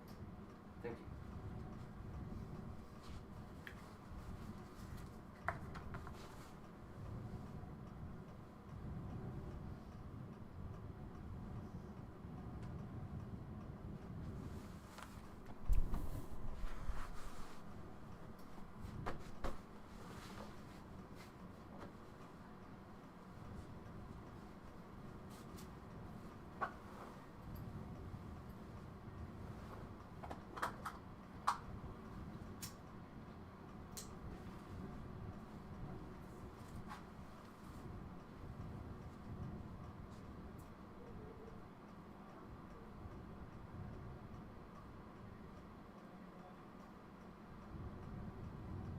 Yeah.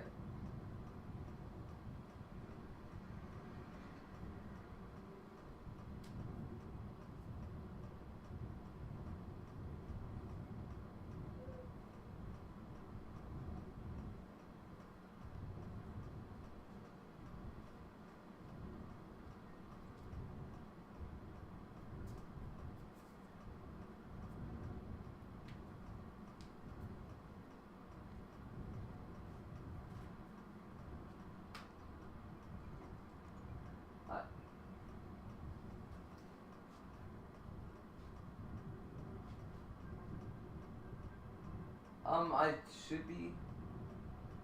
Yep. Okay, thank you. Bye-bye.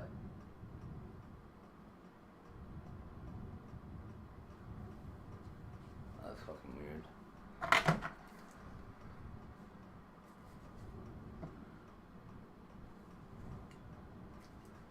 Like, how can it take this long? Hold on.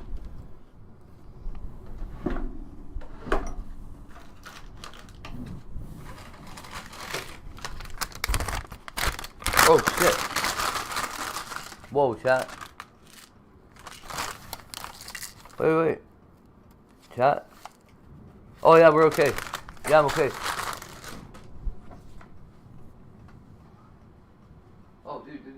I'm gonna call him back.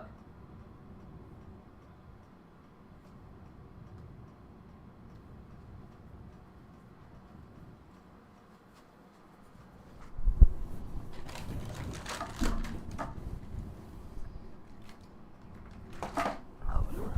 It'll be fine.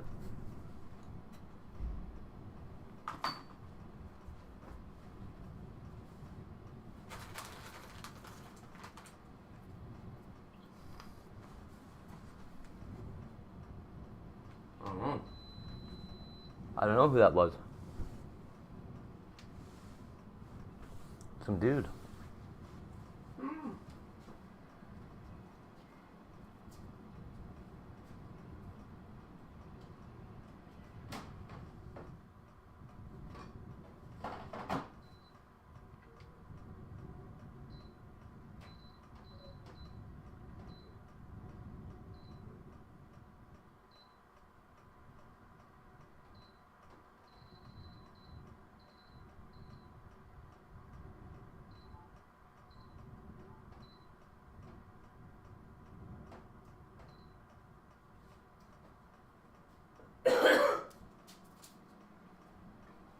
Man, I thought I was out of live ants. I got a lot of more left.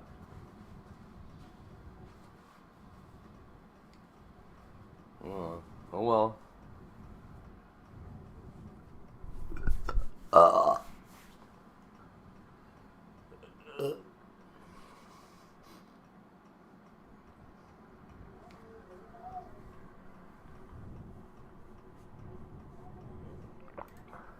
He's not gonna jump.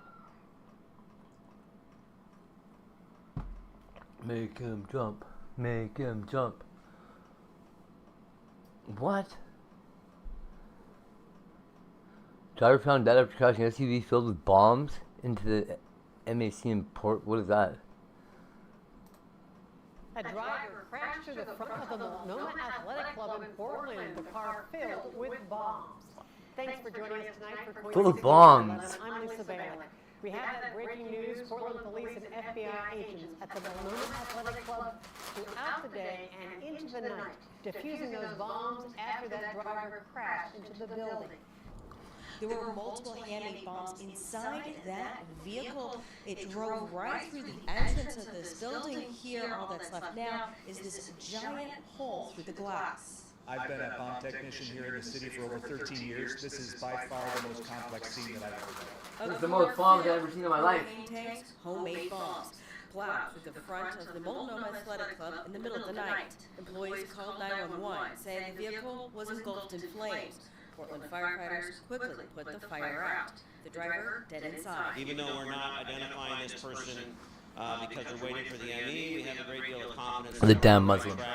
in terms of where we're going in pursuit of this. Police and the FBI spent hours examining the SUV and its contents.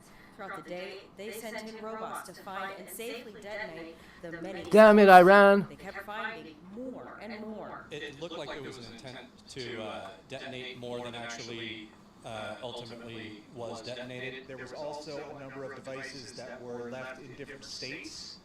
We call it a low-order explosion, where maybe they had started to go off, but they weren't completely consumed, and so we needed to work on those. There's a couple inches of water on the floor in there. It is a very, very difficult place to be working. Around 9 p.m., we saw Portland police remove the vehicle from inside the building. The Mac Club so damaged, they are expected to be closed for quite some time. 35 years part of this Portland community, and as a key pillar, and we've gone through some tough times, and we'll get through this as well. I spoke with a man who says he was a friend of the driver. He tells me that driver used to be an employee here at the Mac Club. What was his name? In Southwest Portland, Ariel Salk, Point 6 News. And in our continuing coverage of this story, our crew headed to a home in North Portland tonight where they found an armored police vehicle out front, the surrounding streets blocked off. Oh no. Several Portland police officers collecting what appeared to be evidence from inside the home. Neighbors confirmed to our crew the person who lived there was a former Multnomah Athletic Club employee. So far, police though have not released the name of the person they say who crashed into the club. Hopefully, we'll never have to know that person's name. Oh no!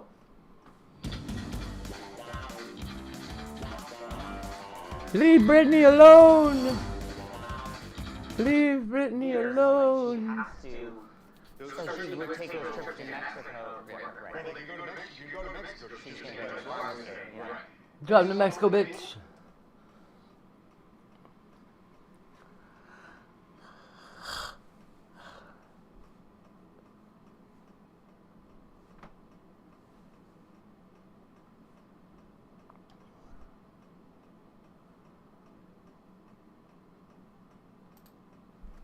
Today we're going to be paying attention to this little rattlesnake who just took his sunglasses off, looked up at the counter, and then quickly spotted the ATM. Now he's going to brush his hair back and glance out of the corner of his eye. You got to see what you're working with up at the cash register. Now he's got to get some money out of the ATM so that he looks like a normal paying customer. And now for a gas station fit check. He's rocking a red and black pair of Puma soft rides, which is a very nice shoe for those of you that don't like tying shoelaces because they slip right out. Now he's topping that off with the Great Monster off Kanagawa t-shirt, which is a popular illustration by Michael Buxton that reimagines Hokusai's classic, The Great Wave off Kanagawa, which shows Godzilla emerging from the water. Now, if you're not familiar with Godzilla, in 1954, the U.S. dropped an H-bomb in the Pacific, which awakened Godzilla, a colossal radiation-mutated prehistoric reptile. I got a guy named Psychorax on my fucking screen. Before scientists finally stopped it with a revolutionary oxygen destroyer. Now, back to the shop. He's going to turn around and scan the store, get a head start, and trying to figure out what he does not want to pay for. That's a good idea. Now, he's going to look back at the ATM, patiently waiting for his money. He's going to pull his wallet out of his back pocket. He's going to open that bad boy up. He's going to reach down there, pull out a 12 spot, and he's going to slip it into his wallet before making his way into the middle aisle. Does he want some coins? He's going to walk right past those. He's going to start looking at his options before looking up at the counter. Got to make sure that cashier's not paying attention to you. Does he want a clip bar? Who steals wearing skinny jeans? He wants some crackers. So he's going to go with a pack of cheddar, butter, Keebler crackers. He's going to tuck those up under his shirt and then awkwardly hold them with his arm. I'll get better at this. Look like you can't find what you're looking for, so he's going to take a quick peek at the wine before he's scratching his eyebrow. He's going to walk right past the boss man and then look up at the counter one more time before making his way into the middle aisle. Now, he must have thought it was used to the ATM in town. Get a free pack of crackers today, but sorry, little buddy, that was yesterday. So he's going to make his way out the door, and just like that, he got away with it. Oh no! Here comes the gas station attendant! Well. Hello? Where do you think you're going with these, huh? What are you talking about? You put something in your pocket in the middle aisle. No, I didn't, I swear. Yeah, you did. What's that right there? Give those to me. You didn't pay for those. You think you can just come in here and take whatever you want without paying for it? What are you, five? No, sir, it was an accident. It wasn't an accident. You're a liar. You know exactly what you did. You put it up under your shirt. You walked right out with it. Now take that shirt off. You're making all this guy's little fans look bad. Now beat it. And that is why you don't mess with the jackhammer. Cinco. Today we're going to be paying attention to this little rattlesnake who just took his sunglasses off, looked up at the counter, and then who wants to buy ATM. Now he's going to brush his hair back and 300 milligrams? Never mind. He's got to get some money out of the ATM so that he... Turkey leg? I need you to Hey, we're doing the math real quick. Let's see. It's really important. I'll be right back. Sure, I can remember it for you. Just let me know what number you Okay, and you won't forget, right? I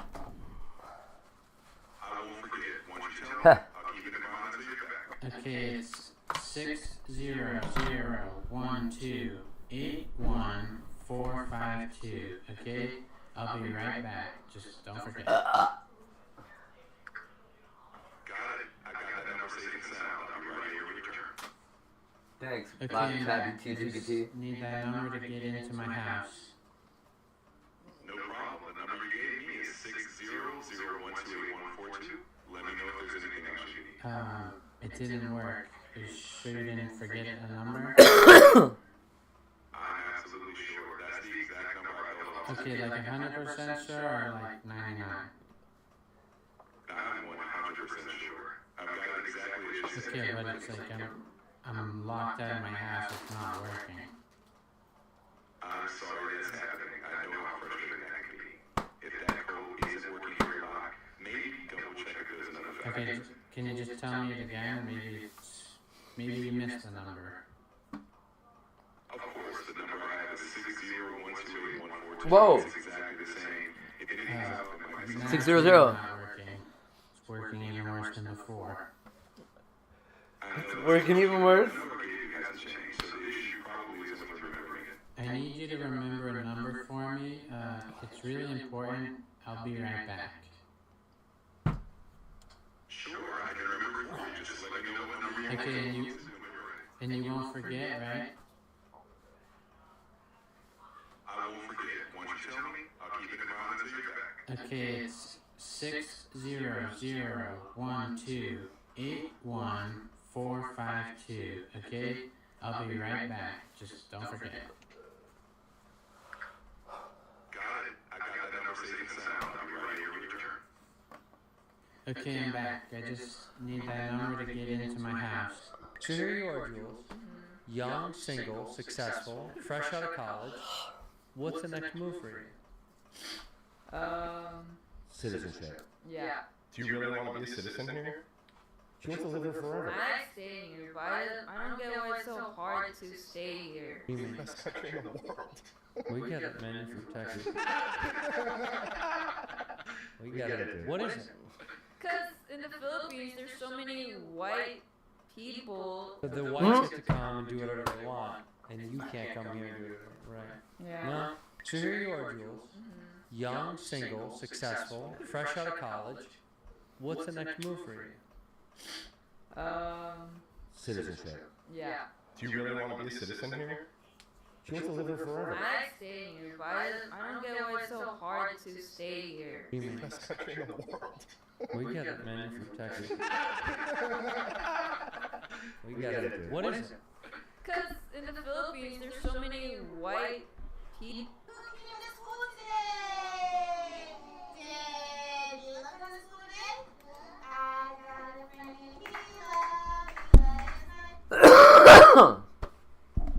If I had a friend named Mila, I'd just kill him.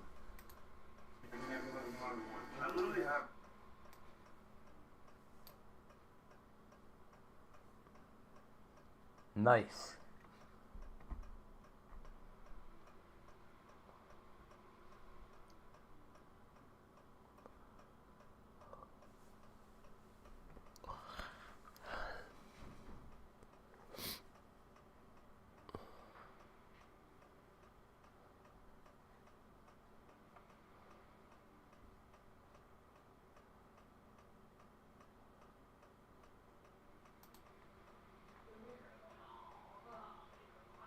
Now, they're great for getting to orbit or the moon, maybe Mars, but for interstellar travel, they're a joke. Even the fastest probes we've ever launched would take tens of thousands of years to reach the nearest star system, Alpha Centauri. But what if I told you that a team at Texas A&M University just demonstrated a new kind of light sail technology called metajets that could, in theory, get a probe there in about 20 years using today's technology, using nothing but light for propulsion. No fuel, no giant engines, just lasers and smart materials. Today we're diving deep into this brand new concept from Dr. Xiaofeng Land's lab for advanced nanophotonics. We'll break down what metajets are, how they work, their insane interstellar potential, how we might actually scale them up to ship size. And yes, because I know a lot of you folks want to know, we're talking about the deceleration method too. How do you slow down from a quarter of light speed without smashing into the star? This is long form, so buckle up. We're going chapter by chapter, and if you're into hard science that can change humanity's future, smash that like button and then subscribe, and then let's get angry about how cool this is. Let's go. Nothing happens if you smoke live vents.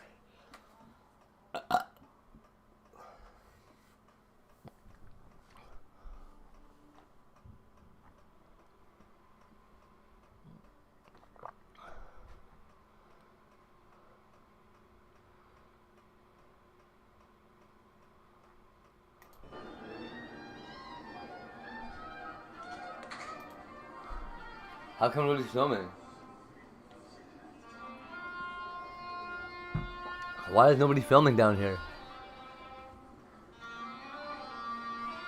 Because it's underground and there's no cellular service? Nobody's even recording anything?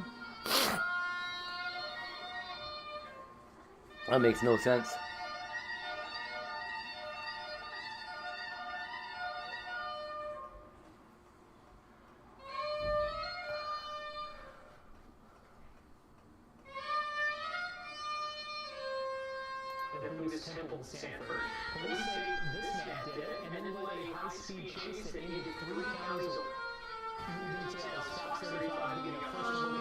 Oh yeah.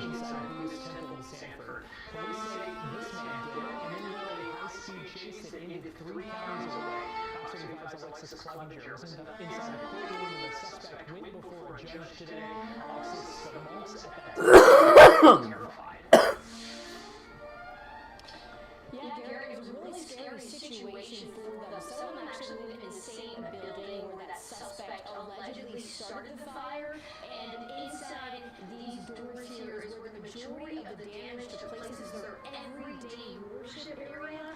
Now they put up some caution tape as they're faced with rebuilding. Devastation inside a place of worship. Well, everybody's still kind of shocked right now. And it was all caught on camera. Statues knocked to the ground, and then flames start to grow. Authorities say the blaze inside the Buddhist temple in Sanford was allegedly set by this man, Cinco. The damage left behind is extensive, from outside worship areas and the temple's band to inside the building where the ceilings are charred and debris is scattered across the floor. This is really the heart and soul of the temple. This is where the day-to-day... Why would he do that though?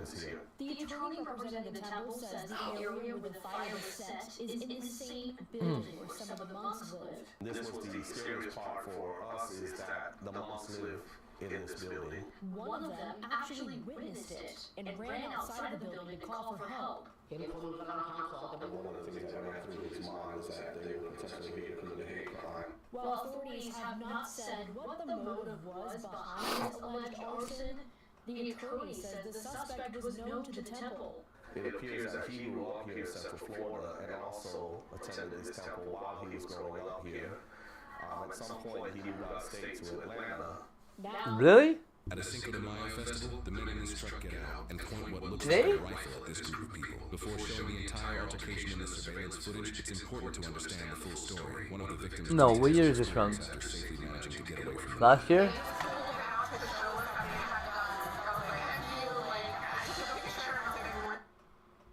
At a Cinco de Mayo festival, the men in this truck get out and point what looks like a rifle at this group of people. Before showing the entire altercation in the surveillance footage, it's important to understand the... 2023. New details, Fox 35 getting a first look at fire damage inside a Buddhist temple in Sanford. Police say this man did it and then led a high-speed chase that ended 3 counties away. Fox 35's Alexis Clevenger was inside the courtroom when the suspect went before a judge today. Alexis, the monks at that temple say they were terrified. Yeah, Gary, it was a really scary situation for them. Some of them actually lived in the same building where that suspect allegedly started the fire, and inside these doors here is where the majority of the damage to places their everyday worship area. Now they put up some caution tape. Oh, bar FQ. Rebuilding. Devastation inside a place of worship. Well, everybody's still kind of shocked right now. And it was all caught on camera. Statues knocked to the ground, and then flames start. Oh, the frog dog. Where's... You know what? I miss Farkas. Was allegedly set by this man, Cinco. The damage left behind is extensive, from outside worship areas and the temple's band to inside the building where the ceilings are charred and debris scattered across the floor. This is really the heart and soul of the temple. This is where the day-to-day more shit happens here. The attorney representing the temple says the area where the fire was set is in the same building. This guy wearing a helmet? That's so weird. The scariest part for us is that in this building, one of them actually witnessed it and ran outside of the building to call for help.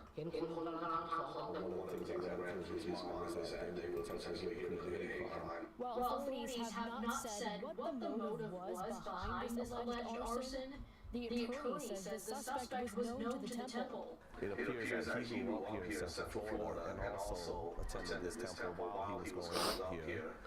At some point, he moved out of state to Atlanta. Now he's being held in Volusia County, where he went before a judge.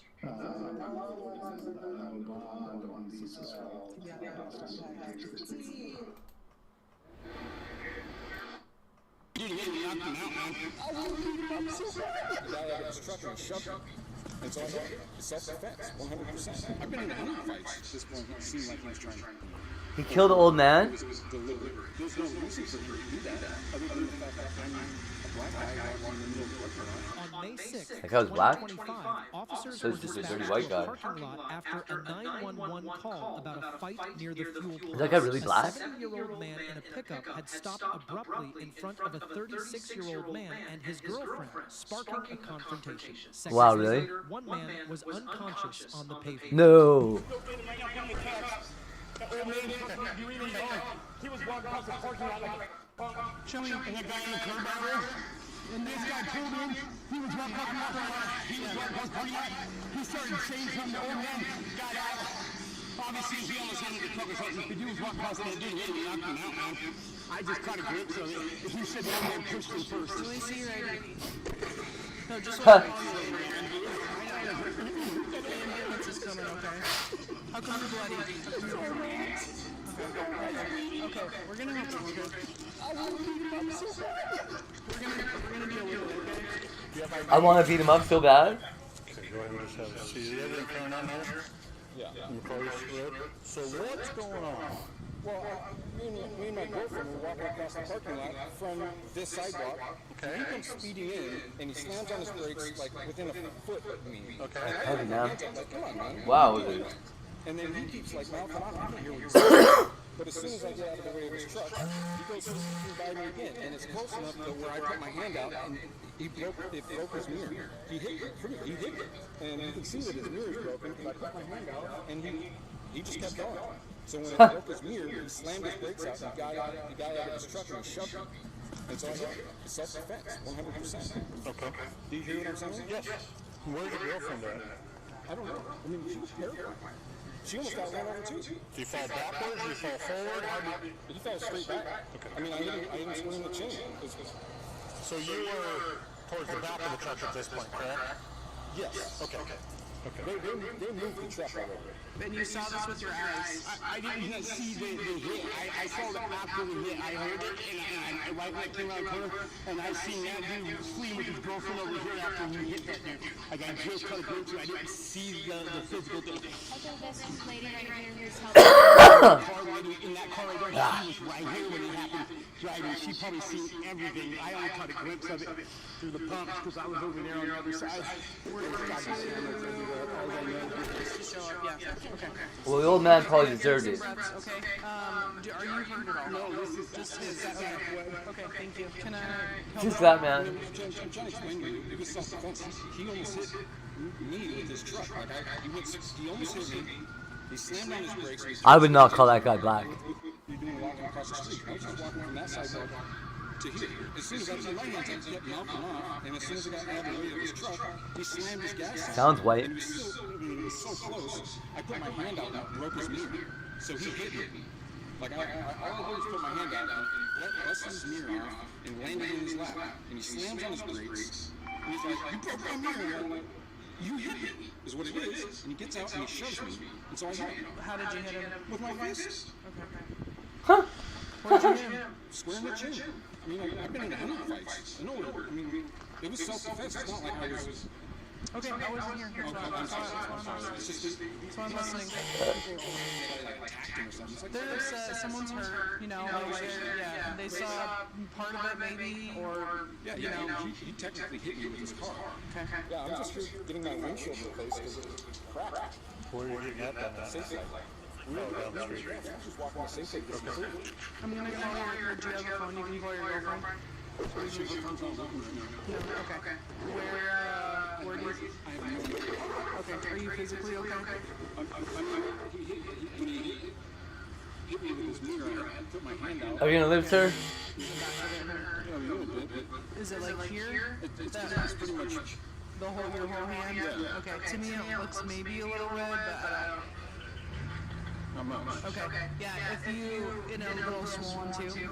If you want medics to look at it, just say the word, otherwise if you're breathing, you're fine, yeah. He shouldn't have gotten up and pushed me. I don't know why he would do that. He sounds like I'm a small guy or something, Okay. What's your girlfriend's name? Kathy. So nobody inside saw anything other than I think the lady right here will have to talk to when we're done. Man. Flying him or? Yes. 17-minute ETA is going to be done. If you wouldn't mind opening that up for us, since you guys I know you got a lot of the only one that has that post. You can say no, that's fine. This guy's Man. going through. This other guy's going This is what I'm waiting for to happen one day. He doesn't really fully actually stop you. Somebody like road rage out on me and then get fucking bopped in the face and never wake back up. Fuck. Hits his mirror, breaks it, which is why. So he hits it, doesn't get hit by it. Correct. Okay. He walked around it and hit it. Okay. So that pissed him off. He gets out. The guy hits him, starts arguing. Oh, man.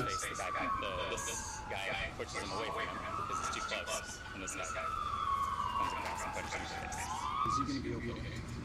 They're checking him out. I don't know. Is he gonna be okay? The guys that are good at that jump are clear, so... All my focus was on him because at this point it seemed like he was trying to kill me. Or Huh. it was deliberate. There was no reason for him to be going that fast this far in. How fast do you think he was going? Or... At 25 at least. Okay, but when you turned around, you saw, was that when you saw him? His tires were almost chirping as he stopped. Okay. Almost chirping. You know, what the hell? We're walking. Why would you? I mean, you're not even going that fast in town anyways. And he throws his hands up and he starts jumping off of me. I can't really say anything because it's out of the vehicle. What the hell is your problem? And he keeps throwing his hands up, like, you know, out of the way type of thing. So as soon as I bring him in front of his vehicle, he slams his gas back down. And I put my hand out. He's going fast enough that my hand hits his mirror. He breaks his mirror completely off. Lands in his lap. And as soon as he lands the brakes on, at that point I'm just like, you know, This guy's story is getting more and more. I have no idea why he's doing this. All I was doing was just trying to cross the parking lot. It was completely unprovoked. He gets right in my face, pushes. You know, and that's your instinct is just, you know, when somebody strikes you, you strike back. Well, it was choosing nothing than I was never going to hit him.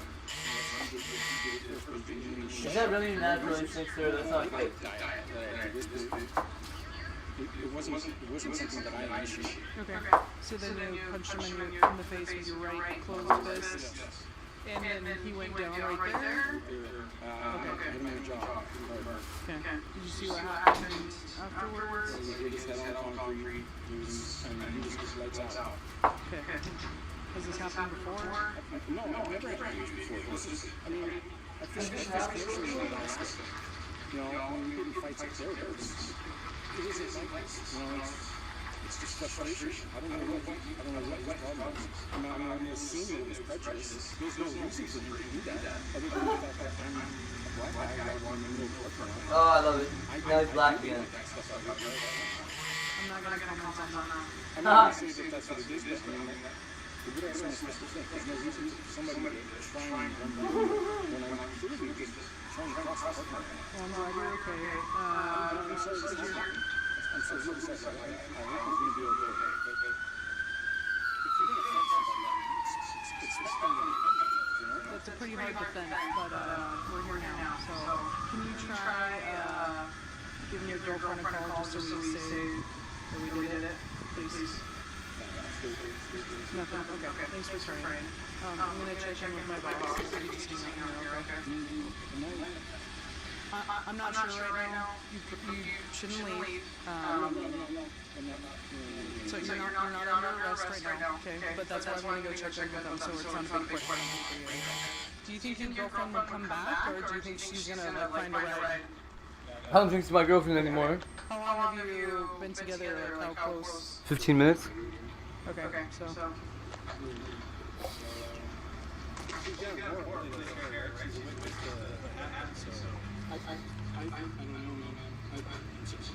I'm just shocked with you are this. She was really shaken up.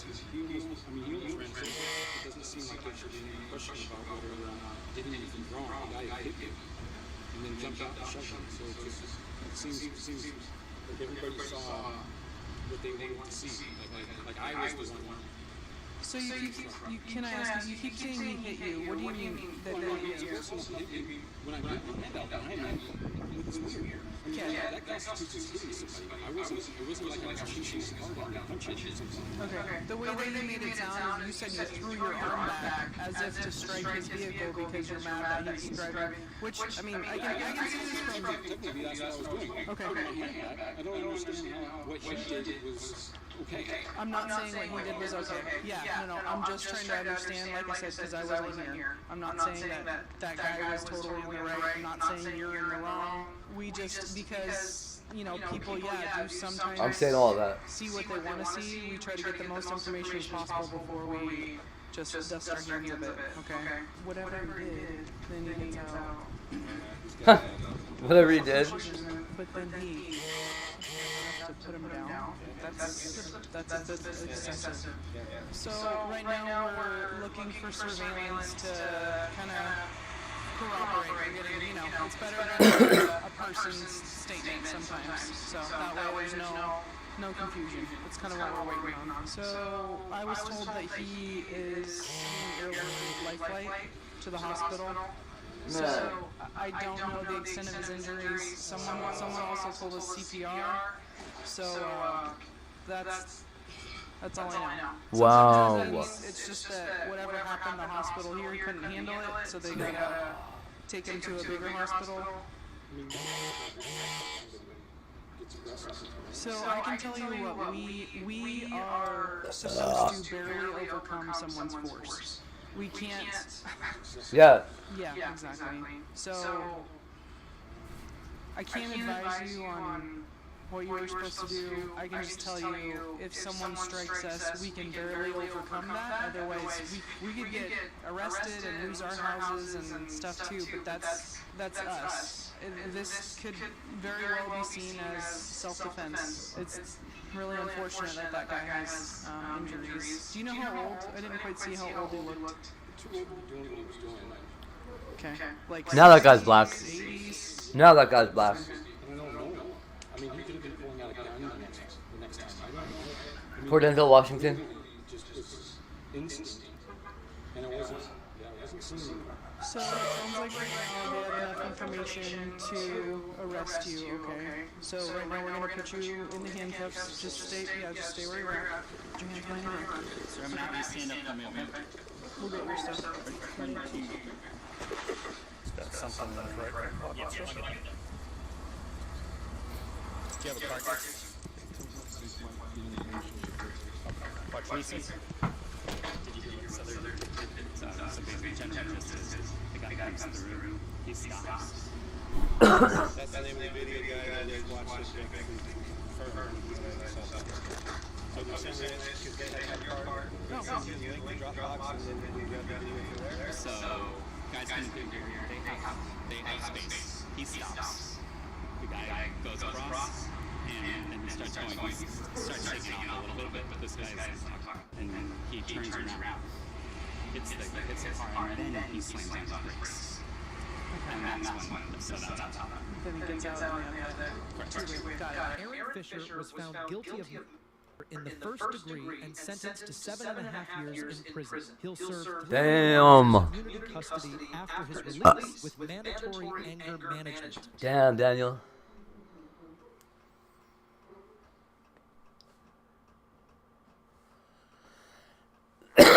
What?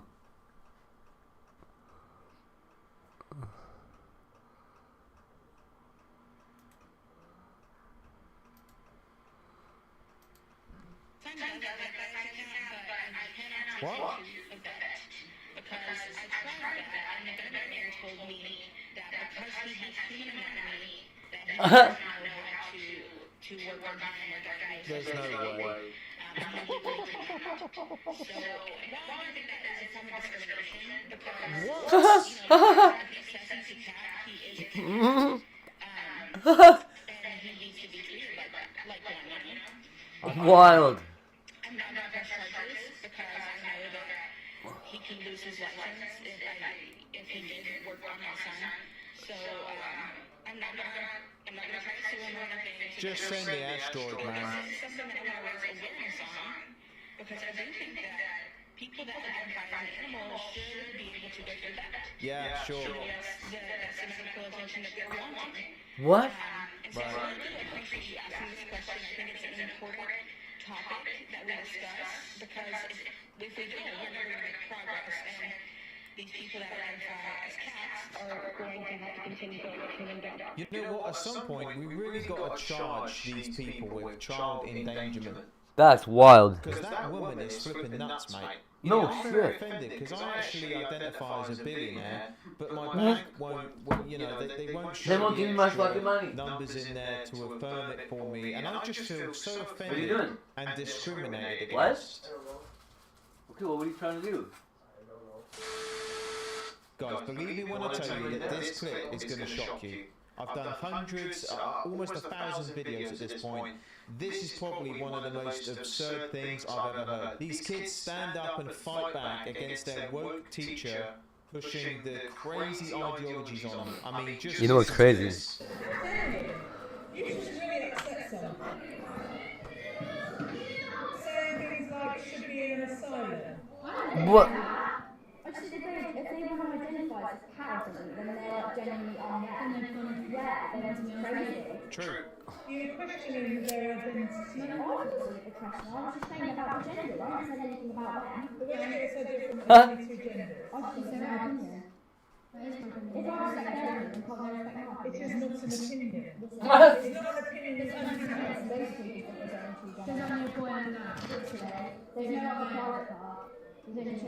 That's not a fact. Gender is not linked to do with the not linked to the that you were born with.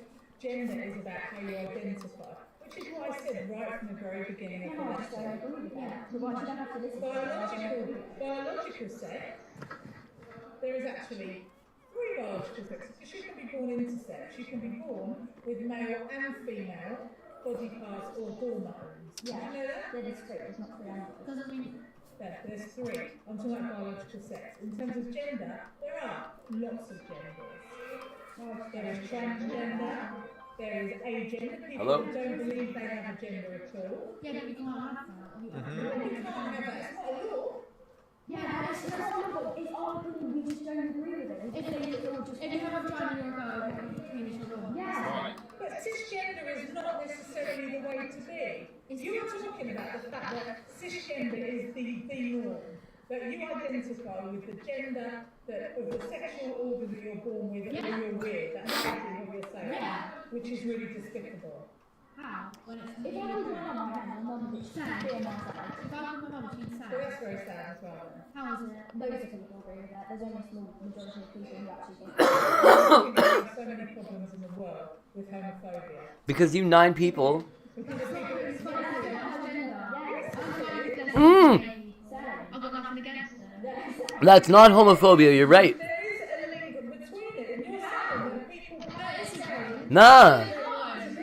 They can't. Unless you get feelings attached. No, I'm not. You're confusing sex and gender. No, I'm not. Because if you have a vagina, you're a girl. If you have a penis, you're a boy.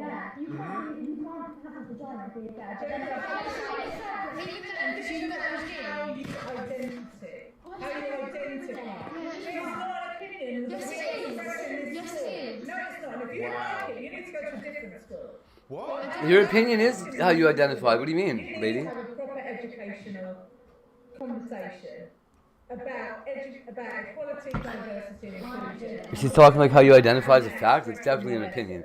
When I'm teaching you about, you can be who you want to be, how you identify is up to you. So they just don't play it because then Maybe because they're polite, maybe they're sensitive. I haven't said anything in all of the lessons I've been in. It's just because they turn around and start saying something. So I say, how can you identify as a cat when you're a girl? Well, they're now writing a statement. I would imagine that you'd be asked to write a statement as well.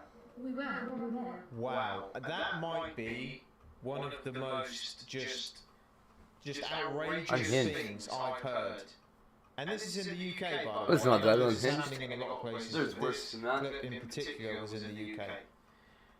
It's hard to believe, listening to it, that it's actually real. This teacher is just outrageous and disgusting.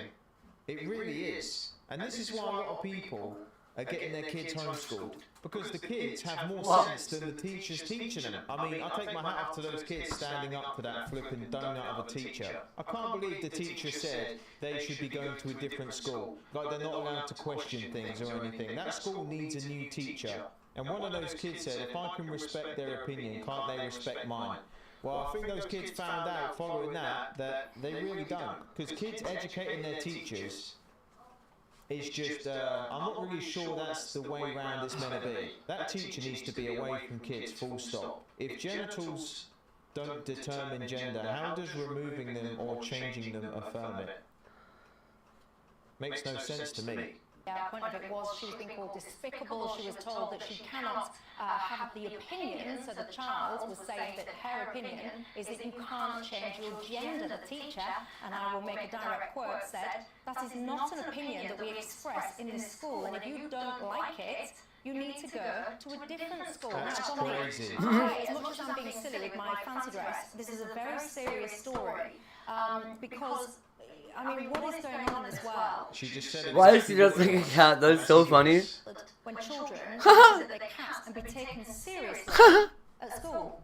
Exactly, and I'm afraid that teacher is just one of the many examples we're seeing of teachers, educators, people that are trusted with, our children's understanding of this world, their readiness to Why do they not have different points of view. When teachers are actively, very aggressively shouting that down. Ooh, new Governor General of Canada. I don't know whether or not the issue Louise Arbour. personal to that teacher in particular, but the way she dealt with it was completely unprofessional. And to say that if you... Yeah, it was just so difficult for me to listen to because it just angers me. Wonder where she's from. They have the audacity to call themselves teachers and educators and they talk to kids that way. It's like those kids are in a flipping prison. They can't question anything. They can't have an opinion. They're told what to say, what not to say, what opinions they can have. What are they there to learn? They're there. No, a $40 tip is not enough for a $500 bill. And if they don't, they get called to go to a different school, and they're going to be in trouble. Express these views that 20%, that's right. is unacceptable. I'm not sure if she speaks for the whole entire school. If you don't like it, find another school. It's an example of how polarised this debate has actually become, where anyone who expresses, a pretty much scientifically sound view. Colorado snow chasing. Did I just find the Nancy Guthrie perp? With a cat is, really, it doesn't make any sense at all, does it? You get shouted down and called a home. Right on, Az. She did. She said it was Gail R did it. Why do you think, this is a direct quote, why do you think we have so many problems in the world with homophobia? Now look at this little graphic, everyone. Some people would say that there's about 70 He's off storm chasing. JLR finds the guy. This was Look at it. Oh, he was there. He was up on. He was there. Non-binary, passing. What the passing? What the hell does passing mean? Huh? Third gender. Transgender man, transgender woman. So what's a transgender then if they're not a transgender man or a transgender woman? I'm confused. Two-spirit. What? Yeah. Agender. What the hell is a two-spirit? Bigender. Cisgender. This guy's obviously not from Canada. What? Gender fluid. Gender queer. What? Gender variant. Prefer not to say other. Jeez, this is what kids have to deal with? Not here. That's crazy. Wow. NHS questionnaire thing that was asking you to identify with all of these different genders, which one are you? This is bonkers, isn't it, Nigel? Yep. There's just all the others. The teacher was unnecessarily aggressive on this one. I thought the kids were actually fighting back quite admirably. Where the teacher should have gone with this conversation is you can't identify as a cat, or an aardvark, or a chihuahua, or something like that. You cannot identify as a different species. But you think you can change your gender? But I do think you can change your gender, and so that is enshrined in British law for most purposes. So you think, so for example, I could decide so you're saying a cat is me taking it too far, but I could It's a different species, so it would be ridiculous. Any more than a box or I could something. identify, as long as it's the same species, you're comfortable that I could identify as that. So I could identify as a man. Yes, you can. Could I identify as a black man? Then it gets more complicated because transgender is something that is a personal necessity. If you're trying to change your race. I thought this guy was going to be on the bandwagon with us guys, but no. He's bent the knee to the mob. He knows what he's saying is BS, but I guess he wants to keep his job. That is a choice, and it also affects another community. Well, but do you not think that this whole transgender thing affects another community? Men saying that they can be women. Do you not think that the community of women are affected by that? Well, they are. That's where we talk about women's spaces. But if you, under the law, a woman can have a penis. The question then is whether or not that woman should be able to use women-only spaces. I think not, by the way. But the only difference under the law is you don't send a trans woman with male genitalia into a prison. Firstly, just because something is law doesn't mean that it makes sense that it's right. And you know, if something is not right, just because it's law, that doesn't mean, you know, you have to follow it. It's my personal view. You have to follow the law.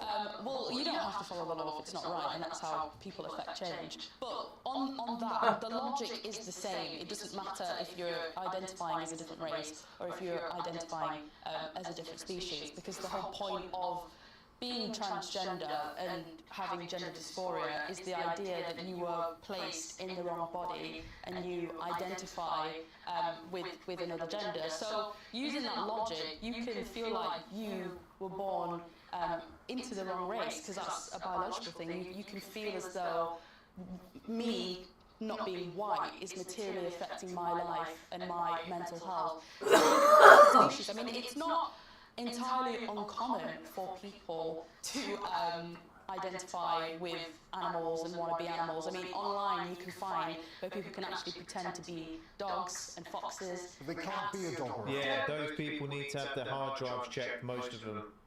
I'm not going to lie to you. Those furry people, whatever you call them, yeah.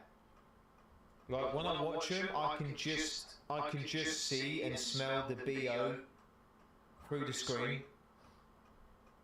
Not being funny, if people enjoy doing that, cool. But most of the people doing that are flipping weird, mate. It is. That's.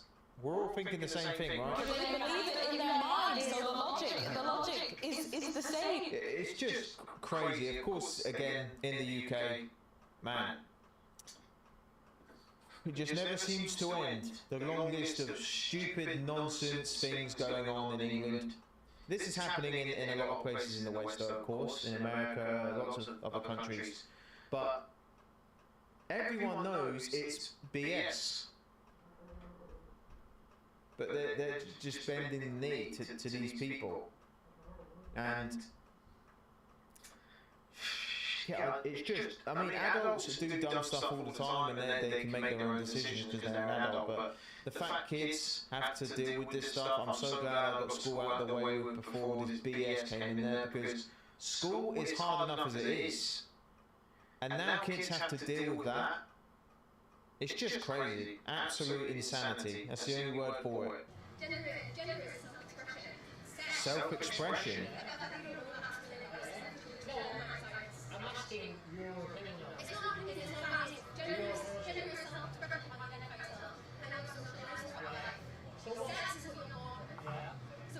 So what's more important?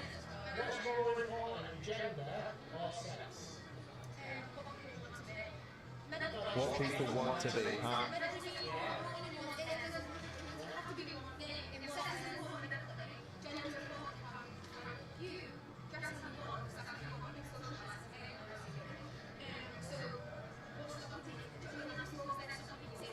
These three fit the description to me.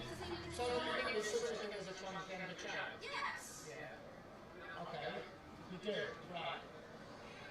Excuse me. Yes. Why would you get a transgender child? Why would you want to keep men at women's sports? What? Do you think men should go in women's sports?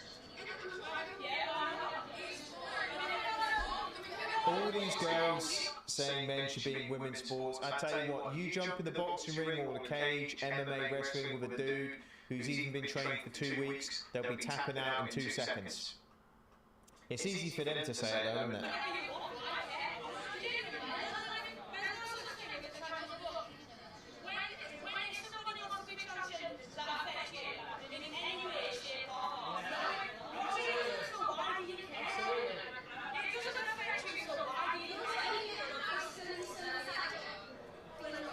These are the same people that ran and raved about Free Palestine when she just said that it doesn't affect them, so why do they care?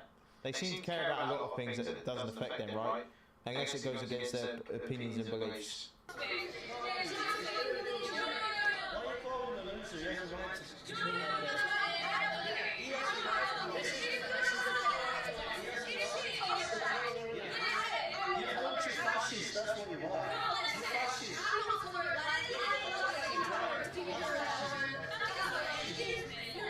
So angry, aren't they?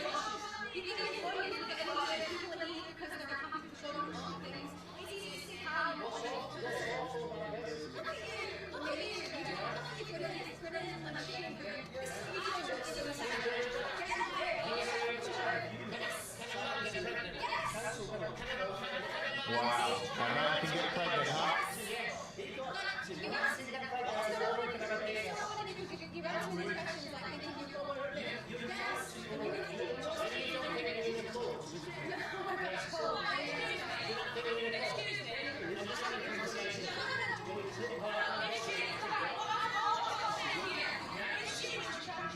This just circulates back to the original clip. These kids have been hearing this stuff in school, from their teachers, from parents, mostly from the education system because it pushes this stuff on these people. If anything, these kids should be going, mate, what, you know, they should be agreeing with him. It's sad that they don't.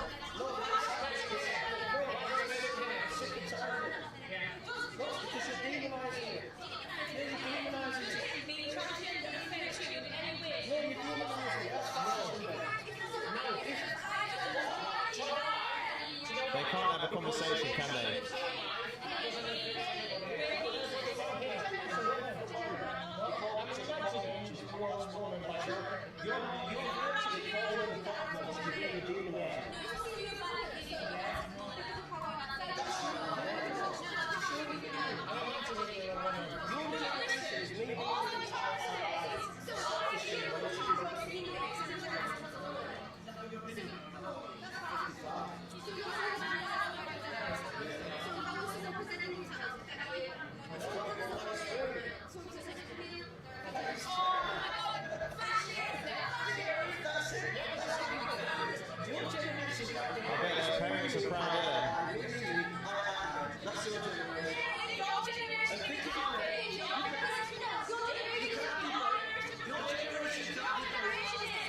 He's not wrong, they can't debate.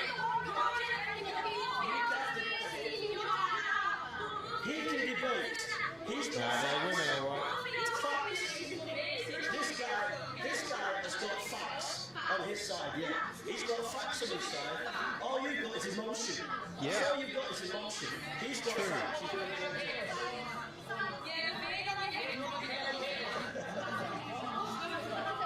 Well, just push him back. I'm sick and tired of your fascists. That's what I am. We are, mate.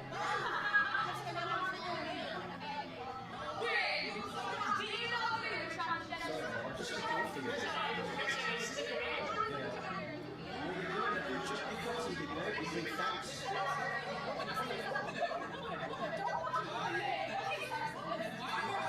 Why are you getting so angry? Take a chill pill. This is your generation. You can't debate.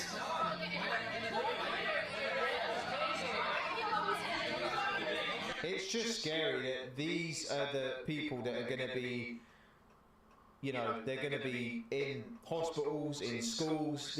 This is the younger generation. And the guy's right, they can't debate. A lot of them are cooked, man. A lot of them are. And they're so quick to violence and aggression, and it's crazy to see. This just goes back to the first clip. This is the stuff they're being taught. This is the stuff they're hearing. Because everything they're saying is what they've heard from somebody else. They don't believe it, they've just heard it from somebody else who's just as delusional as they are. Wow. Guys, let me know what you think down in the comments. It's hard to believe it's real, and these people actually genuinely believe what they're saying is real. That's the craziest part.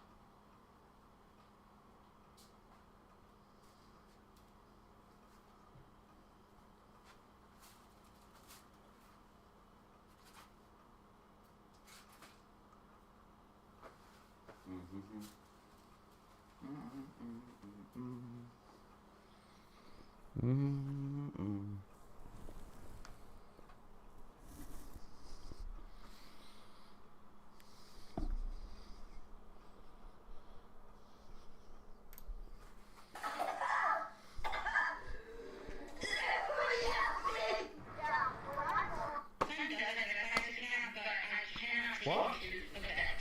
Because I tried that and the veterinarian told me.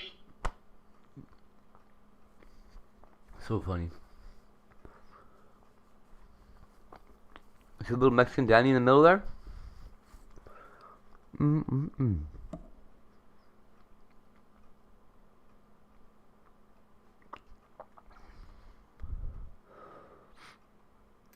Tobacco and spit it on the ground.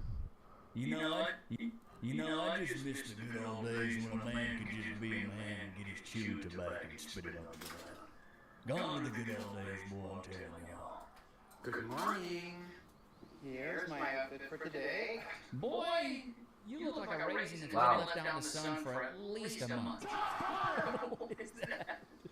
What is that? What? I'm supposed to think that that's a woman? Come on, brother, stop it. Stop ICE from deporting this undocumented migrant. Can we get your signature? We're trying to stop him from deporting Jose Abraham Torino Leonisa. We do have to disclose he was charged with murdering his coworker with a sledgehammer. But we don't want him to get deported. We want him to stay in the U.S. and is it a fair trial, right? Now, he was arrested in 2023, but let back out to the country under the Biden administration. Do you think that what he allegedly did could have been prevented if he was deported initially? I do have to get to a meeting with the senator, so I am going to go, but thank you for letting me sign. Thank you for your good work you're doing. Wow, avoidant. Thank you so much. Oh, last night, could you take him in when he gets out on bail? Would you have a spot for him to stay? I don't live in D.C. She's definitely having food. Big bag. Send him to wherever you live, if that's all right. I have to go. You gotta go? Okay. All right, no problem. I'm telling you right now, her back is as wide as a truck. She ain't got no meeting with the senator. She must be the DoorDash driver, because there is no way she got a meeting with the senator, bro. They always want to be egalitarian. They always want to be this and that until the poo actually hits the fan, and then they don't want to do nothing about it. I can see your beard. You can see my beard? Oh no! Yeah, even the kids look like you're mad. Of course, Why are we pushing this to kids? This is put a 1 in chat to you. This is where it grinds my gears.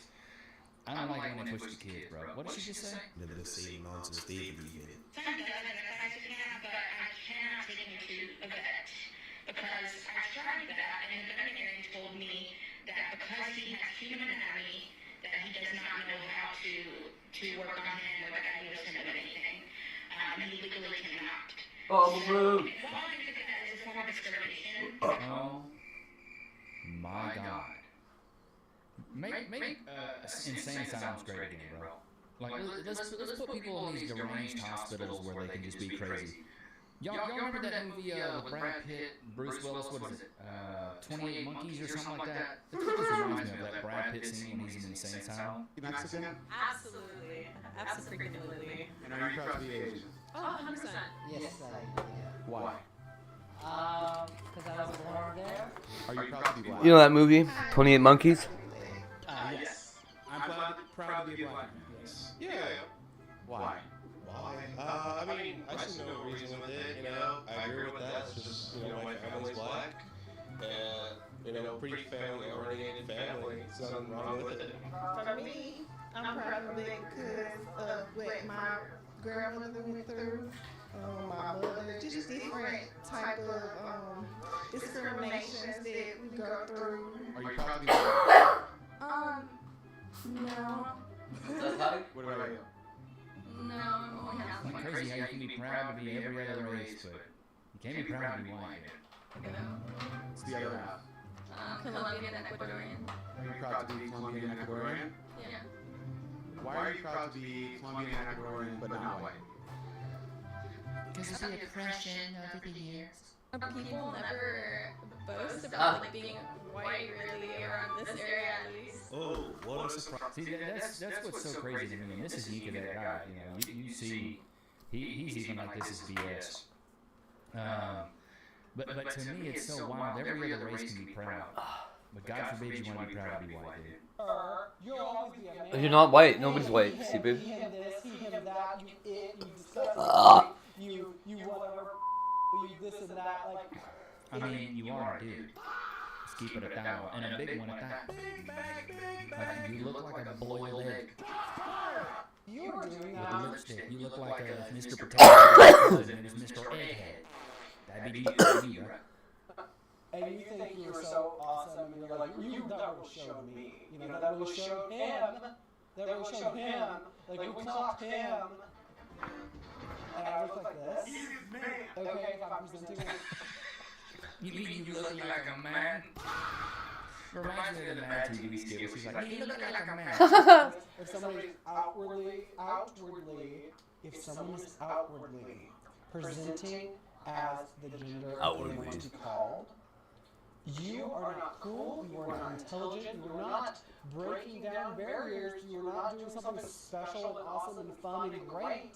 Say that into a mirror. You're not awesome, you're not great, you're not special, you're not doing something awesome and great, you're not doing anything. Let him finish what he's saying. You're cosplaying as a woman. You're not cool, you're not a nice person if you were deliberately calling them something that they do not want to be called. Hey, sir, you really didn't I love it. You can't do anything right with these people. Just everything is wrong. You know what else is wrong? No. Chat, do you ever check your bank account and just laugh? Like, not even sad laugh. He didn't call you a racist. Everything, right? Gas prices up. Vacations He should've. overpriced. The next thing you know, you're swiping your credit card like it's a fidget spinner. And now you're stuck in high interest debt. But if you're a homeowner, this is where things get a little more interesting. American financing actually helps you use your home equity to clean this whole situation up. We're talking about rolling. That's also a big problem in that. And then also they can buy anything. They can buy crap food with it. I don't know if you guys noticed I'm wearing something different today. I decided to channel my inner mechanic. I feel like this is what a swaggy mechanic would wear. I'm cosplaying as a mechanic. So I want you guys to identify me as a swaggy mechanic. You know, they're cool. I got this hat at Walmart actually. It's like a corduroy hat. It's pretty sweet, right? But see, that's the big thing. And I think we should, and then chat, put it on chat if you agree. I think we should track the purchases for all the food stamps so we know exactly what you're buying. So you can't buy just BS, you can't buy garbage. You can only buy healthy foods. And I feel like feedback people knew that if they were on food stamps, they could only buy healthy food. They would not want to be on food stamps anymore. They'd be like, all I can buy is carrots and celery and ground beef. I don't want this. I want to buy the garbage. Transphobia threatens human rights and norms, okay? People like ourselves, Why is it they always look like cave dwellers? Like this dude looks like he hasn't been outside in a month of Sundays. His eyes are barely open, the sunlight's killing us. so much threat to their human rights and also their very fucking lives. Right? Of course we were worried, because any moment, it could be someone's last day. But if it's a transphobe, it's decided that the day of their life is against that. It's actually the other way around. You guys actually Oh, my commit more back atrocities hurts. and violence than people on the Chat. left. You guys low lids?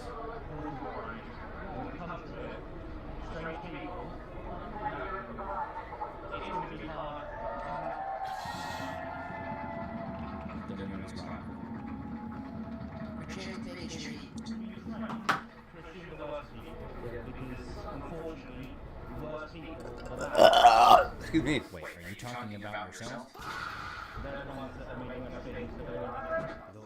Wow. Worst people are the loudest ones. You mean like you guys? That just like want to complain all the time and yell and hold up signs? My kid loves that blue and pink flag, whatever that is.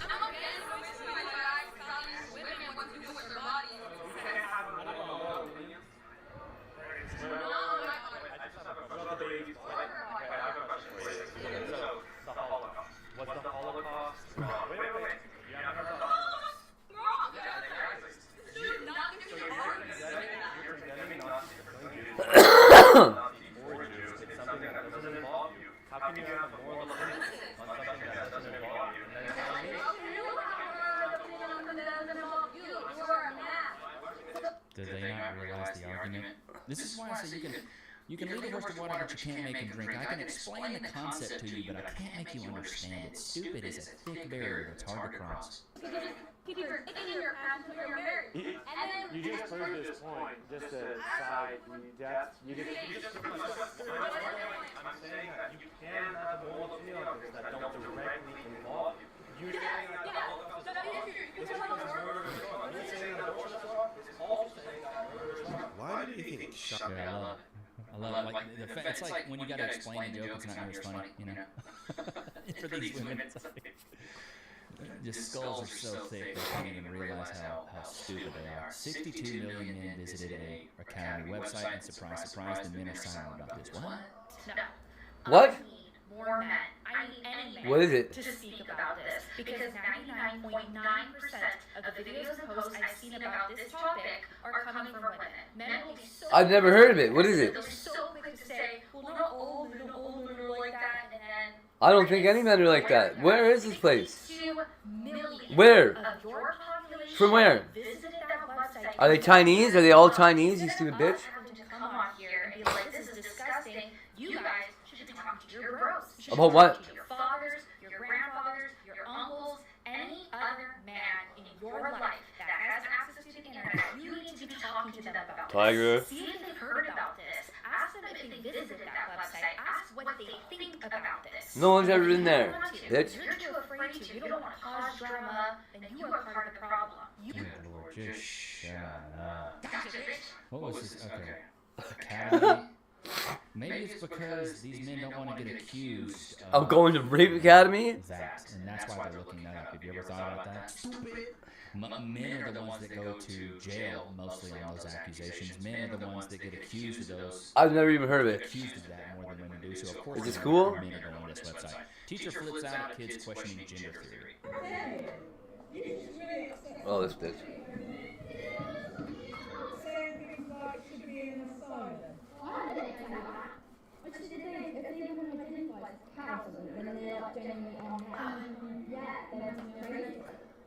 Based kid, love.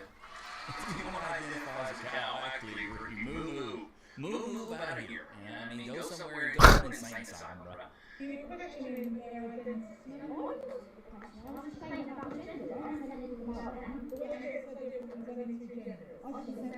Biology, facts, science, reality. The science class I just came out of, yeah.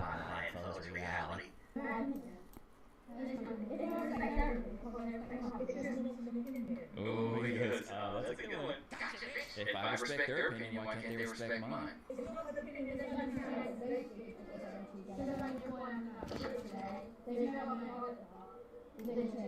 You want a timeline? Change your name to Palm Beach Pete? Yeah. You want to be more? Haha. Nah, that's just the name. That's wrong. And you let go Palm Beach Pete. Relax. What's your name? My name is Palm Beach Pete. Dude, this guy thinks we're stupid. So, Palm Beach Pete, how Hey, McLovin. Just because it can happen doesn't mean it's normal, and therefore it should be your main component in the control group if you're making a decision or a logical argument based off of how many sexes there are. Yes, you can have an exception. I would watch that movie.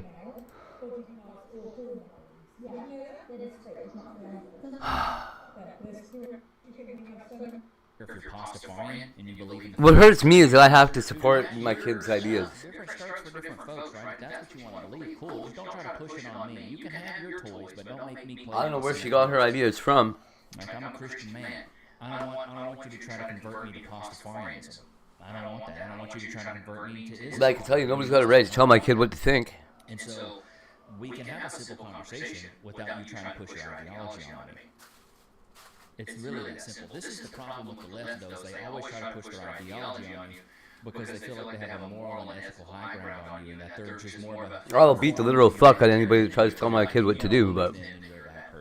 They tie it so much to their own identity that they're like, Da da da. if you believe this, you're a bigot, you're a bad person.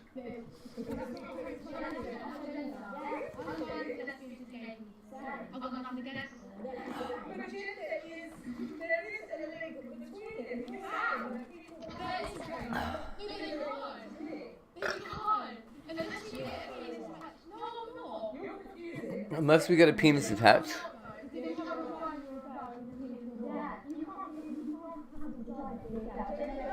This is our teachers, bro. This is a grown adult getting schooled by like a middle school boy.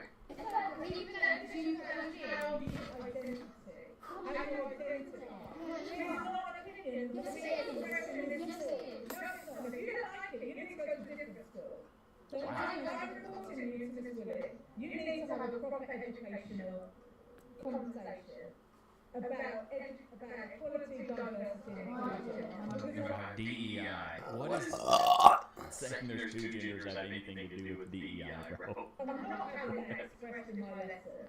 When I'm teaching you about you can be who you want to be, how you identify. What the fuck is DEI?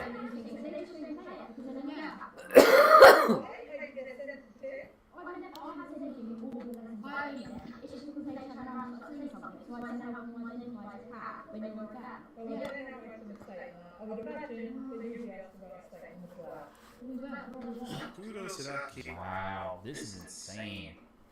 I can't believe that this is even a thing.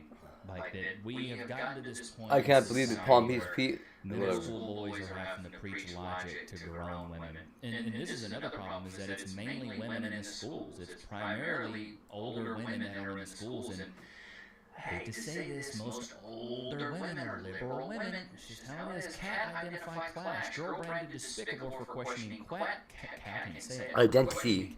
Identity of other people. She's been called despicable. She was told that she cannot have the opinion. So the child was saying that her opinion is that you can't change your opinion to the teacher. And I will make a direct quote said, that is not an opinion that we express in this school. And if you don't like it, you need to go to a different school. Now, Dominic, as much as I'm being silly with my fancy dress, this is a very serious story because, I mean, what is going on in this world when children consider they can't and be taken seriously at school? Exactly, and I'm afraid that teacher is just one of I don't believe they're taking her seriously sitting behind that desk. Teachers, educators, people that are trusted with our children's understanding of this world, their readiness to actually explore different points of view. When teachers are actively, very aggressively shutting that down in quite an emotionally unstable way, I think. I don't know whether or not the issue was very personal to that teacher in particular, but the way she dealt with it was completely unprofessional.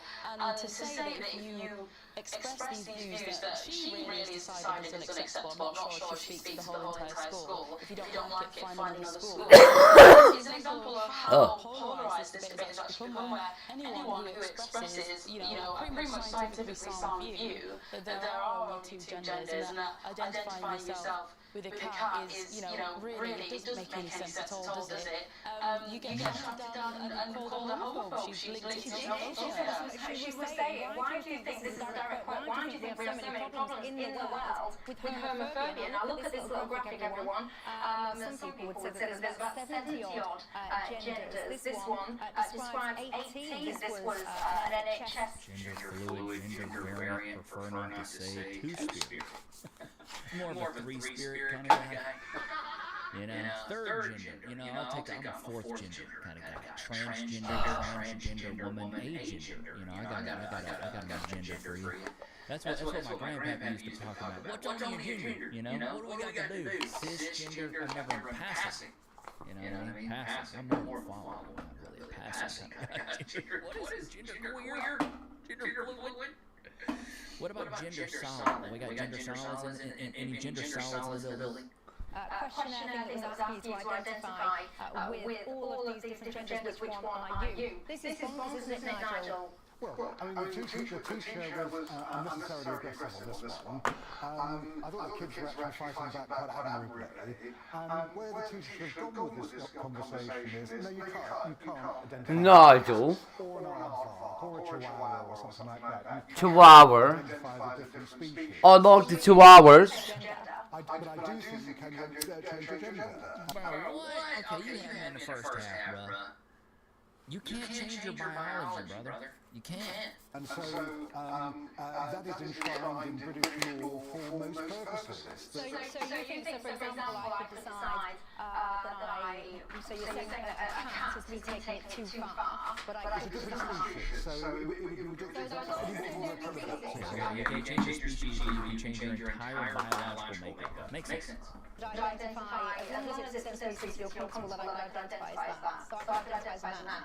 Yes, you can. Identify as a black man. Then it gets more complicated because...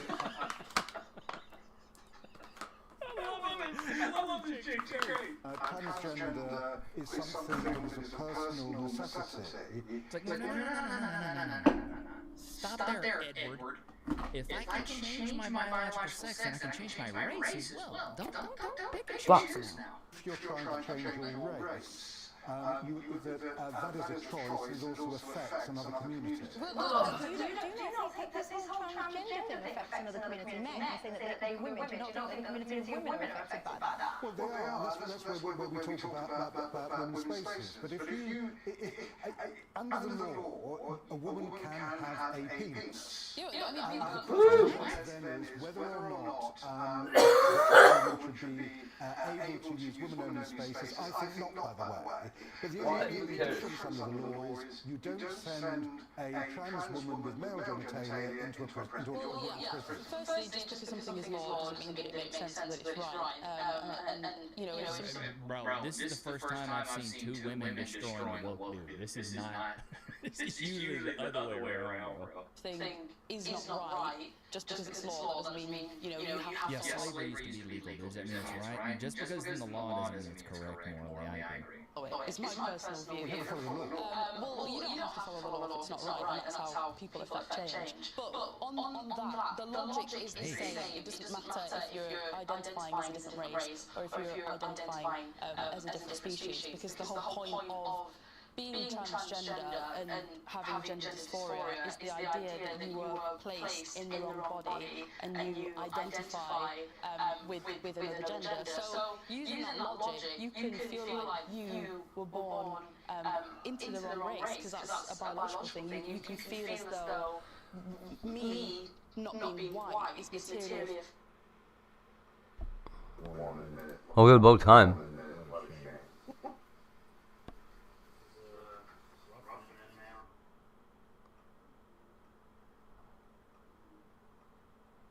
Every time I come here, it's broken like this. What the fuck?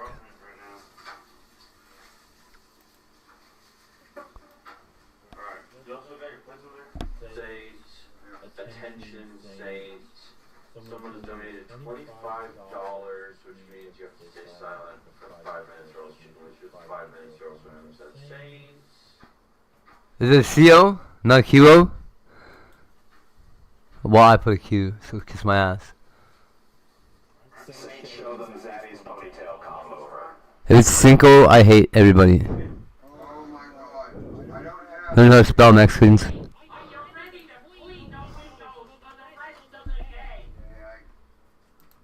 There, I made a C.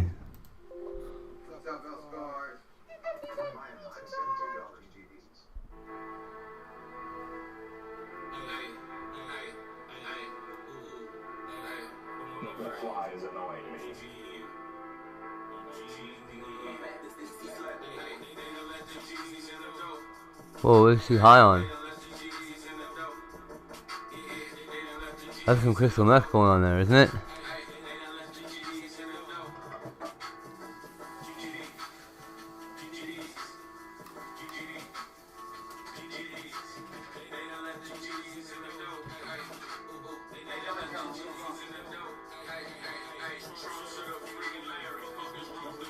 Pretty Larry. What's wrong with that lady?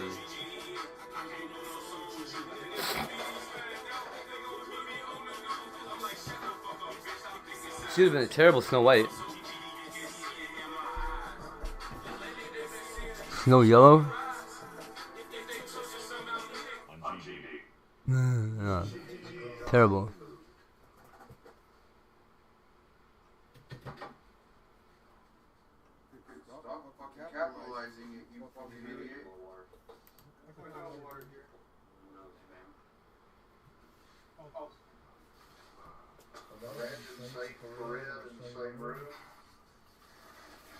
Oh my god, that would make everybody want to next.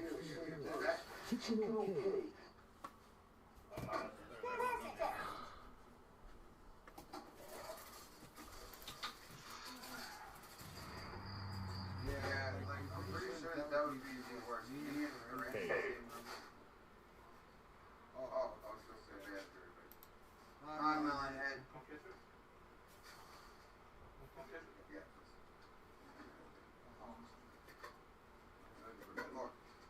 No, he didn't find his one.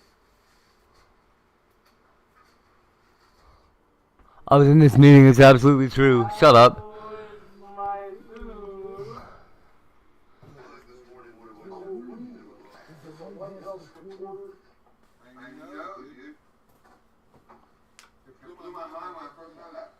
Goodbye, lady.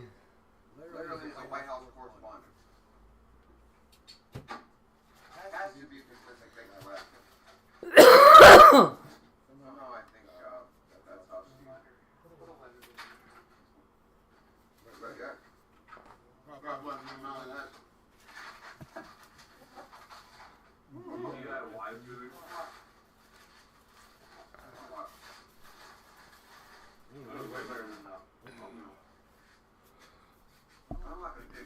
I moved so Saints and sit next to chicken. It's like they've never tried before.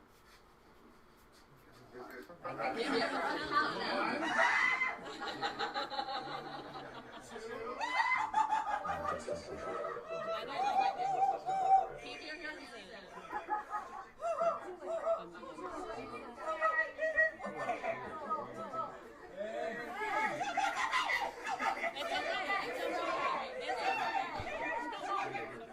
Hurry up.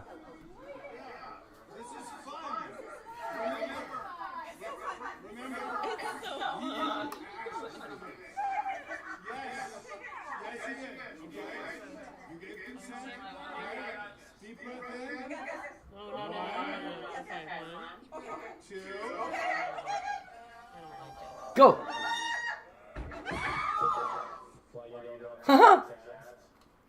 And Cinco chicken and on my survival stream. The little kid.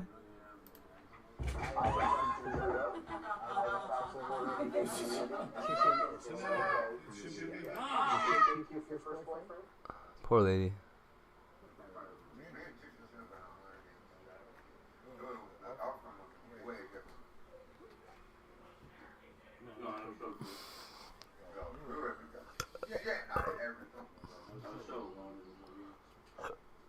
Excuse me.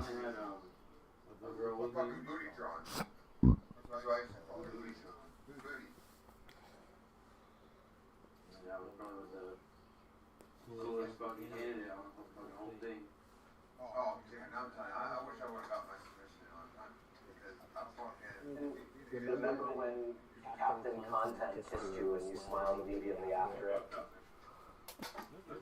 Ryan, you need to move so Saints and sit next to chicken.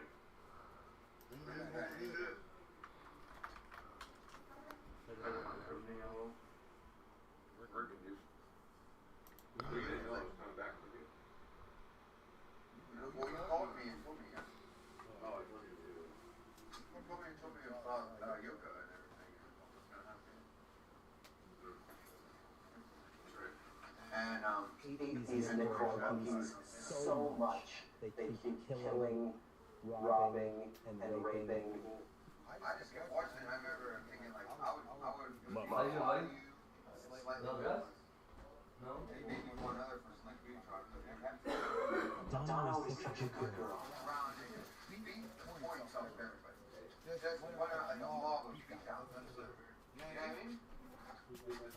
I totally rocked it on the survival stream.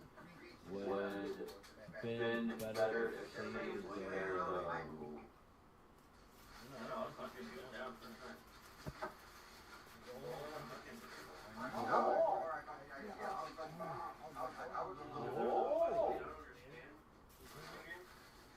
First night, there was 12 man. There's like 16 people, whole team. Like half of the whole entire server was a team. And then anyone would say he would have cried in a saint. He would say he had frostbite in 100-degree weather. That's a good one. Even, I had a lot of fun kids. Died in the beginning. Literally? Joan is such a good girl. I remember everybody being funny, and I remember thinking like, how many spots got taken? You got clear water. By who would have actually tried to one. That's clear water. I'm okay. A lot of water. Propel. Jams. I like the rocket power ones. Donna was such a good girl.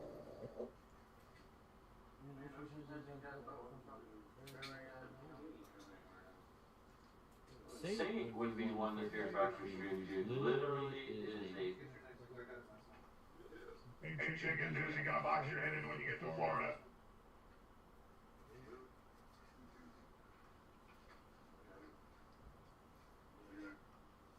Yeah, amazing. Imagine being, imagine being. They were telling me I've never been out of water. That was your first one. Imagine thinking that you even had a chance.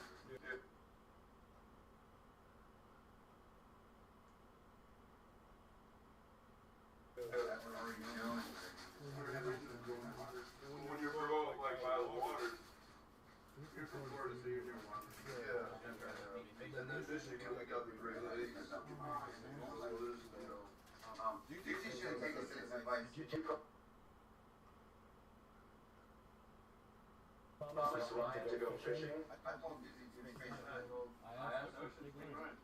You had nice legs, plenty of male claws on perfect baby boy. Any more sausages? I'm getting hungry, folks. No, Dizzy's a leech, bro. Fuck a leech. And I can do it. If it taken my advice, I told him to fix stuff. My best stuff, chicken. I said, you what, you want to ruin your life for free? That's not going to happen. You're a garbage. And you have amazing soft, long legs. I just stuck my sausage in Adrian, and boy, she's not as tight as you. Call Hampton Brand.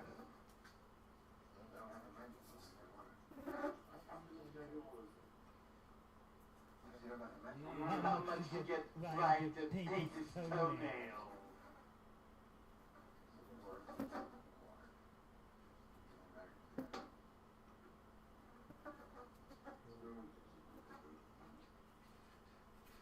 I know the use. I mean, I do it, but yeah, but that's part of it. So go on and do the fucking instance. I'm just doing something where other people are doing nothing.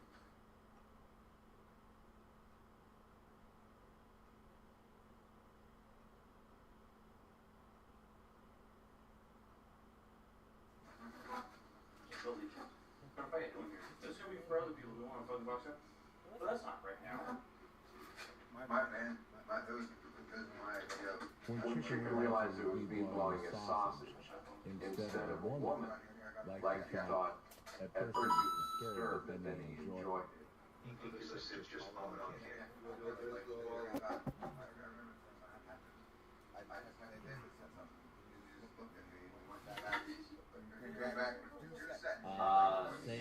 Thank for being my right hand man. Bro, I owe you a shoulder load. To be fair though, you did say something. What did I say? You said you wanted to fuck me up. No,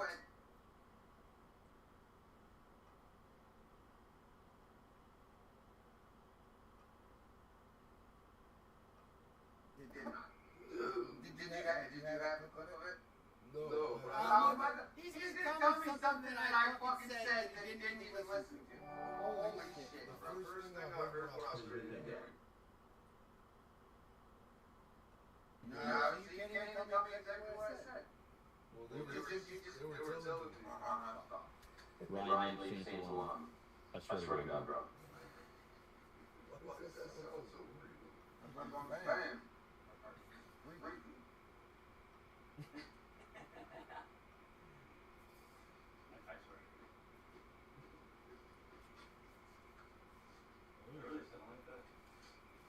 You literally saying alum now. Ooh.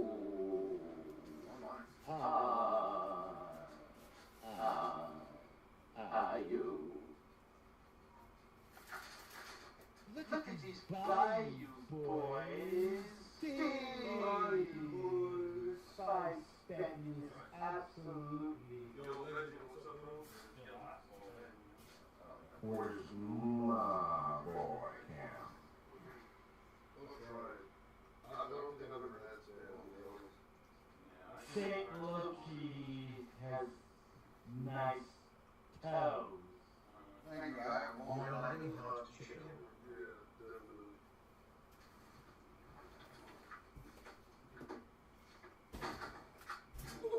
Ouch.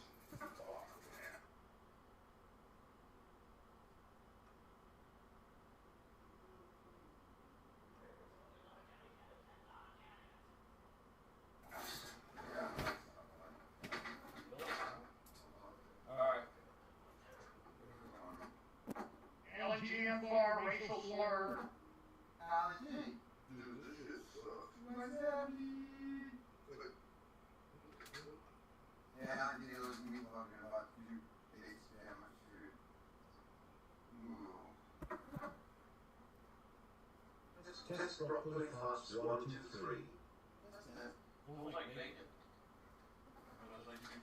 It's like a spicy hot dog, like, something ain't right. I've never had spam. Bart, you might have to shorten. You might have to shorten. You need to go to Walmart to get sage, clothes. Yeah, I'm hot. That's horrible. It's not bad. I mean, it's some bullshit.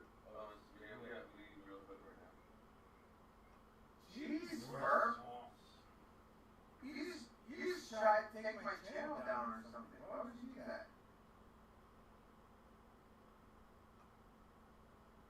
You're a fan. What did they make for lunch? Spicy spam? Fan. Cool. You put a space after van.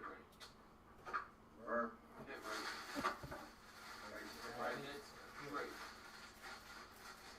It's right. Verb reborn. There you go. Like, what the hell, dude? You really tried to ban? Why would you AI speech that, bro? No. Ryan, leave my beautiful bride safe alone. We're on our honeymoon. Any you and ocean girls are fishing today. Spam is worse than hot dogs. Oh, yeah. Leave today the signal is so Because it's funny. It's not funny to take my channel down. I agree it's funny. Do you think Aurora will have to Edward too?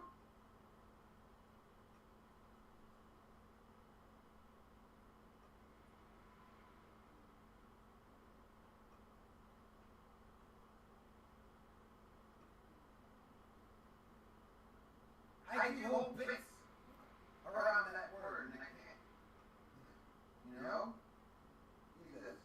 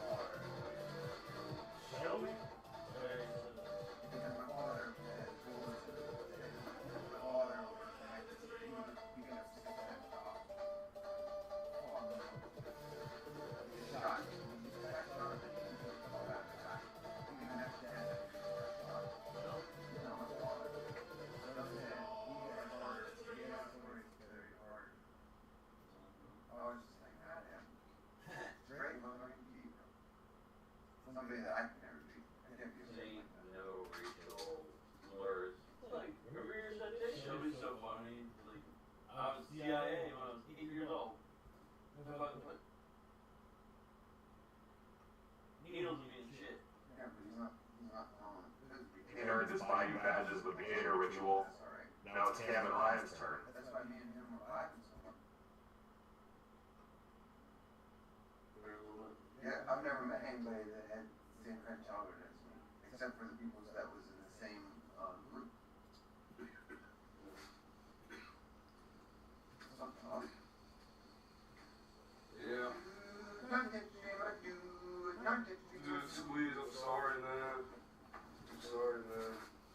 Yeah, no, I remember cereal and shit. Oh my god, you have to be working hard, because my body is aching more than if I was hard than I earlier. Yeah, no, bro, I just said so. And I work every day of my house. I'm carrying 5 years old,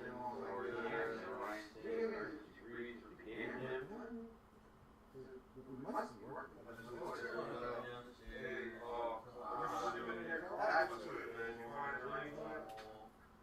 Sorry I couldn't help you out, man. I don't know when I'm coming back. I don't know how long this RP is going to be. You staying there, right? I think he's staying up all night. I'm going to be honest, bro. I don't really know. Ryan says, sorry, at least. Yeah, is that your water? Yes. I'm sorry, man. I thought it was just sugar. Put me onto a lot, bro. I need you to petition for me. What do they do? Chicken wanted to be a mason, and I can help him out. It's never, it's B1S one. I'm glad to hear it, bro. I'm glad to hear it. Good luck out there. Yeah, hey, still in How about a compromise? You can make it. Oh, if you need a cameraman. Yes! I can help you out. Yes! Because I have a whole game. I love you, Bert. See, now, thank you, dude. Thank you for not being an asshole and being like, oh, let me just say more now.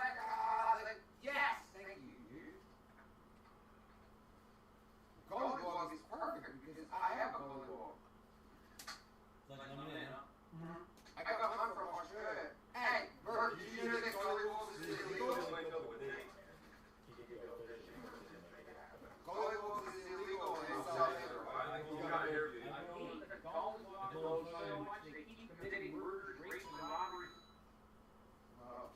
I told Ocean to take it, man. And he said, Ocean promised to me that. Yeah, I mean, those are fancy.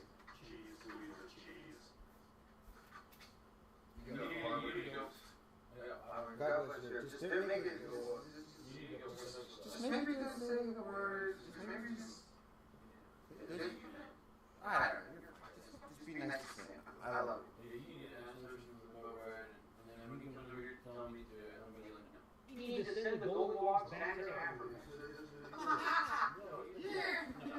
Ocean's been saying that I want to fuck over. No, I want to fuck fix his bunk bed. Well, that's just Ocean. It's probably a dog.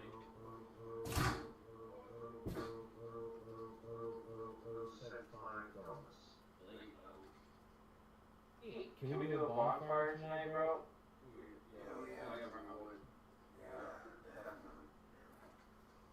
Hey, Chicken, do you think we should send gold dogs back to Africa? They commit so much crime here in America. It's state law and chicken coop for life.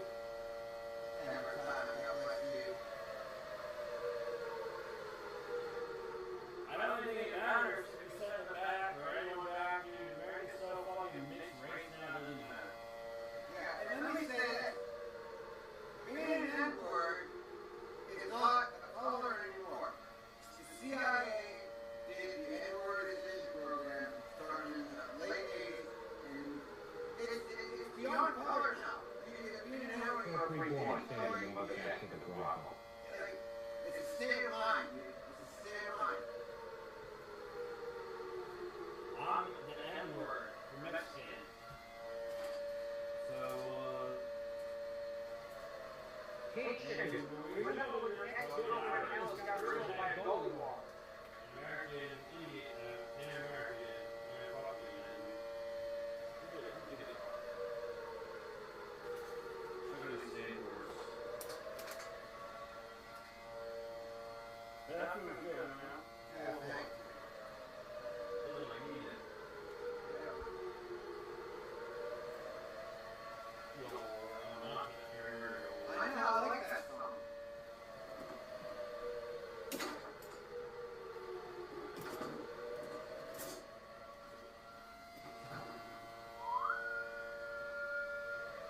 power bank in the back row.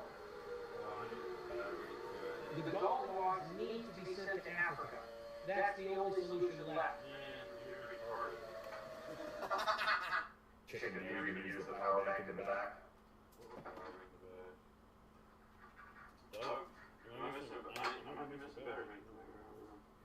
Where is it back?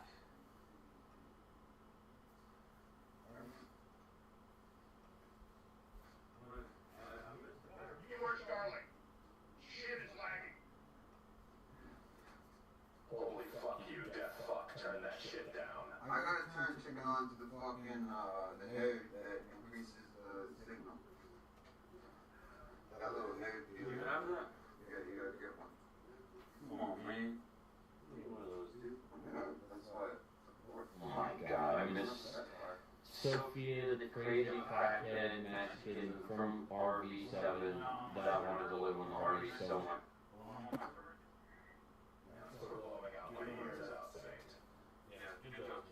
What? I didn't do. Was that my speaker? I thought it was your speaker the whole time. It wasn't your speaker. Ah, see, chicken can always lie to you, dude, and it works. No, I was playing with that. I've never lied to you. I know. I've never lied to you, like, seriously. Well, I know that. He always gets me, though. It reels me in, dude. I'm so gullible. My girlfriend Adriana is cheating on me with her ex-boyfriend Clay right now.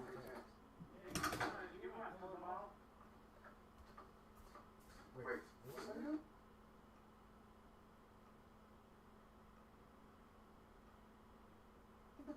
Come on, water bottle. Water bottle. I don't see one here. Are you fucking serious? There, that one's working. I can show you proof. Well, no, I can't. Do I still have it here? Yes! Okay, in my bag at all times is the nanoblazine. Okay? It's been in my bag ever since I bought it. Because I had this bag with me at Streamer House. And You need to go to the Saints compound and meet. everybody's allowed to come to my compound, dude. I've been inviting everybody up for a fucking year. Nobody fucking comes. Reaper's the only one. Oh, in Vegas. Reaper in Vegas came. Bro, I've been inviting fucking streamers. I've been inviting viewers. Maybe he wants to hang with Stacy, or y'all just scared. It's much safer to hang out with me on a stream. You need to go to the Saints compound. I invited John and Magic. I invited him, like 2 months ago. He thumbs me up on a text message. And I mentioned it to him recently, like, motherfucker, you're from what? And he didn't say no. He's like, yeah, and that sounds great. So it'll be something, it'll happen if it works out, kind of thing. You know? They're like, yeah, dude. I'm down, dude. Content has been so fucking dry for the last year. Chicken, what is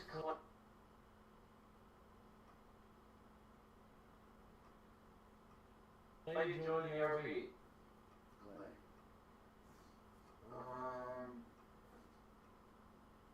don't know. I don't know Clay.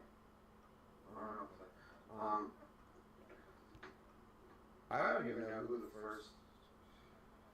I can't be who's. Yeah, we none of us know. It's not really.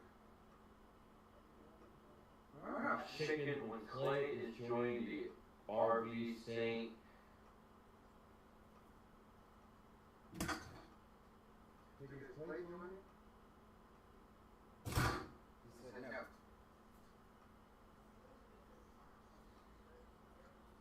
I don't know who Clay is, but that was a definitive negative on the Clay sturdy.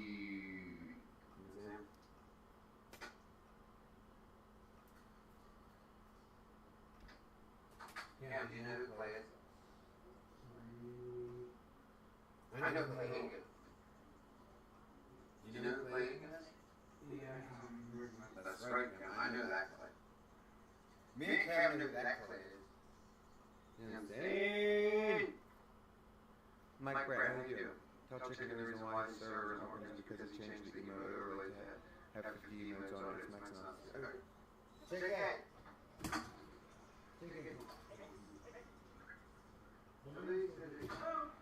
Here, your bot's gone on kick.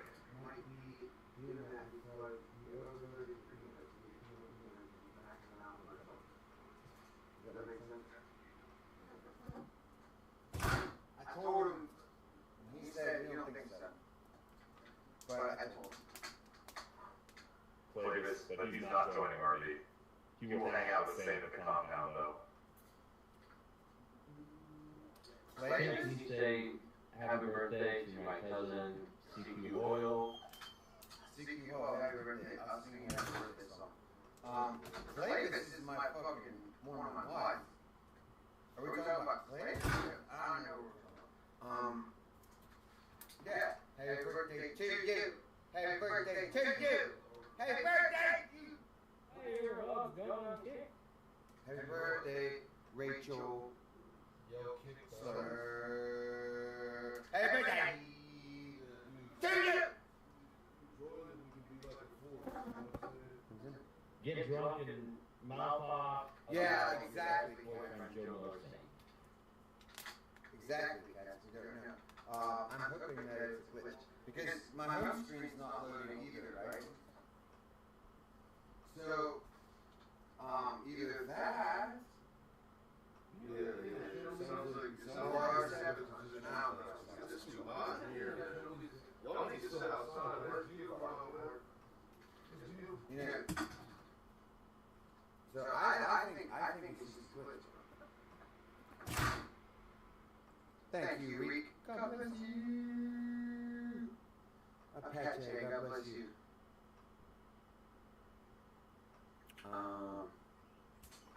Yeah, dinner prize every time chicken leaves. Yeah, I don't know what's up with it, Cat. I'm hoping it's a glitch because there's only one person that could have done it, and that person wouldn't do it. Cat, it just wouldn't.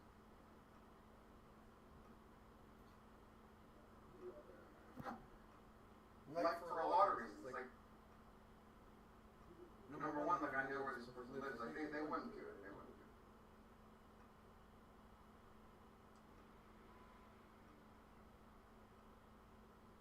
it. They're not Miami.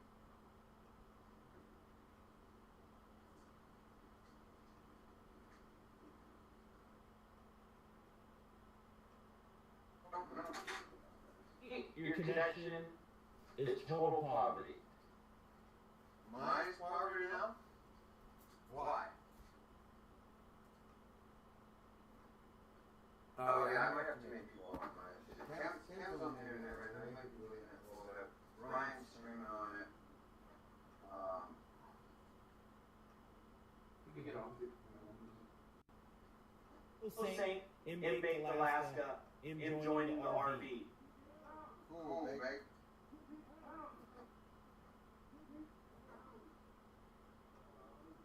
Yeah, I don't know. Like, hey, Cat. Call Magic Bro, we miss her. Cat, maybe keep an eye on things for me like you do. I have to call Magic. I need to get an address on the chicken. I can't call her until I get this address. I gotta get mail. I gotta get a package from Magic, bro. I need my phone. Magic's gonna send me a new phone. I lost my phone. And why is she a TTA's voice? If you're talking about Ryan, who told me and others off, I have nothing to say to him. If anybody has spare dollar, you need to send him to Saint because Saint has to buy a new phone because he fucking drops his phone in fucking water. It's gone.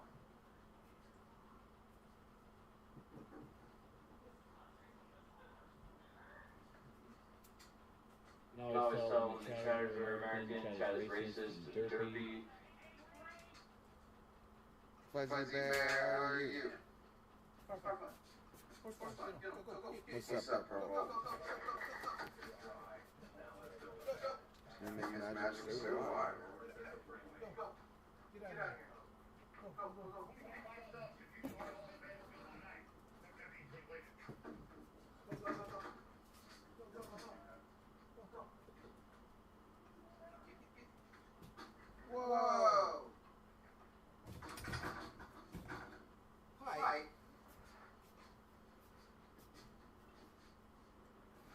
Byte, hold on. I don't know how to read this. It says you just get it in.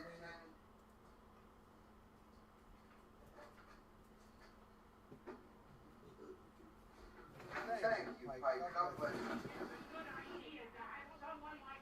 Mods are here to unban Autobot. Unban the Autobot? Yeah. Well, cats are... I didn't mod you cats here. I thought I modded you already.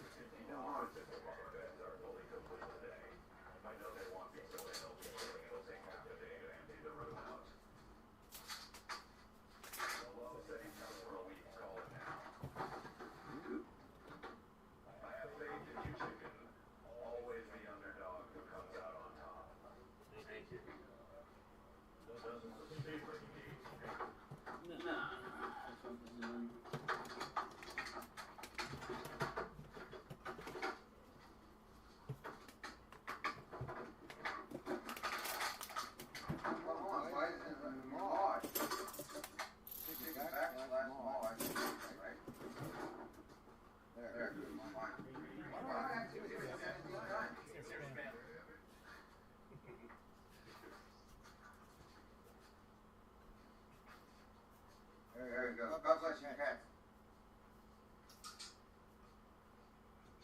How do you give subs every time? I don't know. Step away for the day and come back about hours later.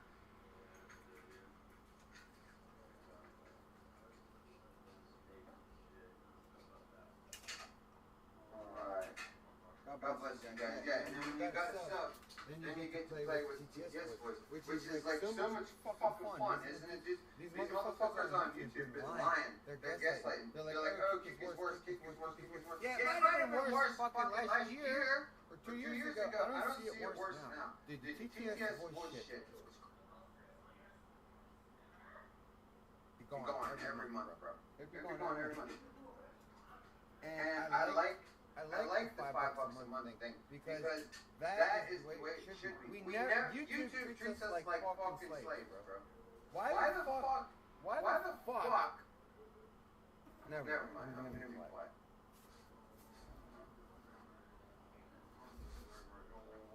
Subs. You have to log in through the browser, then there's an option.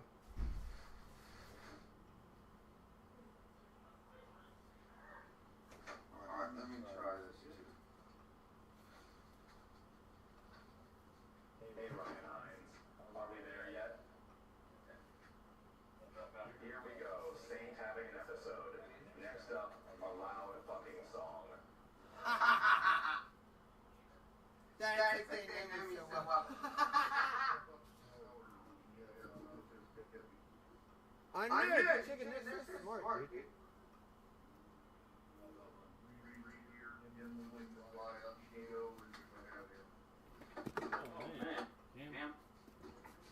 Cam's going hard over there. Who? Cam? What, we passing gas?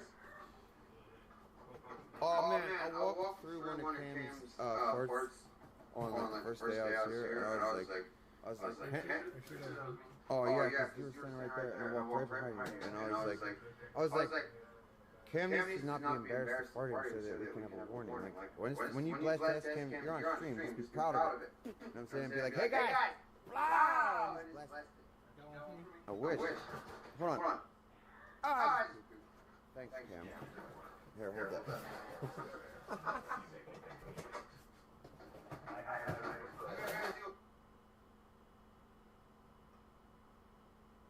The white check now.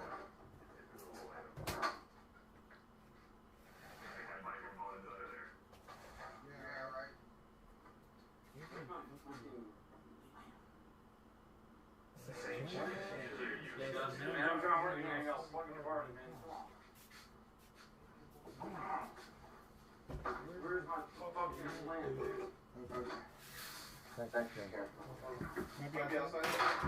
Don't ever say I'm not a good sport, man. Just see that shit and just poop myself.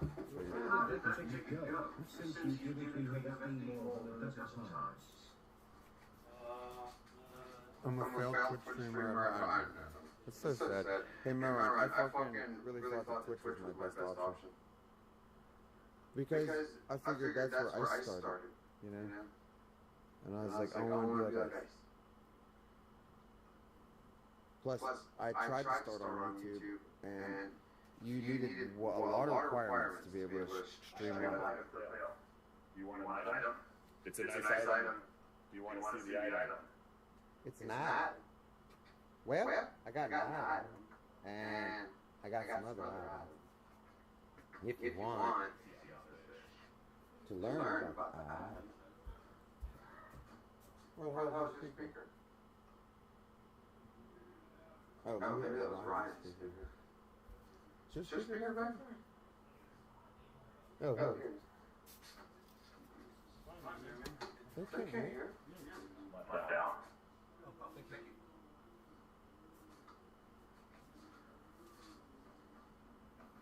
You put it in, how you do it.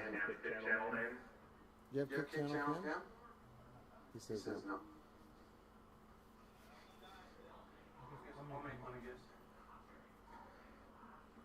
What's up, Bob? That's one of your favorite hard service. The Richard Christie prank calls with Sal, or the Chudyard, are top tier. Well, when Sal the stockbroker was like, I got some gold teeth in a jaw from Auschwitz. You know, that's when people knew how to laugh at jokes, bro. Howard Stern is a Jewish man, and he used to be able to N-bombs all day long, because we used to live in a different world where curse words were the only things considered to be offensive. And if it wasn't a curse word, nobody cared. And racial epithets and racial slurs were not considered curse words. And you could say them on the radio. You could say them on TV. Okay, they didn't bleep them out. Oh, Cam.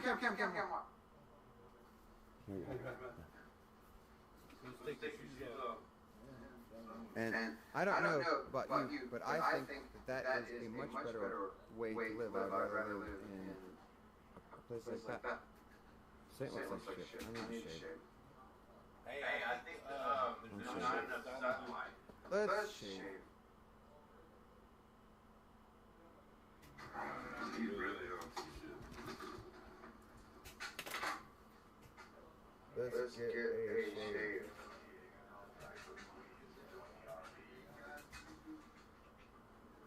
Radio Praxis, God bless you. St. Sure Cam, video, trigger now. I'll remember that. Cam's filming the trigger right now.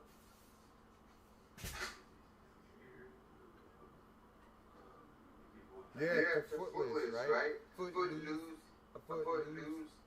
If you know what we're talking about, the Seattle riot cops were throwing Molotov cocktails and flamethrowers at people. And light their goddamn fucking shoes and legs on fire. And these motherfuckers don't know how to stop, drop, and roll, bro. They fucking, God bless you, boys. They just would start like fanning the flames. So it's like, Footloose, a Footloose, and they look like they're getting fucking jiggy with fire on their goddamn legs. And a couple of them, it starts traveling up their legs. And these motherfuckers don't know how to stop, drop, and roll. They just keep going, and making it worse, you know? Nah, we gotta shave it up. Alright. Chicken, you guys shaving cream? Huh? I'm gonna shave it. Okay. Yeah, I got shaving cream. No, I just whatever. I just need some new rotation. As long as we get new rotation.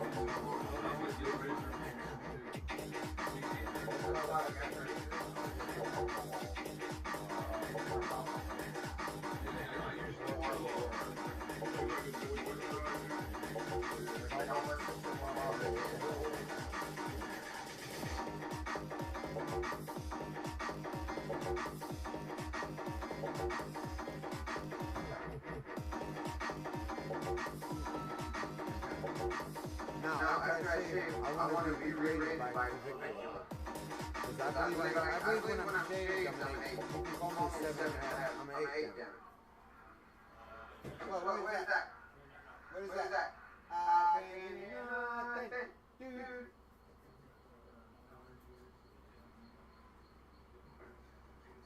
Dun dun dun dun dun dun dun dun dun dun dun.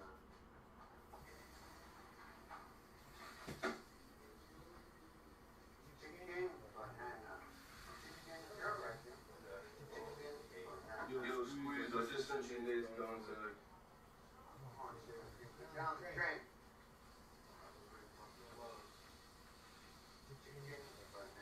shoot them up if you want to work with them a little bit. They'll work with you. Now, where's that? Just throw them something that'll throw them low.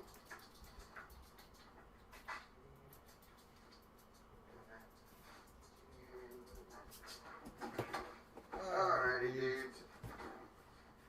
I'm an 8 out of 100. Oh, come on, Clint. That's fucking funny, dude. Like, I mean, yeah. It's all on the eye of the order, right? And Clint's like, I did not find your check thing. Okay. Skip that out.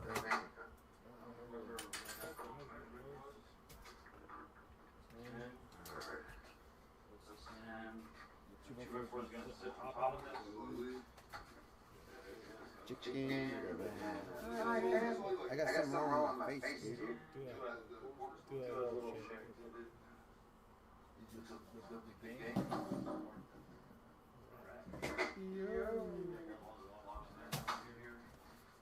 I'm gonna get out of your way. This is a high in this corner. There we go. Chicken banana.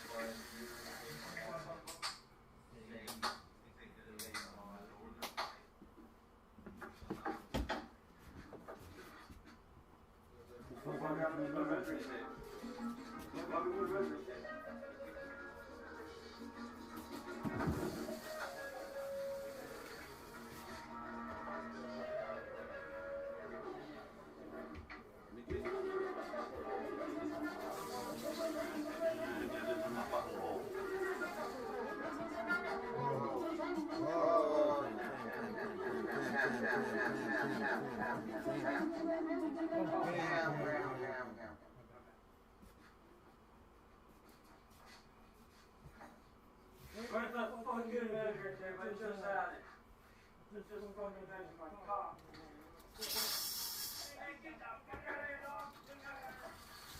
Nobody likes noodles in their pie.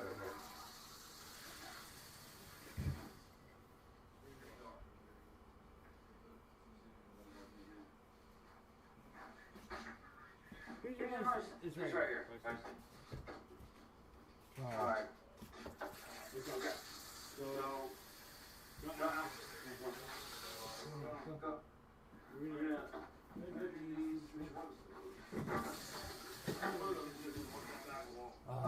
what I want to do today. I'm going to save like 5 times to get this all off. There's something about that. Now it's going to be my grill and more shaving here.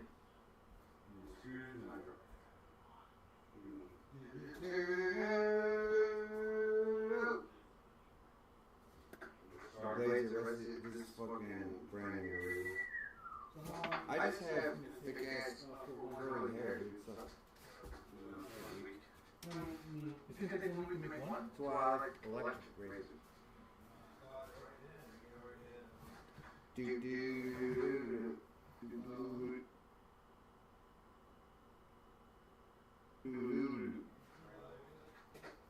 What's up, Smith? Pay for my dick.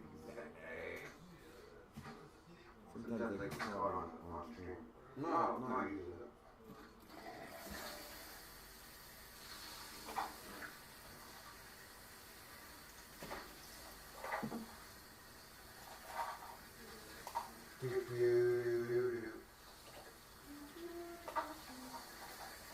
It's called predictive programming. Like we were here first, and we're the ones who died. It's not fair. It's not fair because there's no reason for us to do it. You guys are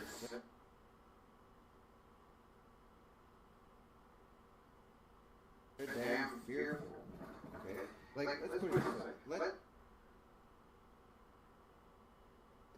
And you came here to enlighten you guys. What would happen? You guys would shoot at it.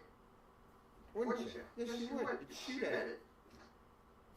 How do we know that? Because it's do all the time. The weird part was chicken building bunk builders that literally did nothing for one predictive program. Like what the fuck is he doing? Systems are very easy. Hacked by so we can lighten up a little bit. I make you understand that we're actually not that bad. Genetic and epigenetic and five knots.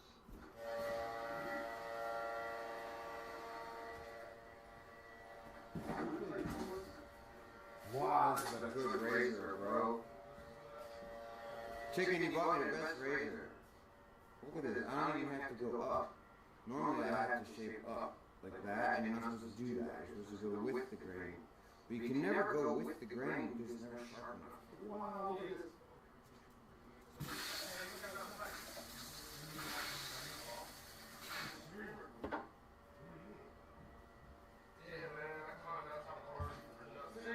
Yo. What? Like me too? What? Agent? A third?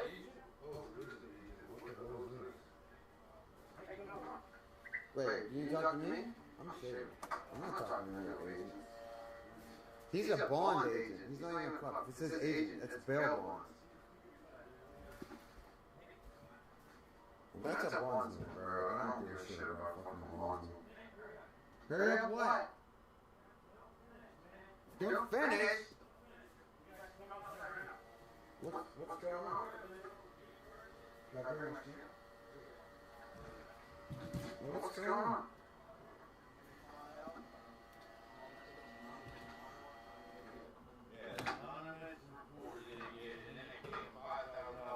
Put it out, dog. Don't come on.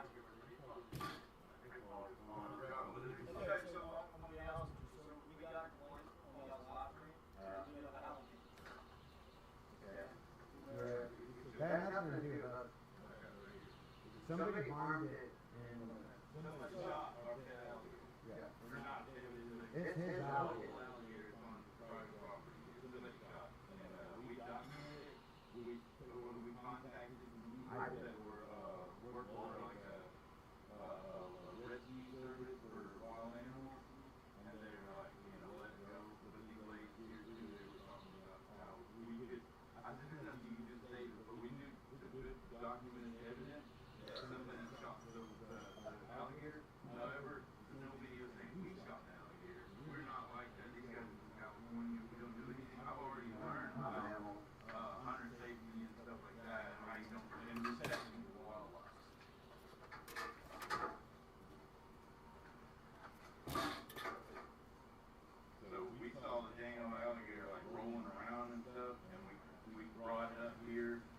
tried to clean it. I looked at it to see what was wrong with it. We found out that the eye was messed up, and then we released it. Where'd you see that? It was right here. It was right here in the mud, like up on the bank.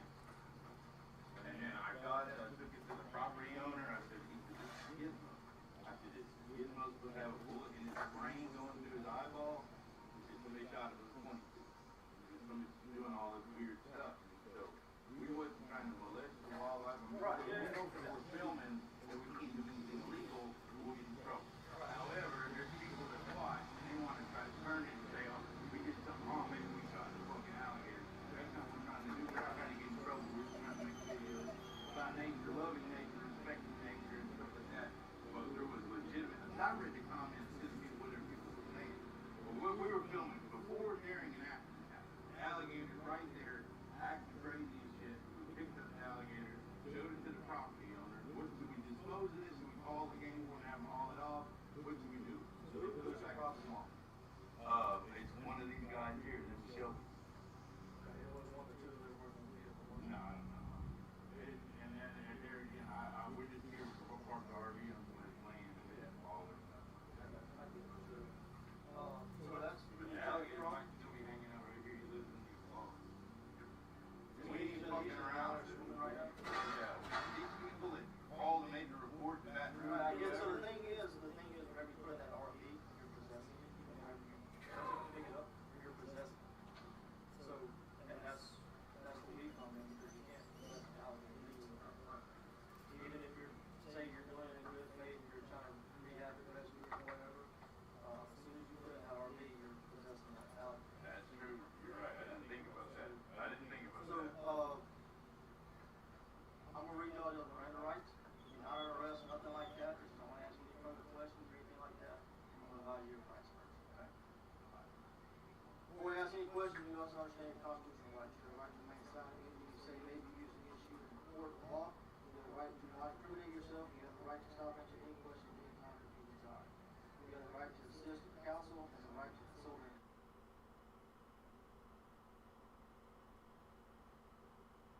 attorney before answering any questions. You have the right to Campers this month. Did the alligator enter this camper? I didn't bring it. I didn't ask if you brought it in there. I said, did it enter there? I put it in there. You want your lawyer? Awesome. I swear, I'm fully responsible. I was drunk, and a fucking alligator came. Just thought that was the craziest thing ever. These guys never in their whole life have seen a real live alligator. We're on private property. We have an alligator that's been assaulted or shot by.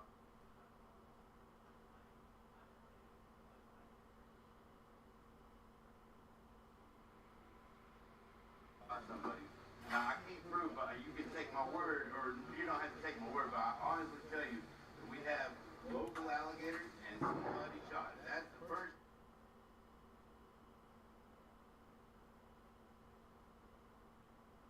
thing we need to try to find out. Yes, we might have committed a crime and you can punish us for this. The crime was already committed and we were just trying to figure it out. There's no way I could just grab the damn alligator unless I was the one shot, you know? And we moved it right here. I swear to God. Where's the alligator right now? It's right here in these logs.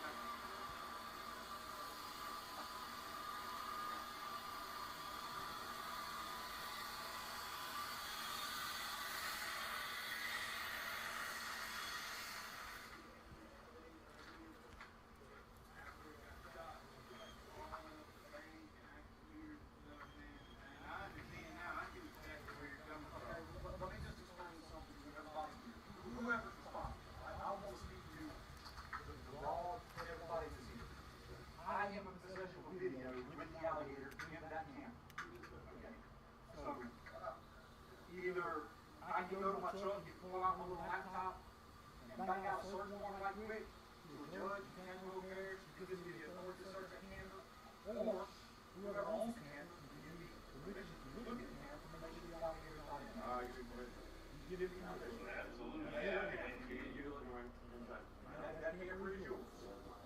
And I have permission to look at Canberra. But it's your statement that the alligator is no longer in that camp. Yes, sir.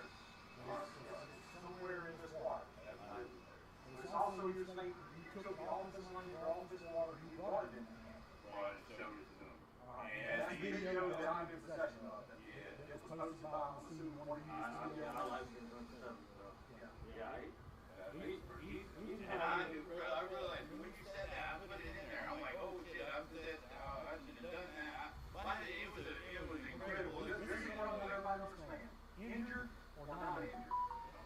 No human, other than a live biologist, have the right to pick up an injured animal and rehabilitate it, right? There's laws that protect those animals, whether they're injured or not.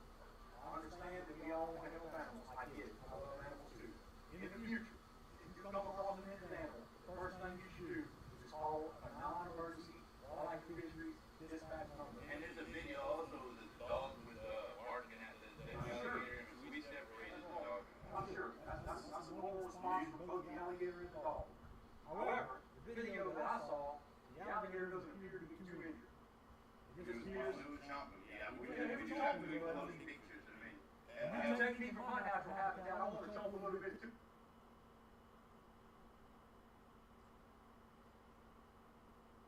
Who's there with me?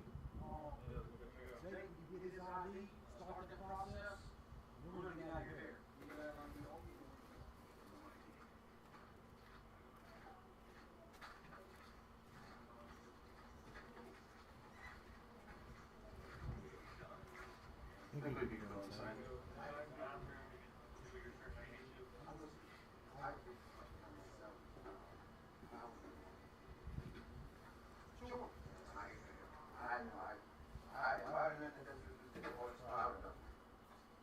I will do it. Whatever happens, I'll call you guys.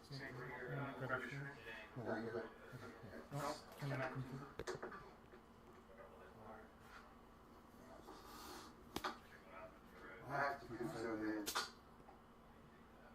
I'm holding it because I didn't want the police to know.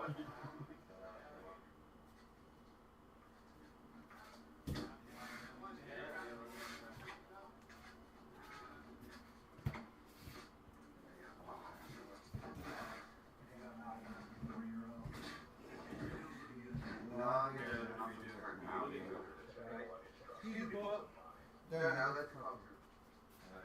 I have the words the first one up, I don't want to you. Awesome.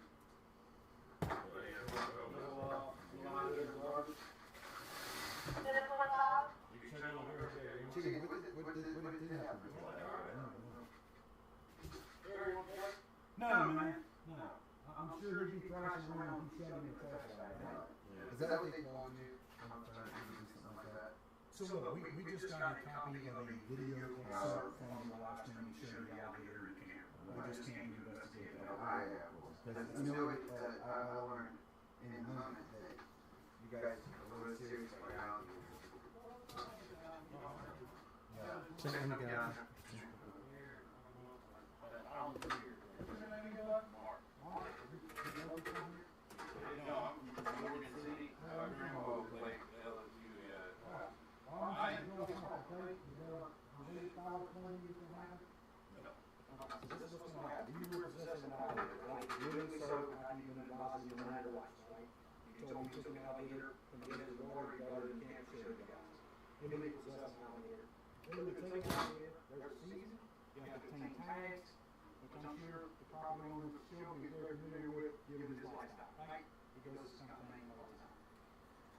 So, if you don't know the regulations, surprise yourself on before you do it. You have to make some kind of wildlife, okay?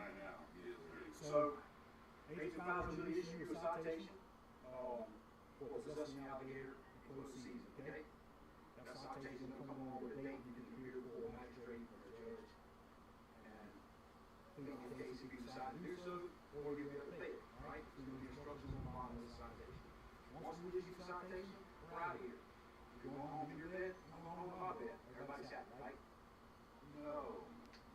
That's horrible. So everything that I can write you a ticket for, I can also take you to jail for. I don't want to go. Okay. I didn't think you did, so.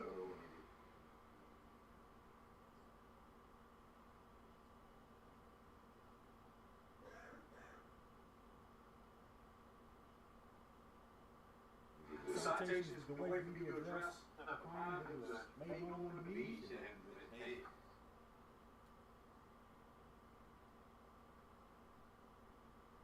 You got here. No, because you're gonna listen, man. You don't steal my all, man. No, you got weird juju stuff. So the freaking, okay, I can say that by drinking and fucking alligators don't mix. I had to learn my lesson. You have to do your job, of course. You know what I mean? I say that 100. I understand it's not exactly what you want to happen today. Thank you for being kind. I never thought. I made a good mistake. You're welcome to the voice coming from the window. Thank you. I didn't make a good mistake, really.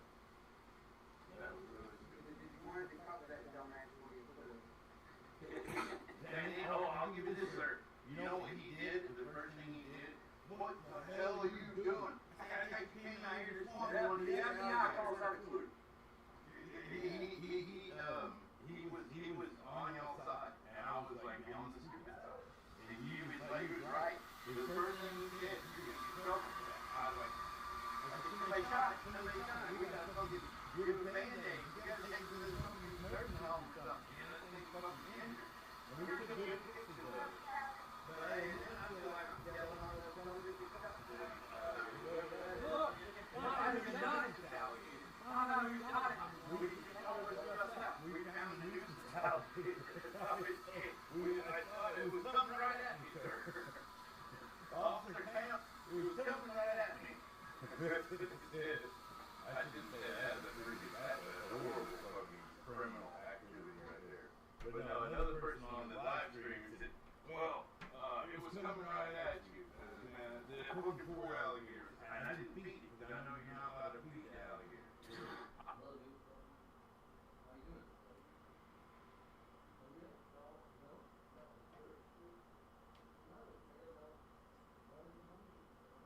I would have like it was hey.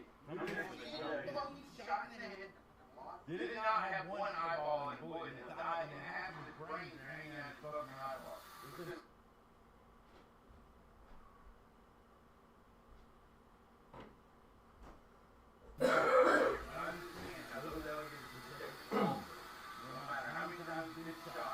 This poor little guy.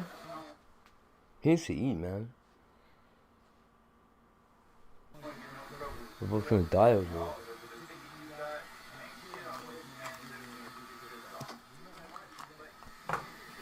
So, chat, what's going on here?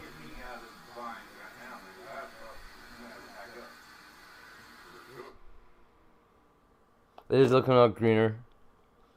And his bubble boots is right.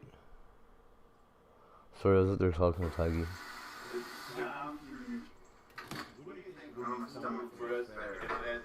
It will swallow up that walkway in no time. Oh, I'm looked over here? Damn it. And Kelly, what happened? Why weren't everybody at Saints? Oh, fuck, cops.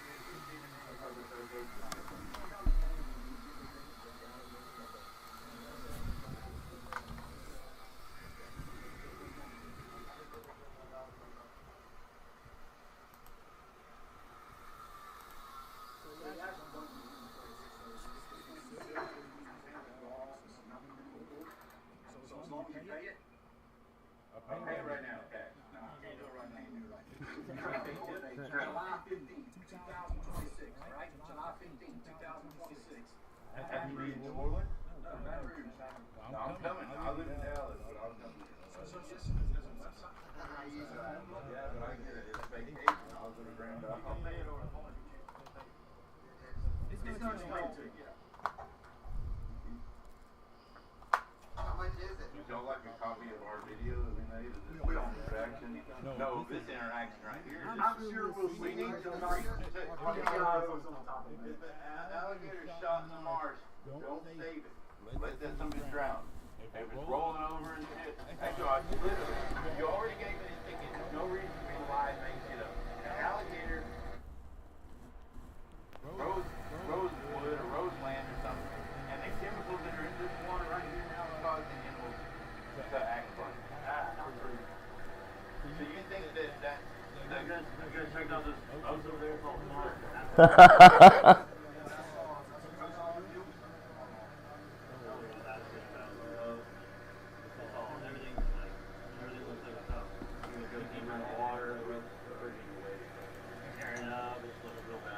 It's not just one, man. We got another thing. What? Too funny.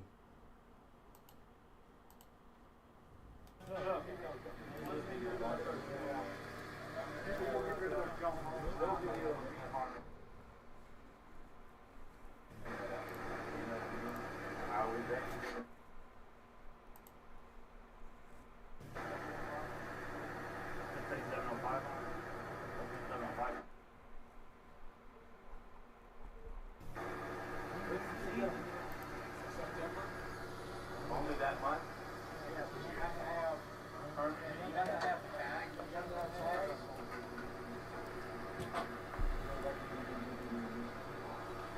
There might be a dead body in that road in here too.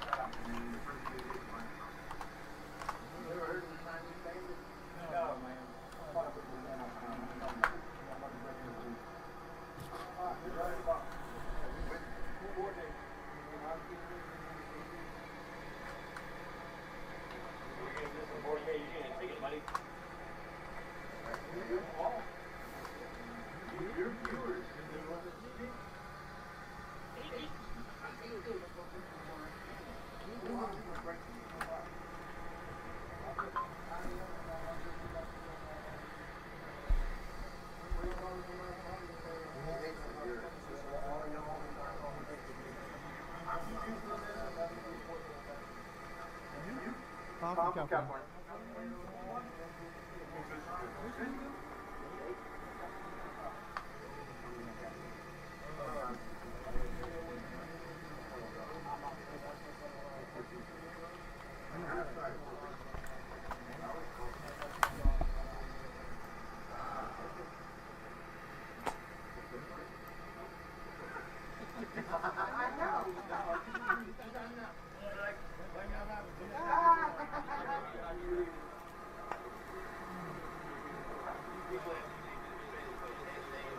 Hey, so what did everybody learn today?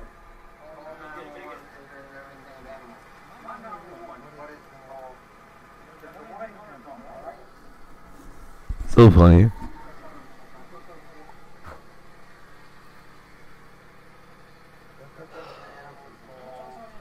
Oh man, YouTube such pussies right now.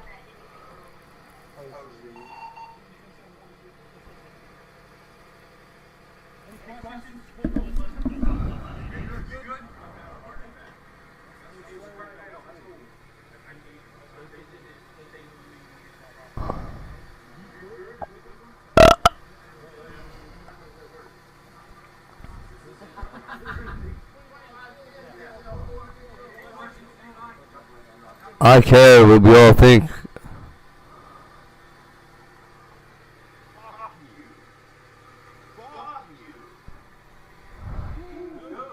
They are under that one. See, why don't they come up with that?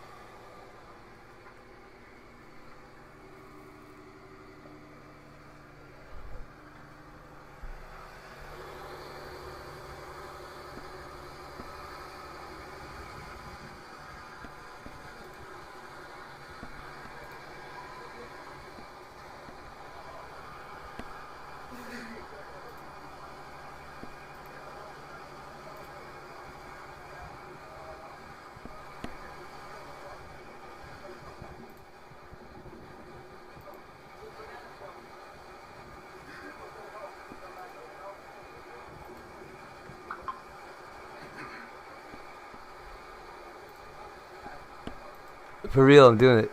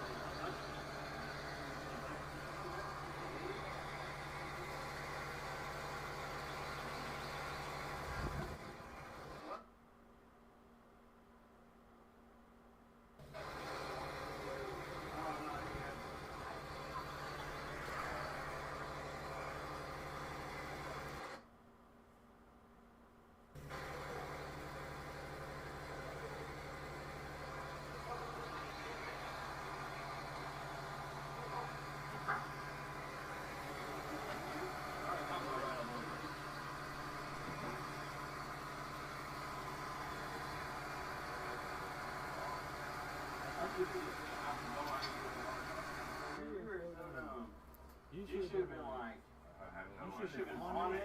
You're going off and trying to.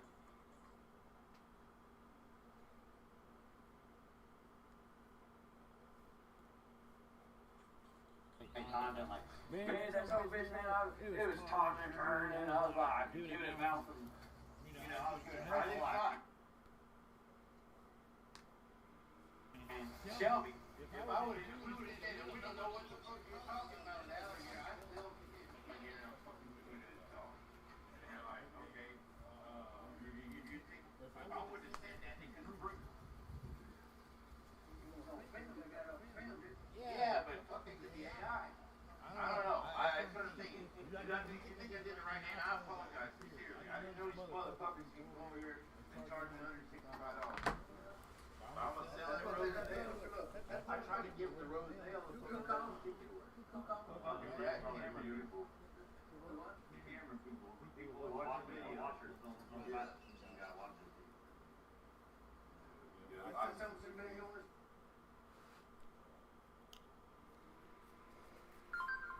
Eli's like mentally retarded. Oh yeah, that's why we had to put them back real quick. We didn't say that problem on that. Yeah, you're right. And I'll alligator anyway. It's rolling around. There's something wrong with it. If it had something wrong with it, we might have cured it. Or the water was too cold or something, I don't know what it was. Yeah. So why can't I fucking get a ticket for an alligator with a hole in its head? I should have said they did. I learned. And that's how they did with that TV guy. But he knew it was on TV, that's why he did it. He did it because we are on TV. He's like, oh, here's an alligator for a TV show. Motherfucker, dude. How much do you think the charge was? One rose nail? Don't give him that. You just told that, did you? I did. I said, throw the ticket out. He keeps it. They wouldn't do it. Where did you say you got it from? Here? No, I think, can I have this? I found it in the river. Yeah, don't tell nobody you got this shit from there. They shut me down. They shut you down? Fucking right. Goddamn fuck y'all. And they don't got time for this. This motherfucker. Fucking Jake Fowler? Who's that? His name is Jake Fowler. Who? That guy, the duck hunter, that Fowler. Right. That's his name, Jake Fowler. You never heard of his name before? I'm gonna find out. They do have Rusty. I'm gonna have Mom call him. They do have Rusty. There's a new group. Yeah, they're always fucking St. John's terrorists. They just changed all that. They just got a new, whatever that is, Colonel, whatever it is, main name. They yoke got out of some big car. They got.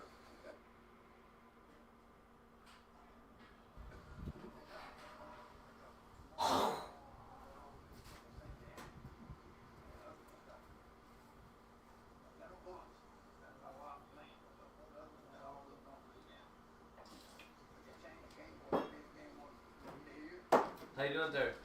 You hungry? Not yet? Really? You want a sausage roll? What? Do you want one? I want my lawyer. Is that a yeah? You want to make one? You gotta do something else? Like pierogies or something? No? Or like... And like, okay, so this is your place and all that shit. Heat it up. Like saying, hey, I'll give it your RV. And I'm like, I want my lawyer, man. The only reason I can do this guy talk. It's just the same people on his camera. If I was saying she can eat these RVs, she can eat these alligators, people on the camera.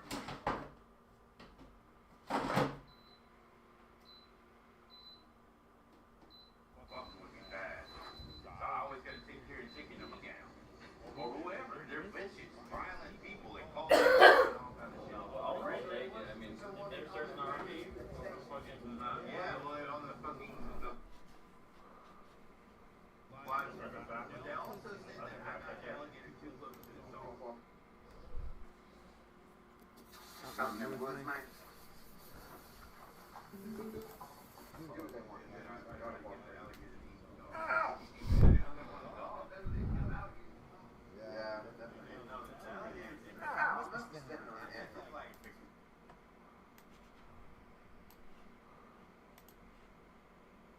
Well, why is that alive?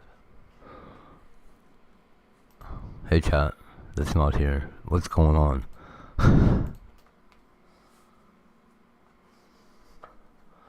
Fuck this shit.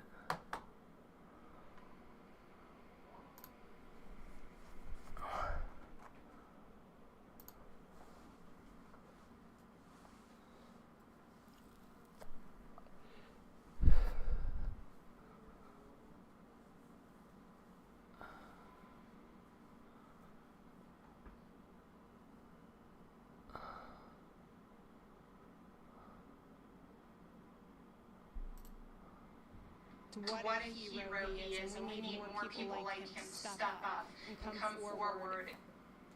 Ross River Police praising the teenager for more than 800 miles away for his actions after reporting an alleged threat at Bell Vernon High School. That teenager's called to police led to the arrest of a 15-year-old Bell Vernon student. Eric Standish spoke exclusively with the investigating officer. Police say this was a 15-year-old girl playing video games and chatting online when she began detailing her plan to a teen in Minnesota to allegedly carry out a shooting at her high school. Police say that's when the teen began gathering as much information as he could, including ultimately leading to her arrest. This week, a 15-year-old girl was arrested and charged after police say she made several threats online to carry out a school shooting at Bell Vernon Area High School. Police were notified last week by a teenager in Minnesota after his recorded conversations online. The fuck? He was concerned because video games was called platform exterior areas that sort of like a chat network. She had made several threatening comments that he took very seriously. Ross River Township police say that he before contacting the department. She had indicated that she wanted to shoot up our school, Columbine style. Officers say they went to the student's home, and after conducting a search... Here, let's hear where this is going.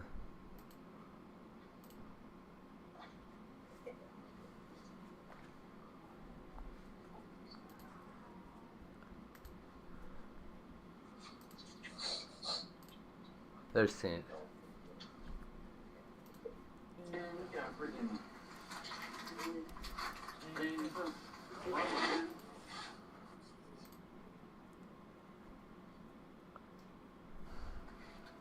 Build the bunk beds already.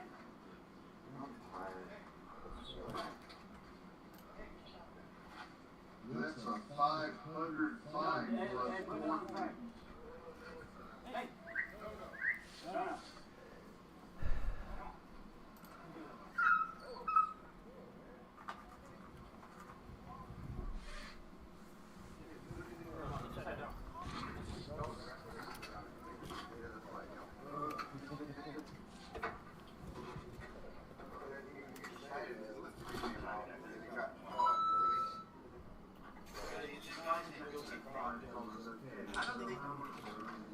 This singer dance is hilarious.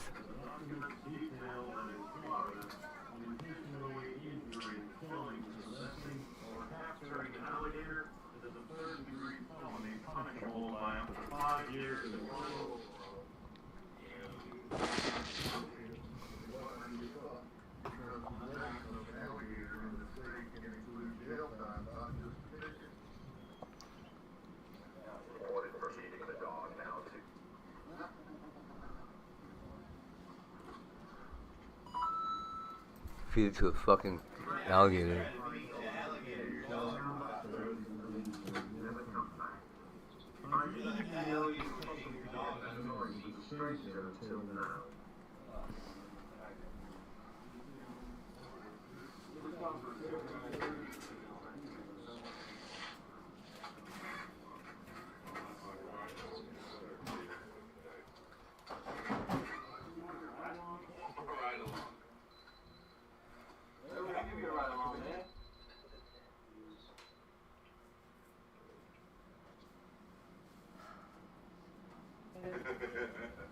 Every shot you don't shoot.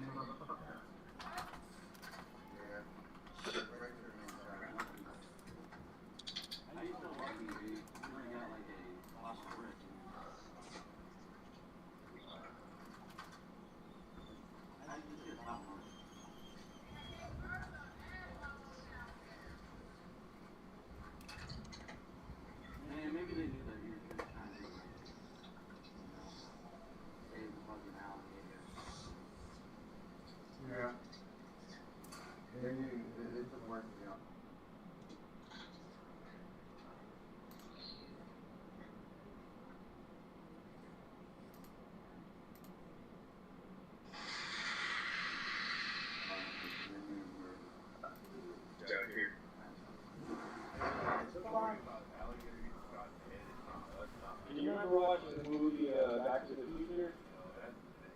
I believe it was the second one. He was like looking at the watch and he's like, we'll stop in a couple minutes. And it stops and he's like, right on the tip. How the fuck do you get an alligator? Sometimes that's how alligators I got it in my pocket. How do you get an alligator? Like rain? And then I'll make a reward. Everything that you stop in the next hour, if you can go somewhere and figure out some way, no matter what tactic you use, in a reasonable amount of time, you get inside the alligator, put it in one alligator fire. So they can't do it. I'm 240s and I'm not in this room. You can't catch me by reasonable. The gender reality is acting man have an alligator that flies and is already fucking so. And what reality is I decide to have a fucking head alligator car. Not the buttons. Not the guns around here. But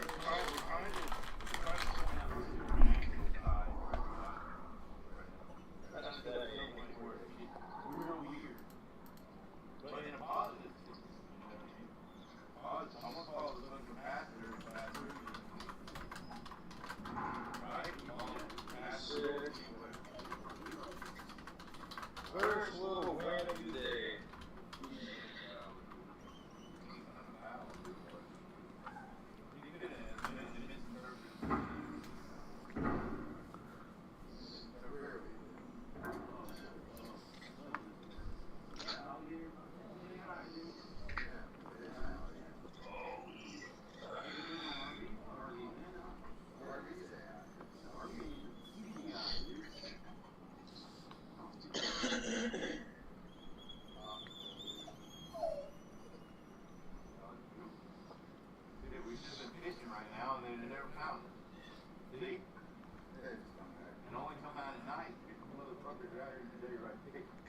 I mean, it's not really bad. It's nice. That's what it is. Plant the alligators and I think every time somebody fucks with it.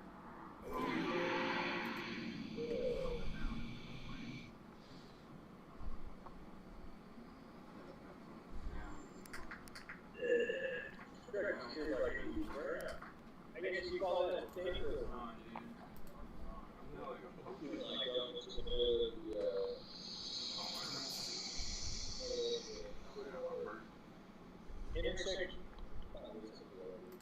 So weird.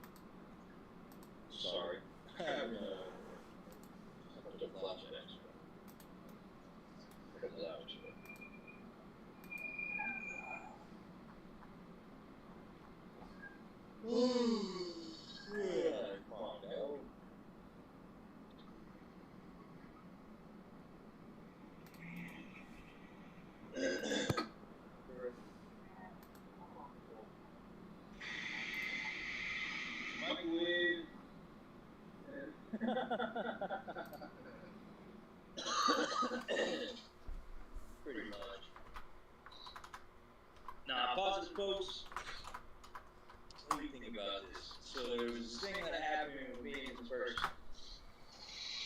And things were cool until they weren't. And then I wanted to make like kind of like a peace offering, be cool, everything seemed cool. Come to find out, she's saying things aren't cool. She's calling me like some crazy stalker. She's like kind of cool. All this stuff. But then the next week she's trying to come up to me like, hey, I'm doing that. I'm like, bro, what the fuck? What is it? It's just gaslight, bro. It's gaslight. But that's what some fucking females do, though.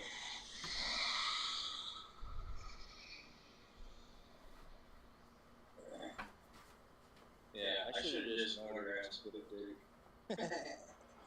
Microwave that flashback, pretty much. Don't threaten me with some good trauma.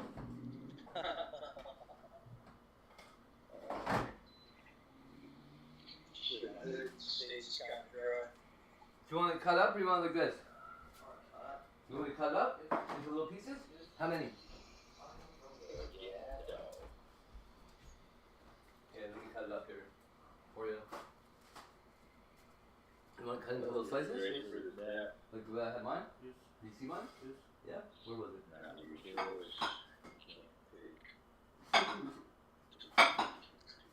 Yeah. Shit.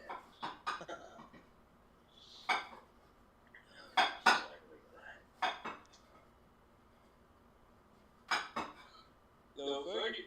Fuck you too. There you go, buddy. They'll cool off quicker too, right? Do you like those? I think they're delicious, man. I wish we had more.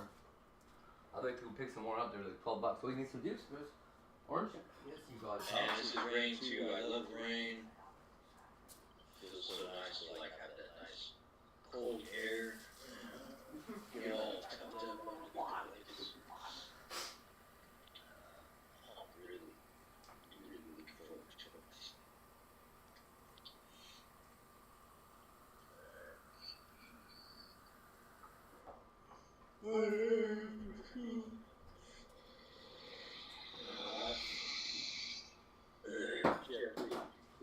I guess maybe that's the thing. So, we'll do that this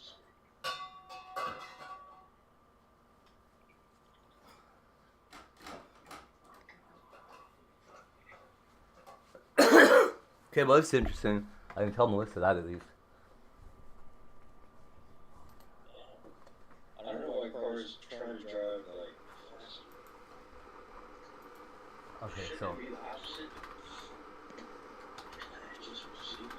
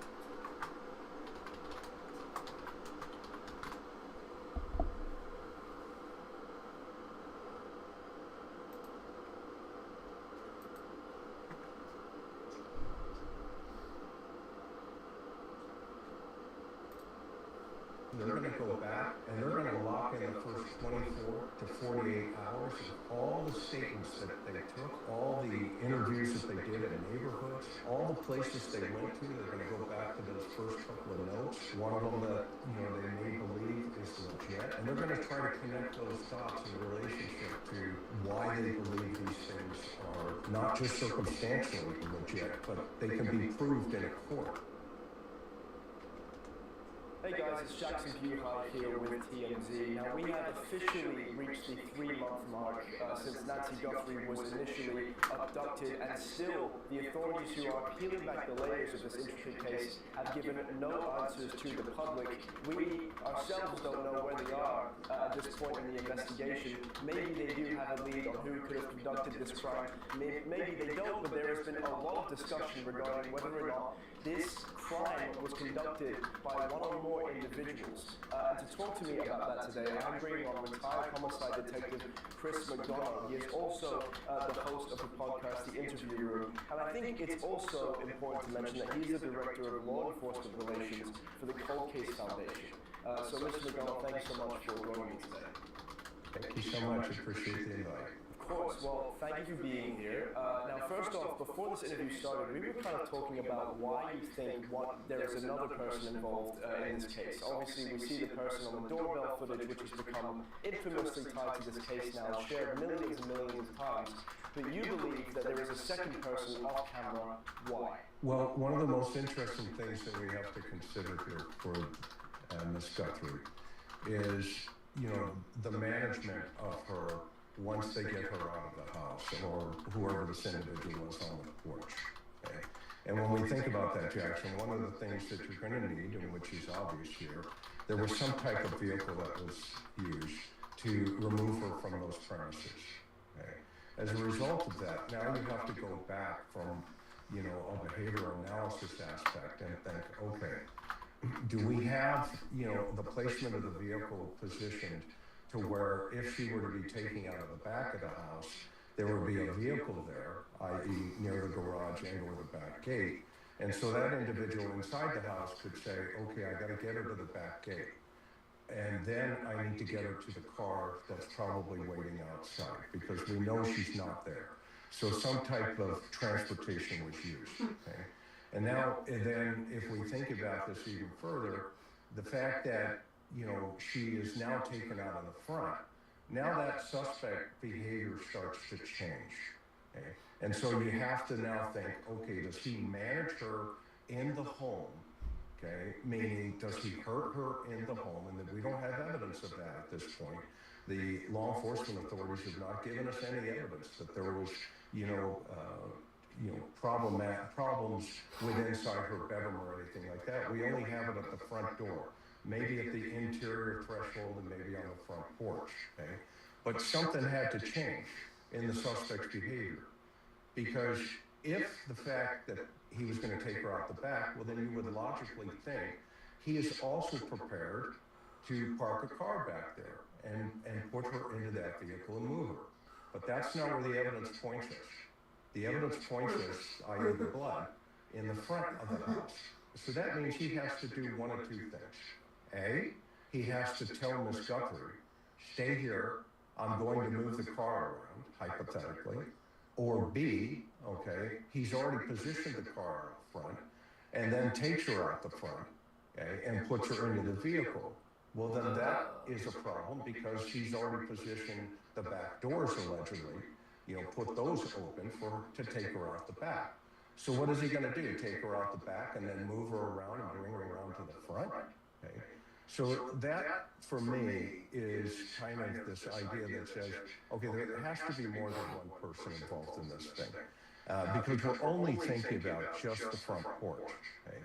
But we're not thinking about once she's outside, okay, that there had to be somebody else also working in conjunction to get her removed from that property. And i.e. the three of them, let's say hypothetically, remove her simultaneously, take her away from that property. Interesting, and I think what's also important to mention is the blood evidence that we have. It's a cute little dance. Obviously, there's those pictures that were released of Nancy Guthrie's blood on her front porch, and I've spoken to people that were there on the scene who detailed that the blood started in a large spatter at her front door, and it trailed all the way to the end of that walkway before hitting the asphalt on the road, which suggests that there was indeed a getaway driver. If you were working with the FBI Phoenix Field Office or the Pima County Sheriff's Office in this case, what would you be doing to further this investigation?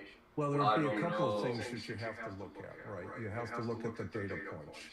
And what are those data points that we have? We have a data point from the garage opening, 11:48, 11:50, it closes. Okay? But what other data points do we have? Well, we know that they took various vehicles in this particular case. Okay? And one of those vehicles, obviously a Range Rover. The second was a family vehicle where, she was last seen in that vehicle. Okay? But then now you have to ask even further, why are you doing that? Okay. Why? Because are you looking for telemetrics data? And if that's the case, then what you're trying to do is see where that vehicle went. Okay.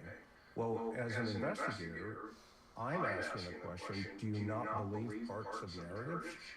Okay, that you have to take the telemetrics data out of a family car and then hold that vehicle for over 40 days?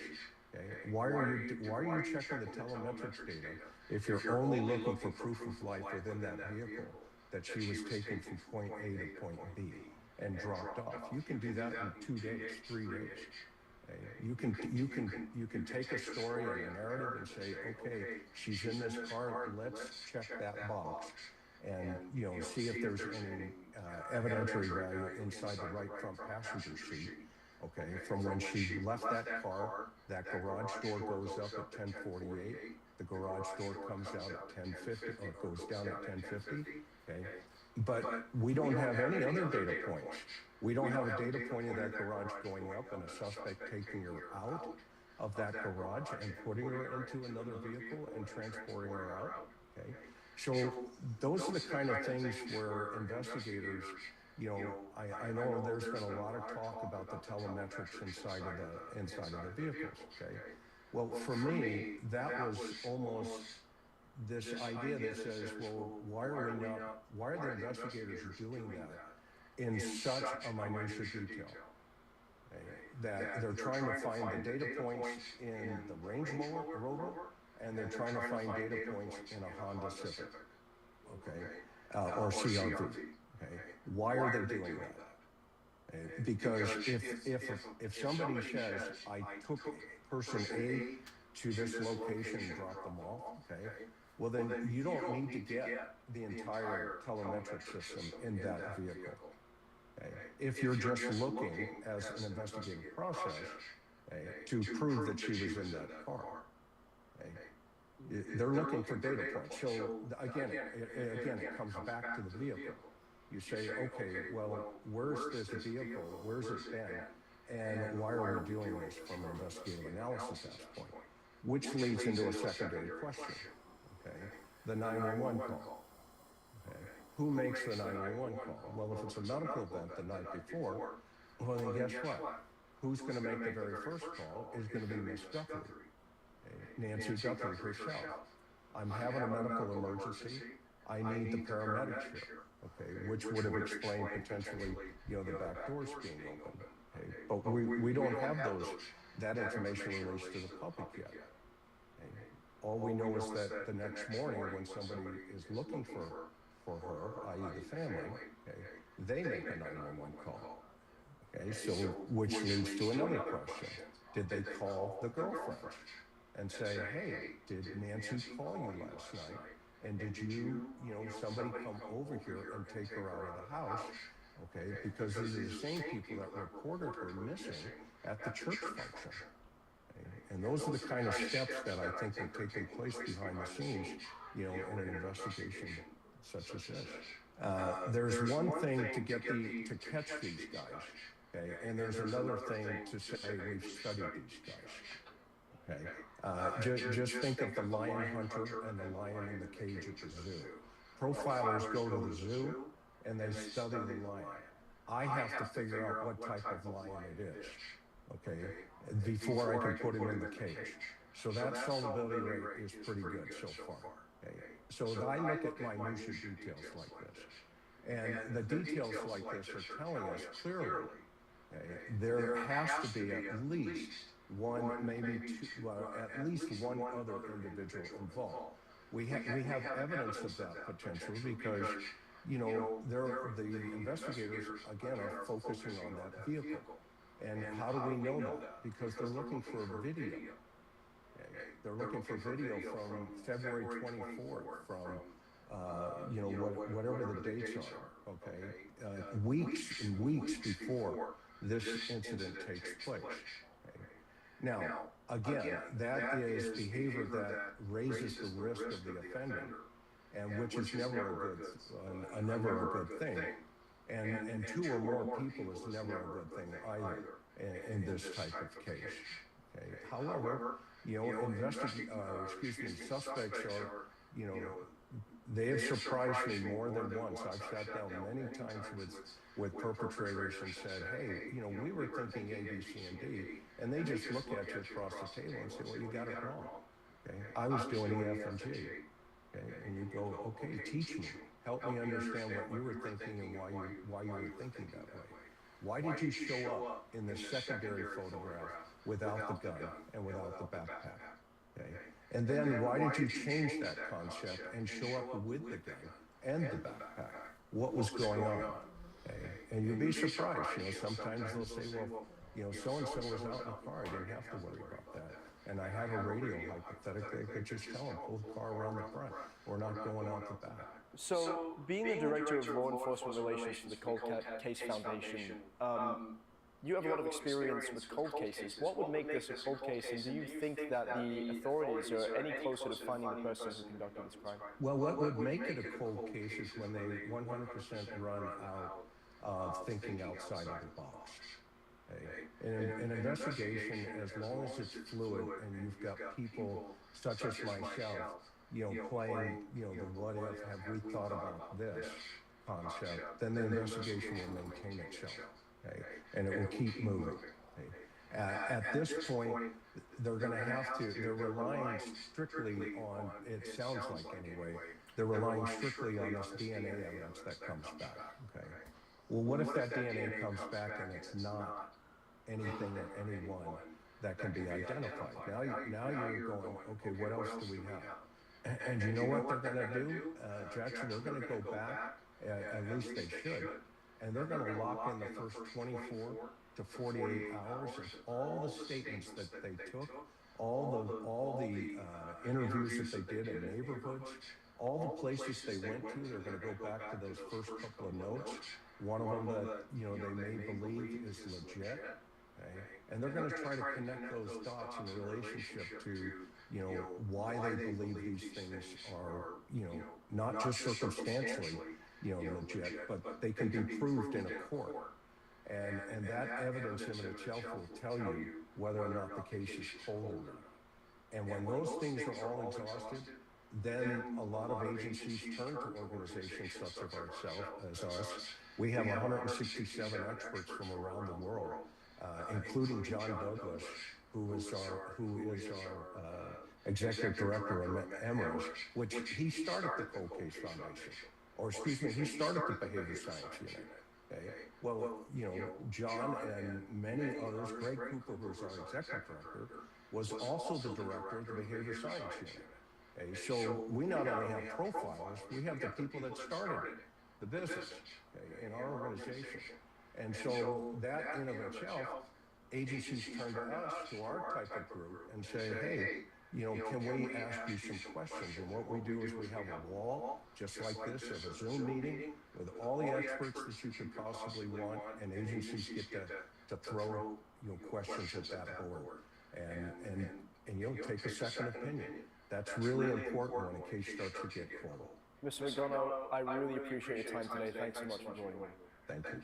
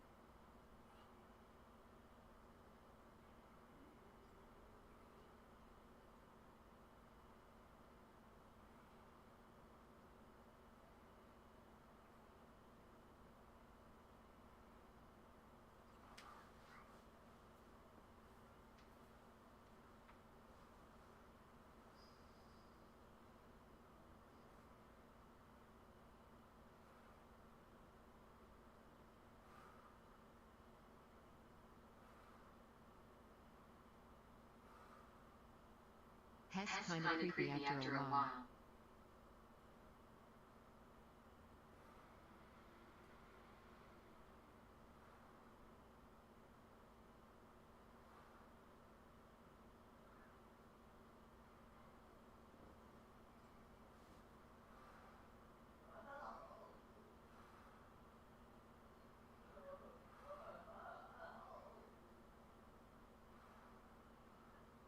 Exclamation mark gamble 77,777,777. Roll 47. Eppa boot 777 1-855,555,547 points and now has 2,202,384,876,333 points.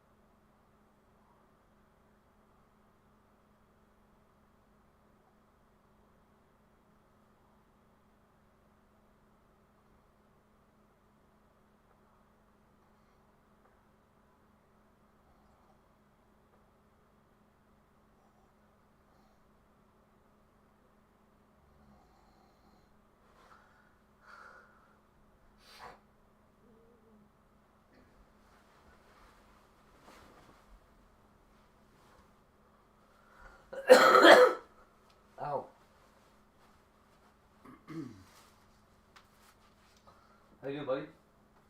Yeah? Well, that's good.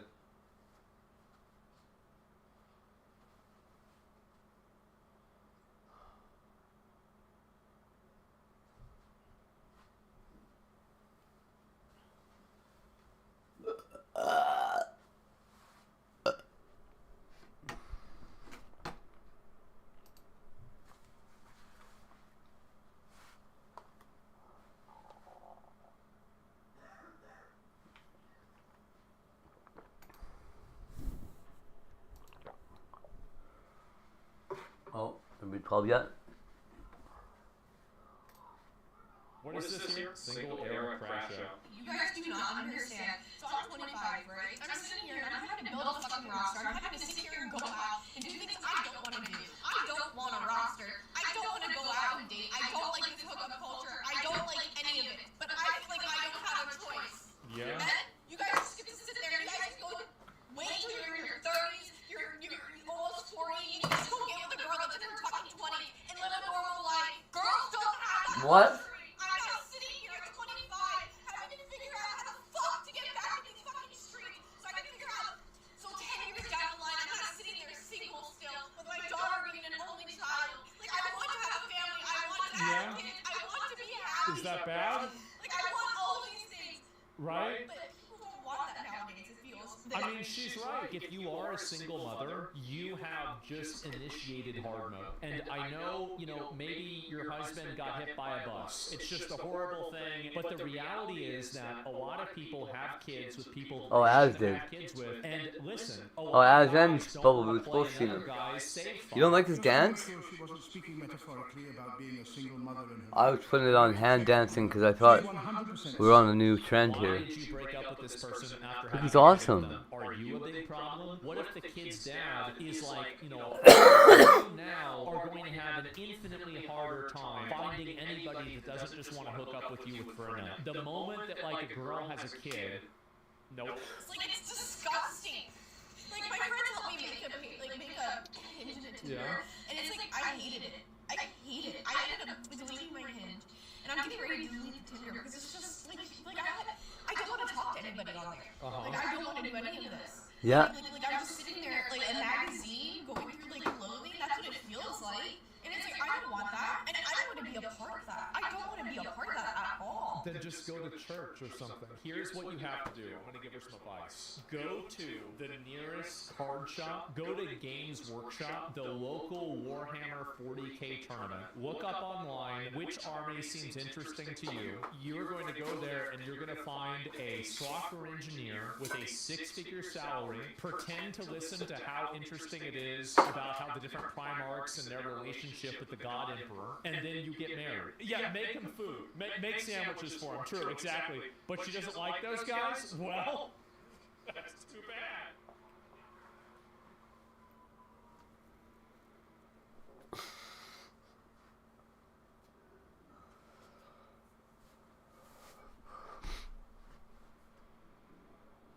Hilarious.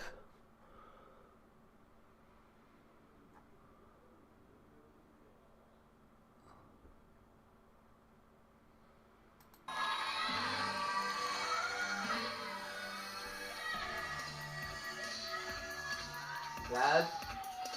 Bad of all the things?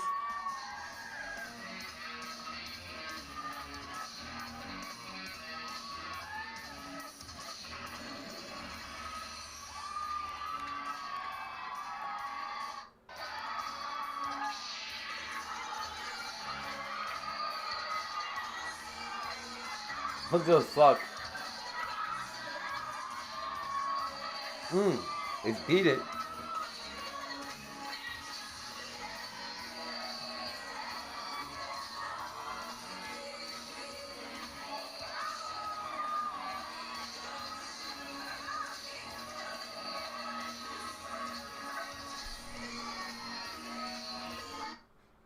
I quit.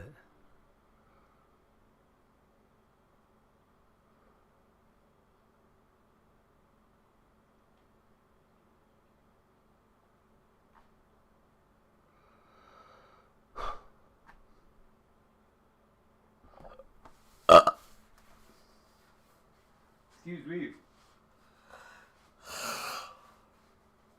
Hey, Melissa. Oh.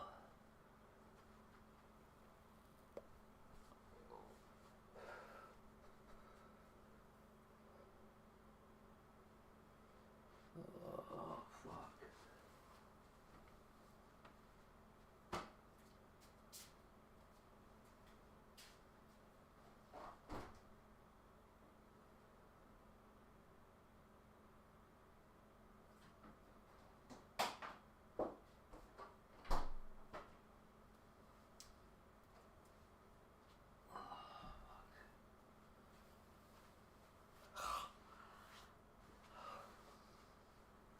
How you doing?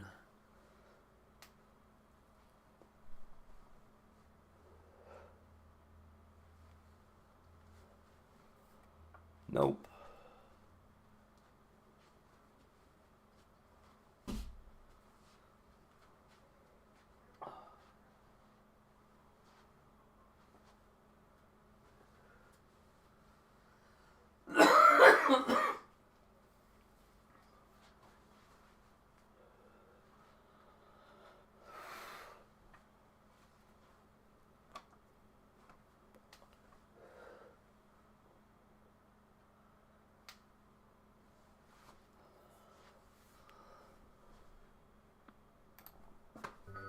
Ugh, fuck, I'm exhausted though. Super Mario 64 is one of the most influential video games. No, I've been trying to sleep all fucking day. In 1996 as a launch title for the Nintendo 64, it was so ridiculously impressive and so technically pioneering for its time. Fucking annoying.